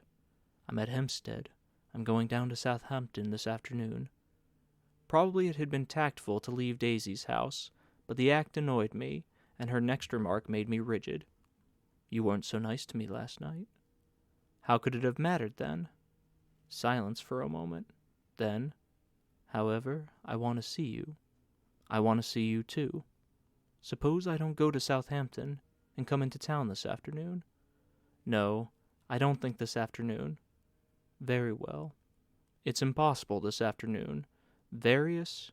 We talked like that for a while, and then abruptly we weren't talking any longer. I don't know which of us hung up with a sharp click, but I know I didn't care. I couldn't have talked to her across a tea table that day if I'd never talked to her again in this world. I called Gatsby's house a few minutes later, but the line was busy. I tried 4 times. Finally, an exasperated central told me the wire was being kept open for long distance from Detroit. Taking out my timetable, I drew a small circle around the 3:50 train. Then I leaned back in my chair and tried to think. It was noon. When I passed the ash heaps on the train that morning, I had crossed deliberately to the other side of the car. I suppose there'd be a curious crowd around there all day with little boys searching for dark spots in the dust, and some garrulous man telling over and over what had happened, until it became less and less real even to him, and he could tell it no longer. And Myrtle Wilson's tragic achievement was forgotten. Now I want to go back a little and tell what happened at the garage after we left there the night before. They had difficulty in locating the sinister Catherine. She must have broken her rule against drinking that night, for when she arrived she was stupid with liquor and unable to understand that the ambulance had already gone to Flushing. When they convinced her of this, she immediately fainted, as if that was the intolerable part of the affair. Someone kind or curious took her in his car and drove her in the wake of her sister's body. Until long after midnight, a changing crowd lapped up against the front of the garage, while George Wilson rocked himself back and forth on the couch inside. For a while the door of the office was open, and everyone who came into the garage glanced irresistibly through it. Finally someone said it was a shame and closed the door. Michaelis and several other men were with him. First 4 or 5 men, later 2 or 3 men. Still later Michaelis had to ask the last stranger to wait there 15 minutes longer, while he went back to his own place and made a pot of coffee. After that, he stayed there alone with Wilson until dawn. About 3 o'clock the quality of Wilson's incoherent muttering changed. He grew quieter and began to talk about the yellow car. He announced that he had a way of finding out whom the yellow car belonged to, and then he blurted out that a couple of months ago his wife had come from the city with her face bruised and her nose swollen. But when he heard himself say this, he flinched and began to cry, "Oh my God!" again in his groaning voice. Michaelis made a clumsy attempt to distract him. "How long have you been married, George? Come on there. Try and sit a minute and answer my question. How long have you been married?" 12 years. Ever had any children? Come on, George, sit still. I asked you a question. Did you ever have any children? The hard brown beetles kept thudding against the dull light, and whenever Michaelis heard a car go tearing along the road outside, it sounded to him like the car that hadn't stopped a few hours before. He didn't like to go into the garage because the workbench was stained where the body had been lying, so he moved uncomfortably around the office. He knew every object in it before morning, and from time to time sat down beside Wilson, trying to keep him more quiet. Have you got a church to go to sometimes, George? Maybe even you haven't been there for a long time. Maybe I could call up the church and get a priest to come over and he could talk to you, see? Don't belong to any. You ought to have a church, George, for times like this. You must have gone to church once. Didn't you get married in a church? Listen, George, listen to me. Didn't you get married in a church? That was a long time ago. The effort of answering broke the rhythm of his rocking. For a moment he was silent. Then the same half-knowing, half-bewildered look came back to his faded eyes. Look in the drawer there, he said, pointing at the desk. Which drawer? That drawer. That one. Michaelis opened the drawer nearest his hand. There was nothing in it but a small, expensive dog leash, made of leather and braided silver. It was apparently new. This? He inquired, holding it up. Wilson stared and nodded. I found it yesterday afternoon. She tried to tell me about it, but I knew it was something funny. You mean your wife bought it? She had it wrapped in tissue paper on her bureau. Michaelis didn't see anything odd in that, and he gave Wilson a dozen reasons why his wife might have bought the dog leash, but conceivably Wilson had heard some of these same explanations before from Myrtle, because he began saying, "Oh my God," again in a whisper. His comforter left several explanations in the air. Then he killed her, said Wilson. His mouth dropped open suddenly. Who did? I have a way of finding out. You're morbid, George, said his friend. This has been a strain on you, and you don't know what you're saying. You better try and sit quiet till morning. He murdered her. It was an accident, George. Wilson shook his head. His eyes narrowed and his mouth widened slightly with a ghost of a superior I know, he said definitely. I'm one of these trusting fellas, and I don't think any harm to nobody. But when I get to know a thing, I know it. It was the man in that car. She ran out to speak to him, and he wouldn't stop. Michaelis had seen this too, but it hadn't occurred to him that there was any special significance in it. He believed that Mrs. Wilson had been running away from her husband rather than trying to stop any particular car. How could she have been like that? She's a deep one, said Wilson, as if that answered the question. Ah. He began to rock again, and Michaelis stood twisting the leash in his hand. Maybe you've got some friend that I could telephone for, George. This was a forlorn hope. He was almost sure that Wilson had no friend. There was not enough of him for his wife. He was glad a little later when he noticed a change in the room, a blue quickening by the window, and realized that dawn wasn't far off.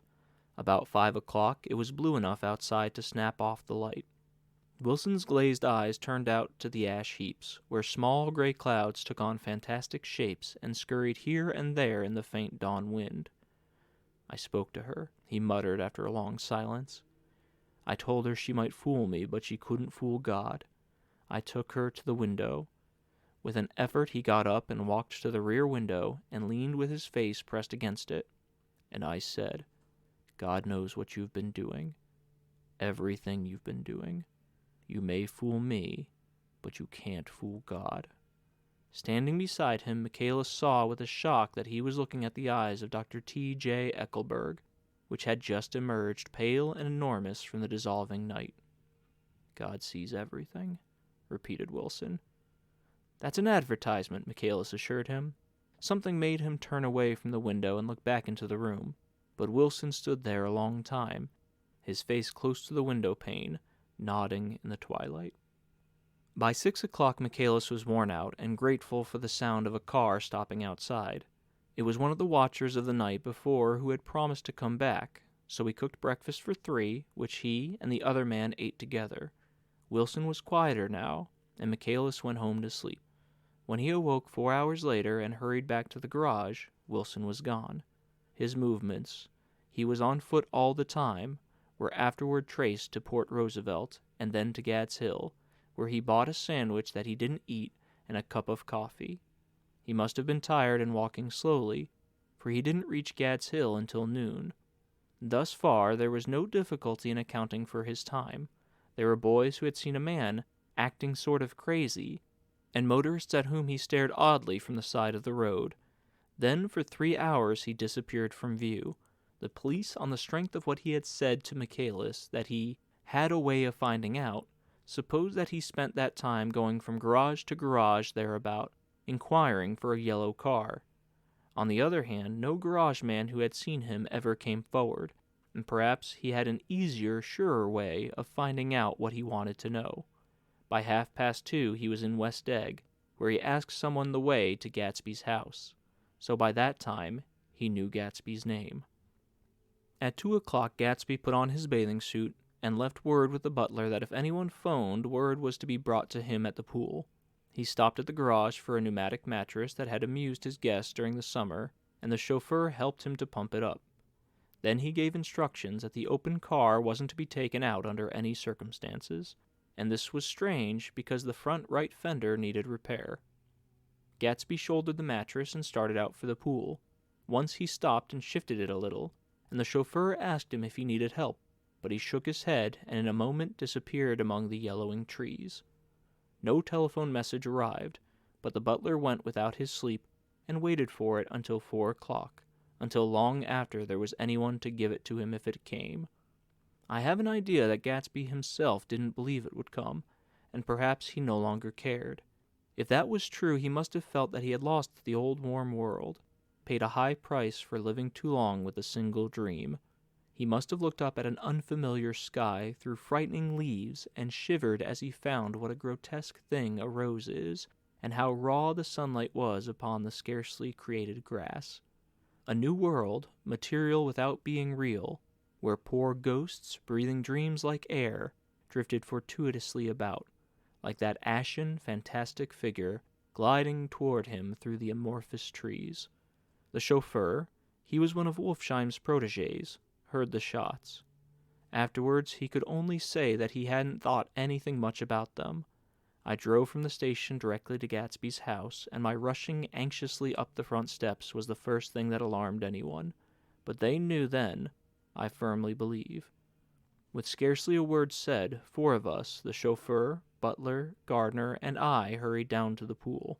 There was a faint, barely perceptible movement of the water, as the fresh flow from one end urged its way towards the drain at the other.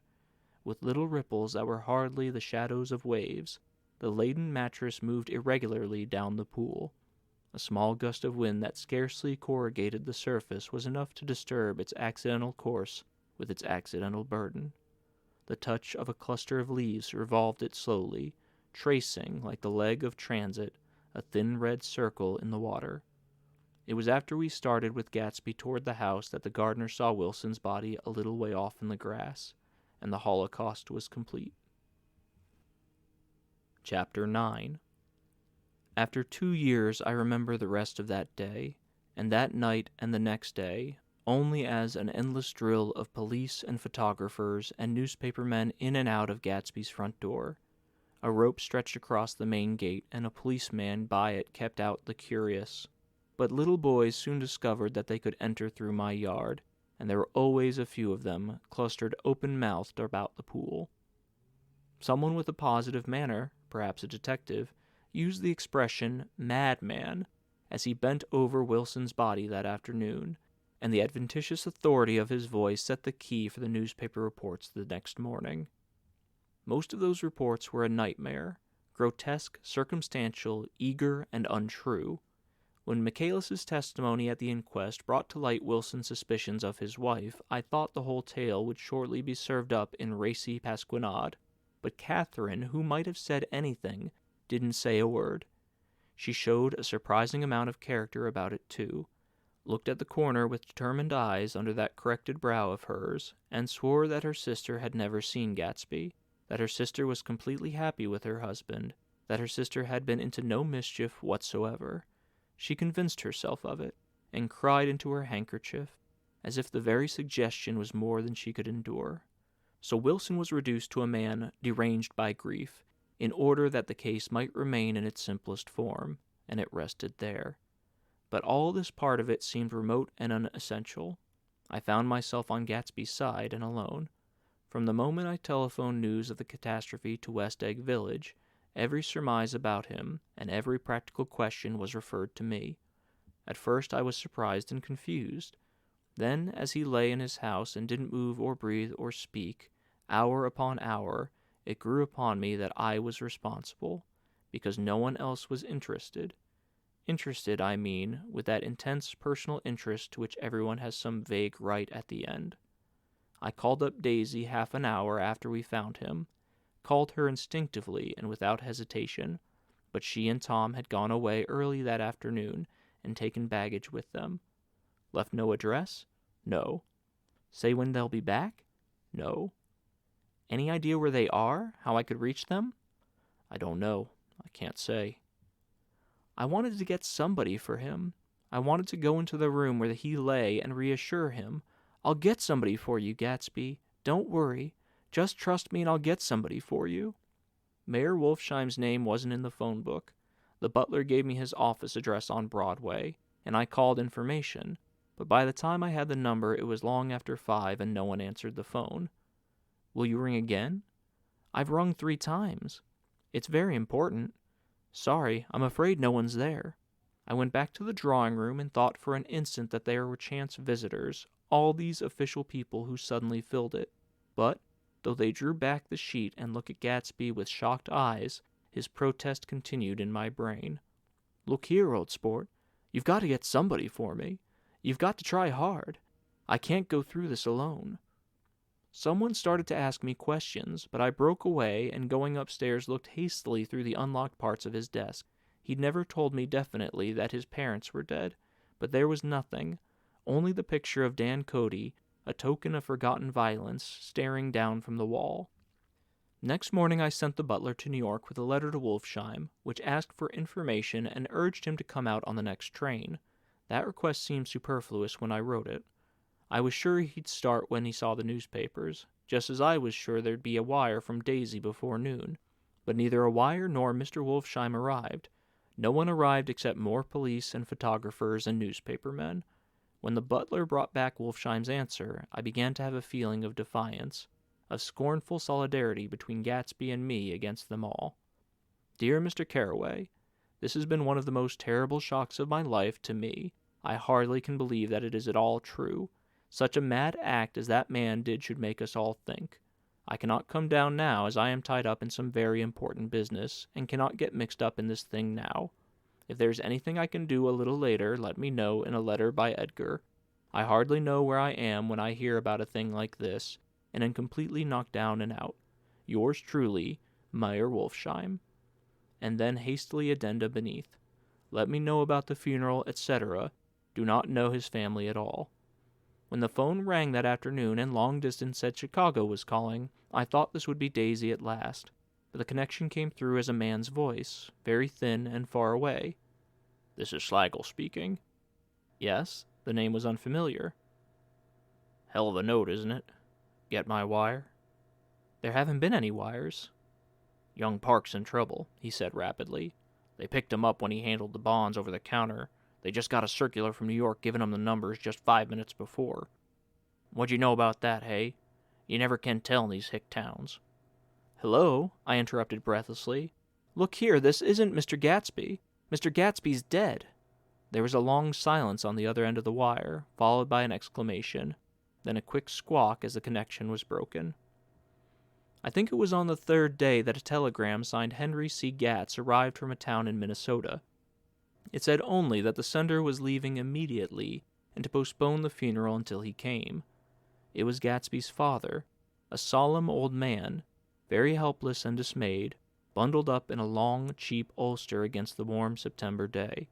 His eyes leaked continuously with excitement, and when I took the bag and umbrella from his hands, he began to pull so incessantly at his sparse gray beard that I had difficulty in getting off his coat. He was on the point of collapse, so I took him into the music room and made him sit down while I sent for something to eat. but he wouldn't eat, and the glass of milk spilled from his trembling hand. "I saw it in the Chicago newspaper," he said. "It was all in the Chicago newspaper. I started right away. I didn't know how to reach you." His eyes, seeing nothing, moved ceaselessly about the room. "It was a madman," he said. "He must have been mad." "Wouldn't you like some coffee?" I urged him. "I don't want anything. I'm all right now, Mr. Caraway." "Well, I'm all right now. Where have they got Jimmy?" I took him into the drawing room where his son lay and left him there. Some little boys had come up on the steps and were looking into the hall. When I told them who had arrived, they went reluctantly away. After a little while, Mr. Gatz opened the door and came out, his mouth ajar, his face flushed slightly, his eyes leaking isolated and unpunctual tears.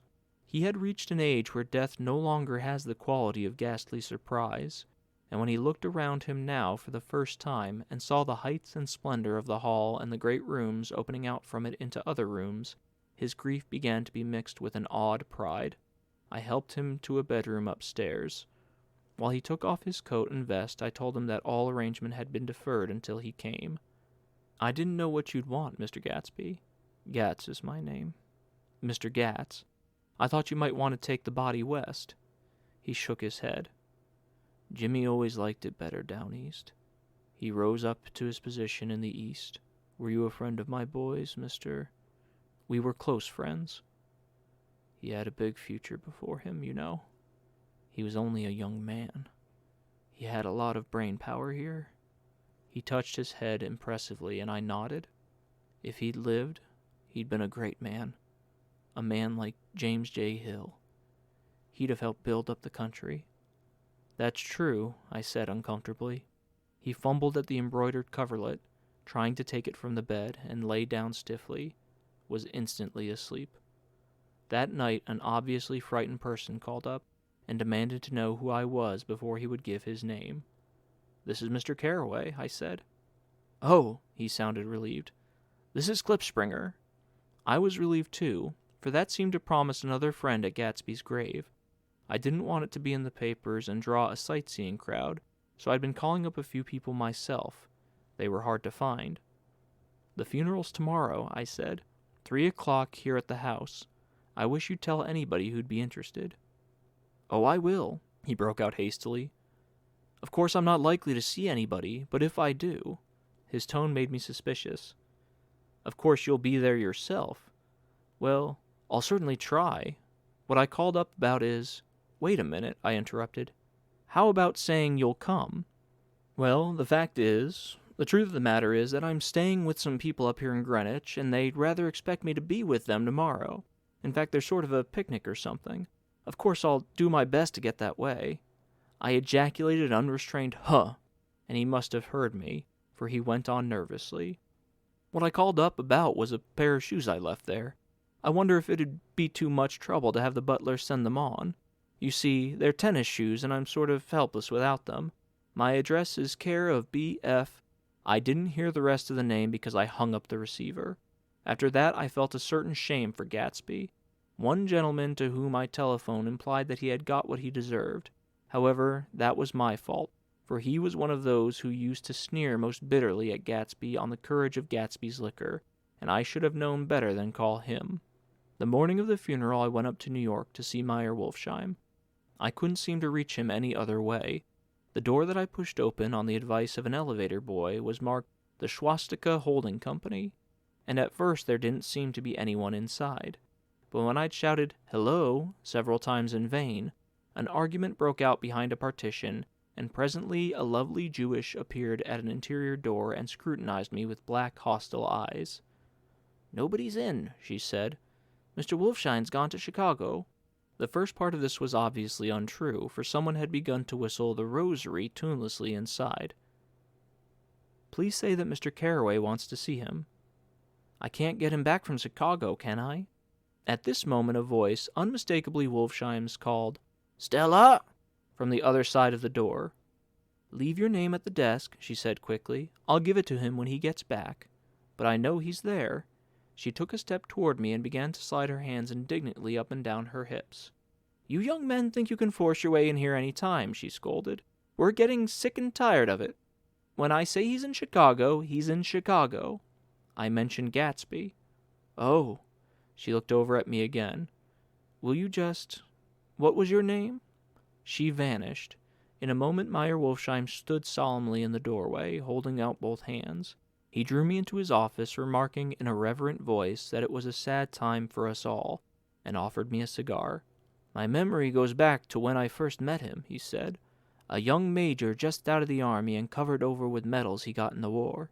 He was so hard he had to keep on wearing his uniform because he couldn't buy some regular clothes. First time I saw him was when he came into Weinbrenner's pool room at 43rd Street and asked for a job.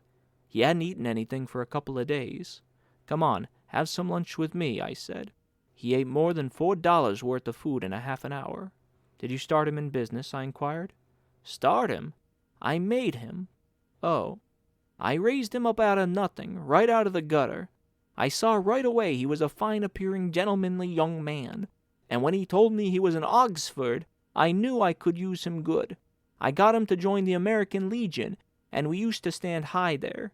Right off, he did some work for a client of mine up to Albany. We were so thick like that in everything. He held up 2 bulbous fingers. Always together. I wondered if this partnership had included the World Series transaction in 1919. Now he's dead, I said after a moment. You were his closest friend, so I know you'll want to come to his funeral this afternoon. I'd like to come. Well, come then. The hair in his nostrils quivered slightly, and as he shook his head, his eyes filled with tears. I can't do it. I can't get mixed up in it, he said. There's nothing to get mixed up in. It's all over now. When a man gets killed, I never like to get mixed up in it in any way. I keep out. When I was a young man, it was different. If a friend of mine died, no matter how, I stuck with them till the end. You may think that's sentimental, but I mean it, to the bitter end. I saw that, for some reason of his own, he was determined not to come, so I stood up. Are you a college man? He inquired suddenly. For a moment I thought he was going to suggest a connection, but he only nodded and shook my hand. Let us learn to show our friendship for a man when he is alive, and not after he is dead, he suggested. After that, my own rule is to let everything alone. When I left his office, the sky had turned dark, and I got back to West Egg in a drizzle. After changing my clothes, I went next door and found Mr. Gatz walking up and down excitedly in the hall. His pride in his son and his son's possessions was continuously increasing, and now he had something to show me. Jimmy sent me this picture. He took out his wallet with trembling fingers. Look there. It was a photograph of the house, cracked in the corners and dirty with many hands. He pointed out every detail to me eagerly. Look there. And then sought admiration from my eyes. He had shown it so often that I think it was more real to him now than the house itself. Jimmy sent it to me. I think it's a very pretty picture. It shows up well. Very well. Had you seen him lately? He came out to see me 2 years ago, and bought me the house I live in now. Of course, we was broke up when he run off from home, but I see now there was a reason for it. He knew he had a big future in front of him, and ever since he made a success he was very generous with me. He seemed reluctant to put away the picture, held it for another minute, lingeringly before my eyes. Then he returned the wallet and pulled from his pocket a ragged old copy of a book called Hopalong Cassidy. Look here. This is a book he had when he was a boy. It just shows you. He opened it at the back cover and turned it around for me to see. On the last flyleaf was printed the word Schedule and the date September 12, 1906, and underneath, Rise from bed, 6 a.m. Dumbbell exercise and wall scaling, 6:15 to 6:30. Study electricity, etc., 7:15 to 8:15. Work, 8:30 to 4:30 p.m. Baseball and sports, 4:30 to 5. Practice elocution, poise, and how to attain it, 5 to 6. Study needed inventions, 7 to 9. General resolves. No wasting time at Schaefer's or a name indecipherable. No more smoking or chewing. Bathe every other day. Read 1 improving book or magazine per week. Save $5, crossed out, $3 per week. Be better to parents. "I came across this book by accident," said the old man. "It just shows you, don't it? It just shows you. Jimmy was bound to get ahead. He always had some resolves like this or something. Do you notice what he's got about improving his mind? He was always great for that. He told me I ate like a hog once, and I beat him for it." He was reluctant to close the book, reading each item aloud and then looking eagerly at me. I think he rather expected me to copy down the list for my own use. A little before 3, the Lutheran minister arrived from Flushing, and I began to look involuntarily out the windows for other cars. So did Gatsby's father, and as the time passed and the servants came in and stood waiting in the hall, his eyes began to blink anxiously, and he spoke of the rain in a worried, uncertain way. The minister glanced several times at his watch, so I took him aside and asked him to wait for a half an hour, but it wasn't any use. Nobody came. About 5 o'clock, our procession of 3 cars reached the cemetery and stopped in a thick drizzle beside the gate. First at a motor hearse, horribly black and wet, then Mr. Gatz and the minister and me in the limousine, and a little later 4 or 5 servants and the postman from West Egg in Gatsby's station wagon, all wet to the skin. As we started through the gate into the cemetery, I heard a car stop, and then the sound of someone splashing after us over the soggy ground. I looked around. It was the man with owl-eyed glasses whom I had found marveling over Gatsby's books in the library one night 3 months before. I'd never seen him since then. I don't know how he knew about the funeral, or even his name. The rain poured down his thick glasses, and he took them off and wiped them to see the protecting canvas unrolled from Gatsby's grave. I tried to think about Gatsby then for a moment, but he was already too far away, and I could only remember, without resentment, that Daisy hadn't sent a message or a flower. Dimly I heard someone murmur, "Blessed are the dead that the rain falls on," and then the owl-eyed man said, "Amen to that," in a brave voice. We straggled down quickly through the rain to the cars. Owl Eyes spoke to me by the gate. "I couldn't get to the house," he remarked. Neither could anybody else. "Go on," he started. "Why, my God, they used to go there by the hundreds." He took off his glasses and wiped them again, outside and in. "Poor son of a bitch," he said. One of my most vivid memories is of coming back west from the prep school and later from college at Christmas time.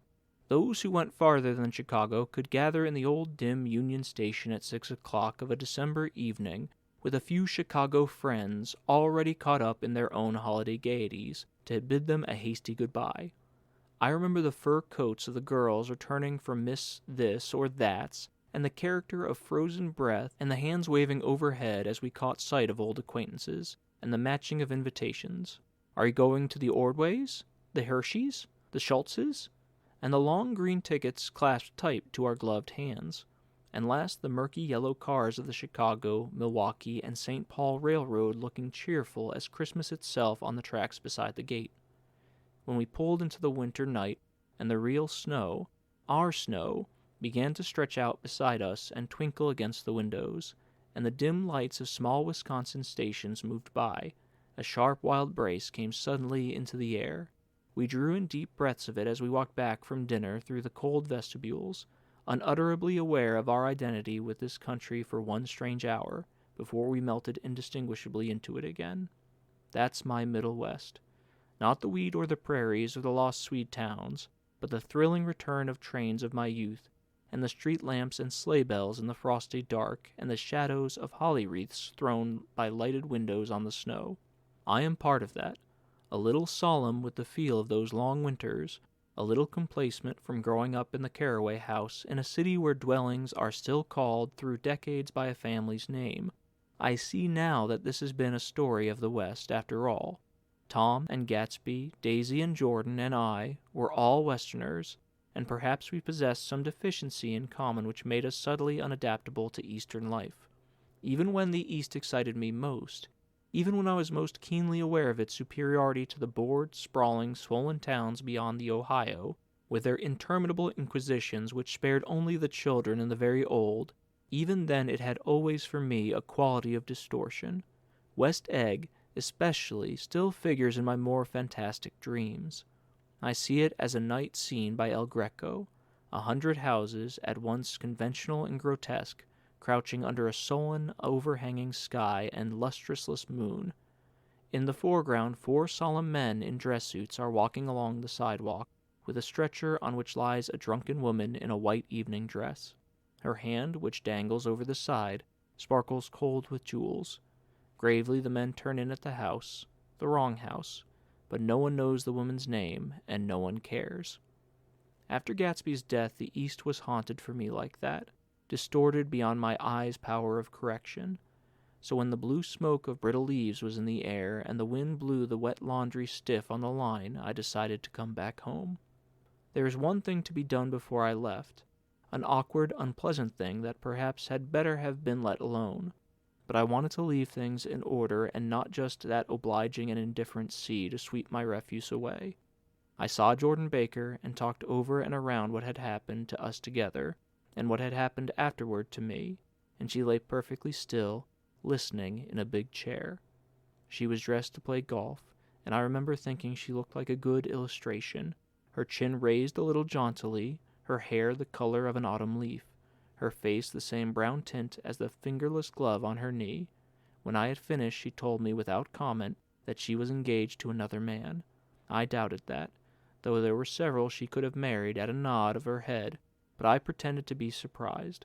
Just for a minute I wondered if I wasn't making a mistake. Then I thought it all over again quickly and got up to say goodbye.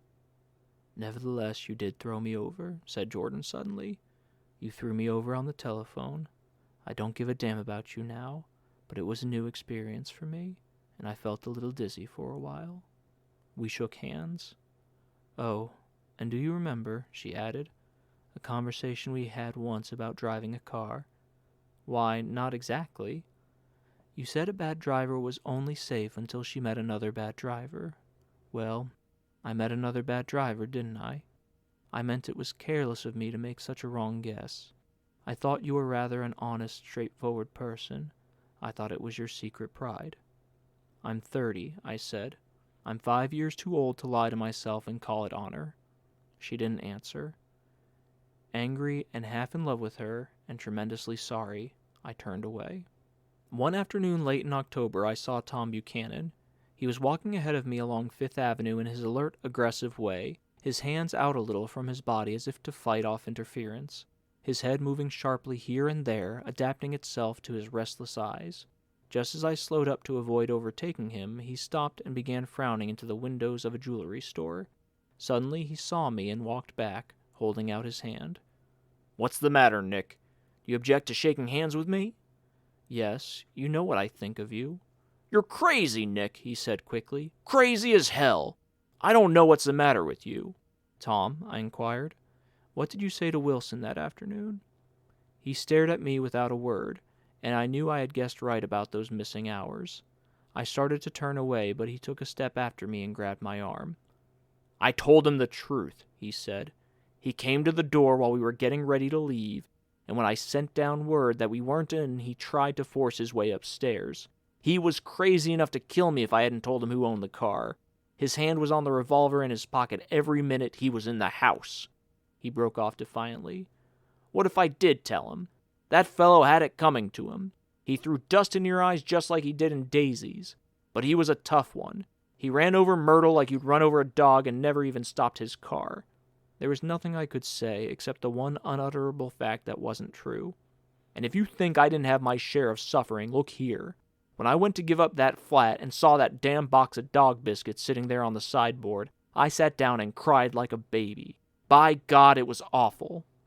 I couldn't forgive him or like him, but I saw that what he had done was, to him, entirely justified. It was all very careless and confused. They were careless people, Tom and Daisy. They smashed up things and creatures and then retreated back into their money or their vast carelessness, or whatever it was that kept them together, and let other people clean up the mess they had made. I shook hands with him. It seemed silly not to, for I felt suddenly as though I were talking to a child. Then he went into the jewelry store to buy a pearl necklace, or perhaps only a pair of cuff buttons, rid of my provincial squeamishness forever. Gatsby's house was still empty when I left. The grass on his lawn had grown as long as mine. One of the taxi drivers in the village never took a fare past the entrance gate without stopping for a minute and pointing inside. Perhaps it was he who drove Daisy and Gatsby over to East Egg on the night of the accident, and perhaps he had made a story about it all his own. I didn't want to hear it, and I avoided him when I got off the train. I spent my Saturday nights in New York because those gleaming, dazzling parties of his were with me so vividly that I could still hear the music and the laughter, faint and incessant, from his garden, and the cars going up and down his drive. One night I did hear a material car there, and saw its lights stop at his front steps, but I didn't investigate. Probably it was some final guest who had been away at the ends of the earth and didn't know that the party was over. On the last night, with my trunk packed and my car sold to the grocer, I went over and looked at that huge, incoherent failure of a house once more. On the white steps, an obscene word, scrawled by some boy with a piece of brick, stood out clearly in the moonlight, and I erased it, drawing my shoe raspingly along the stone. Then I wandered down to the beach and sprawled out on the sand. Most of the big shore places were closed now, and there were hardly any lights except the shadowy, moving glow of a ferry boat across the sound. And as the moon rose higher and the inessential houses began to melt away until gradually I became aware of the old island here that flowered once for Dutch sailors' eyes, a fresh, green breast of the New World. Its vanished trees, the trees that had made way for Gatsby's house, had once pandered in whispers to the last and greatest of all human dreams.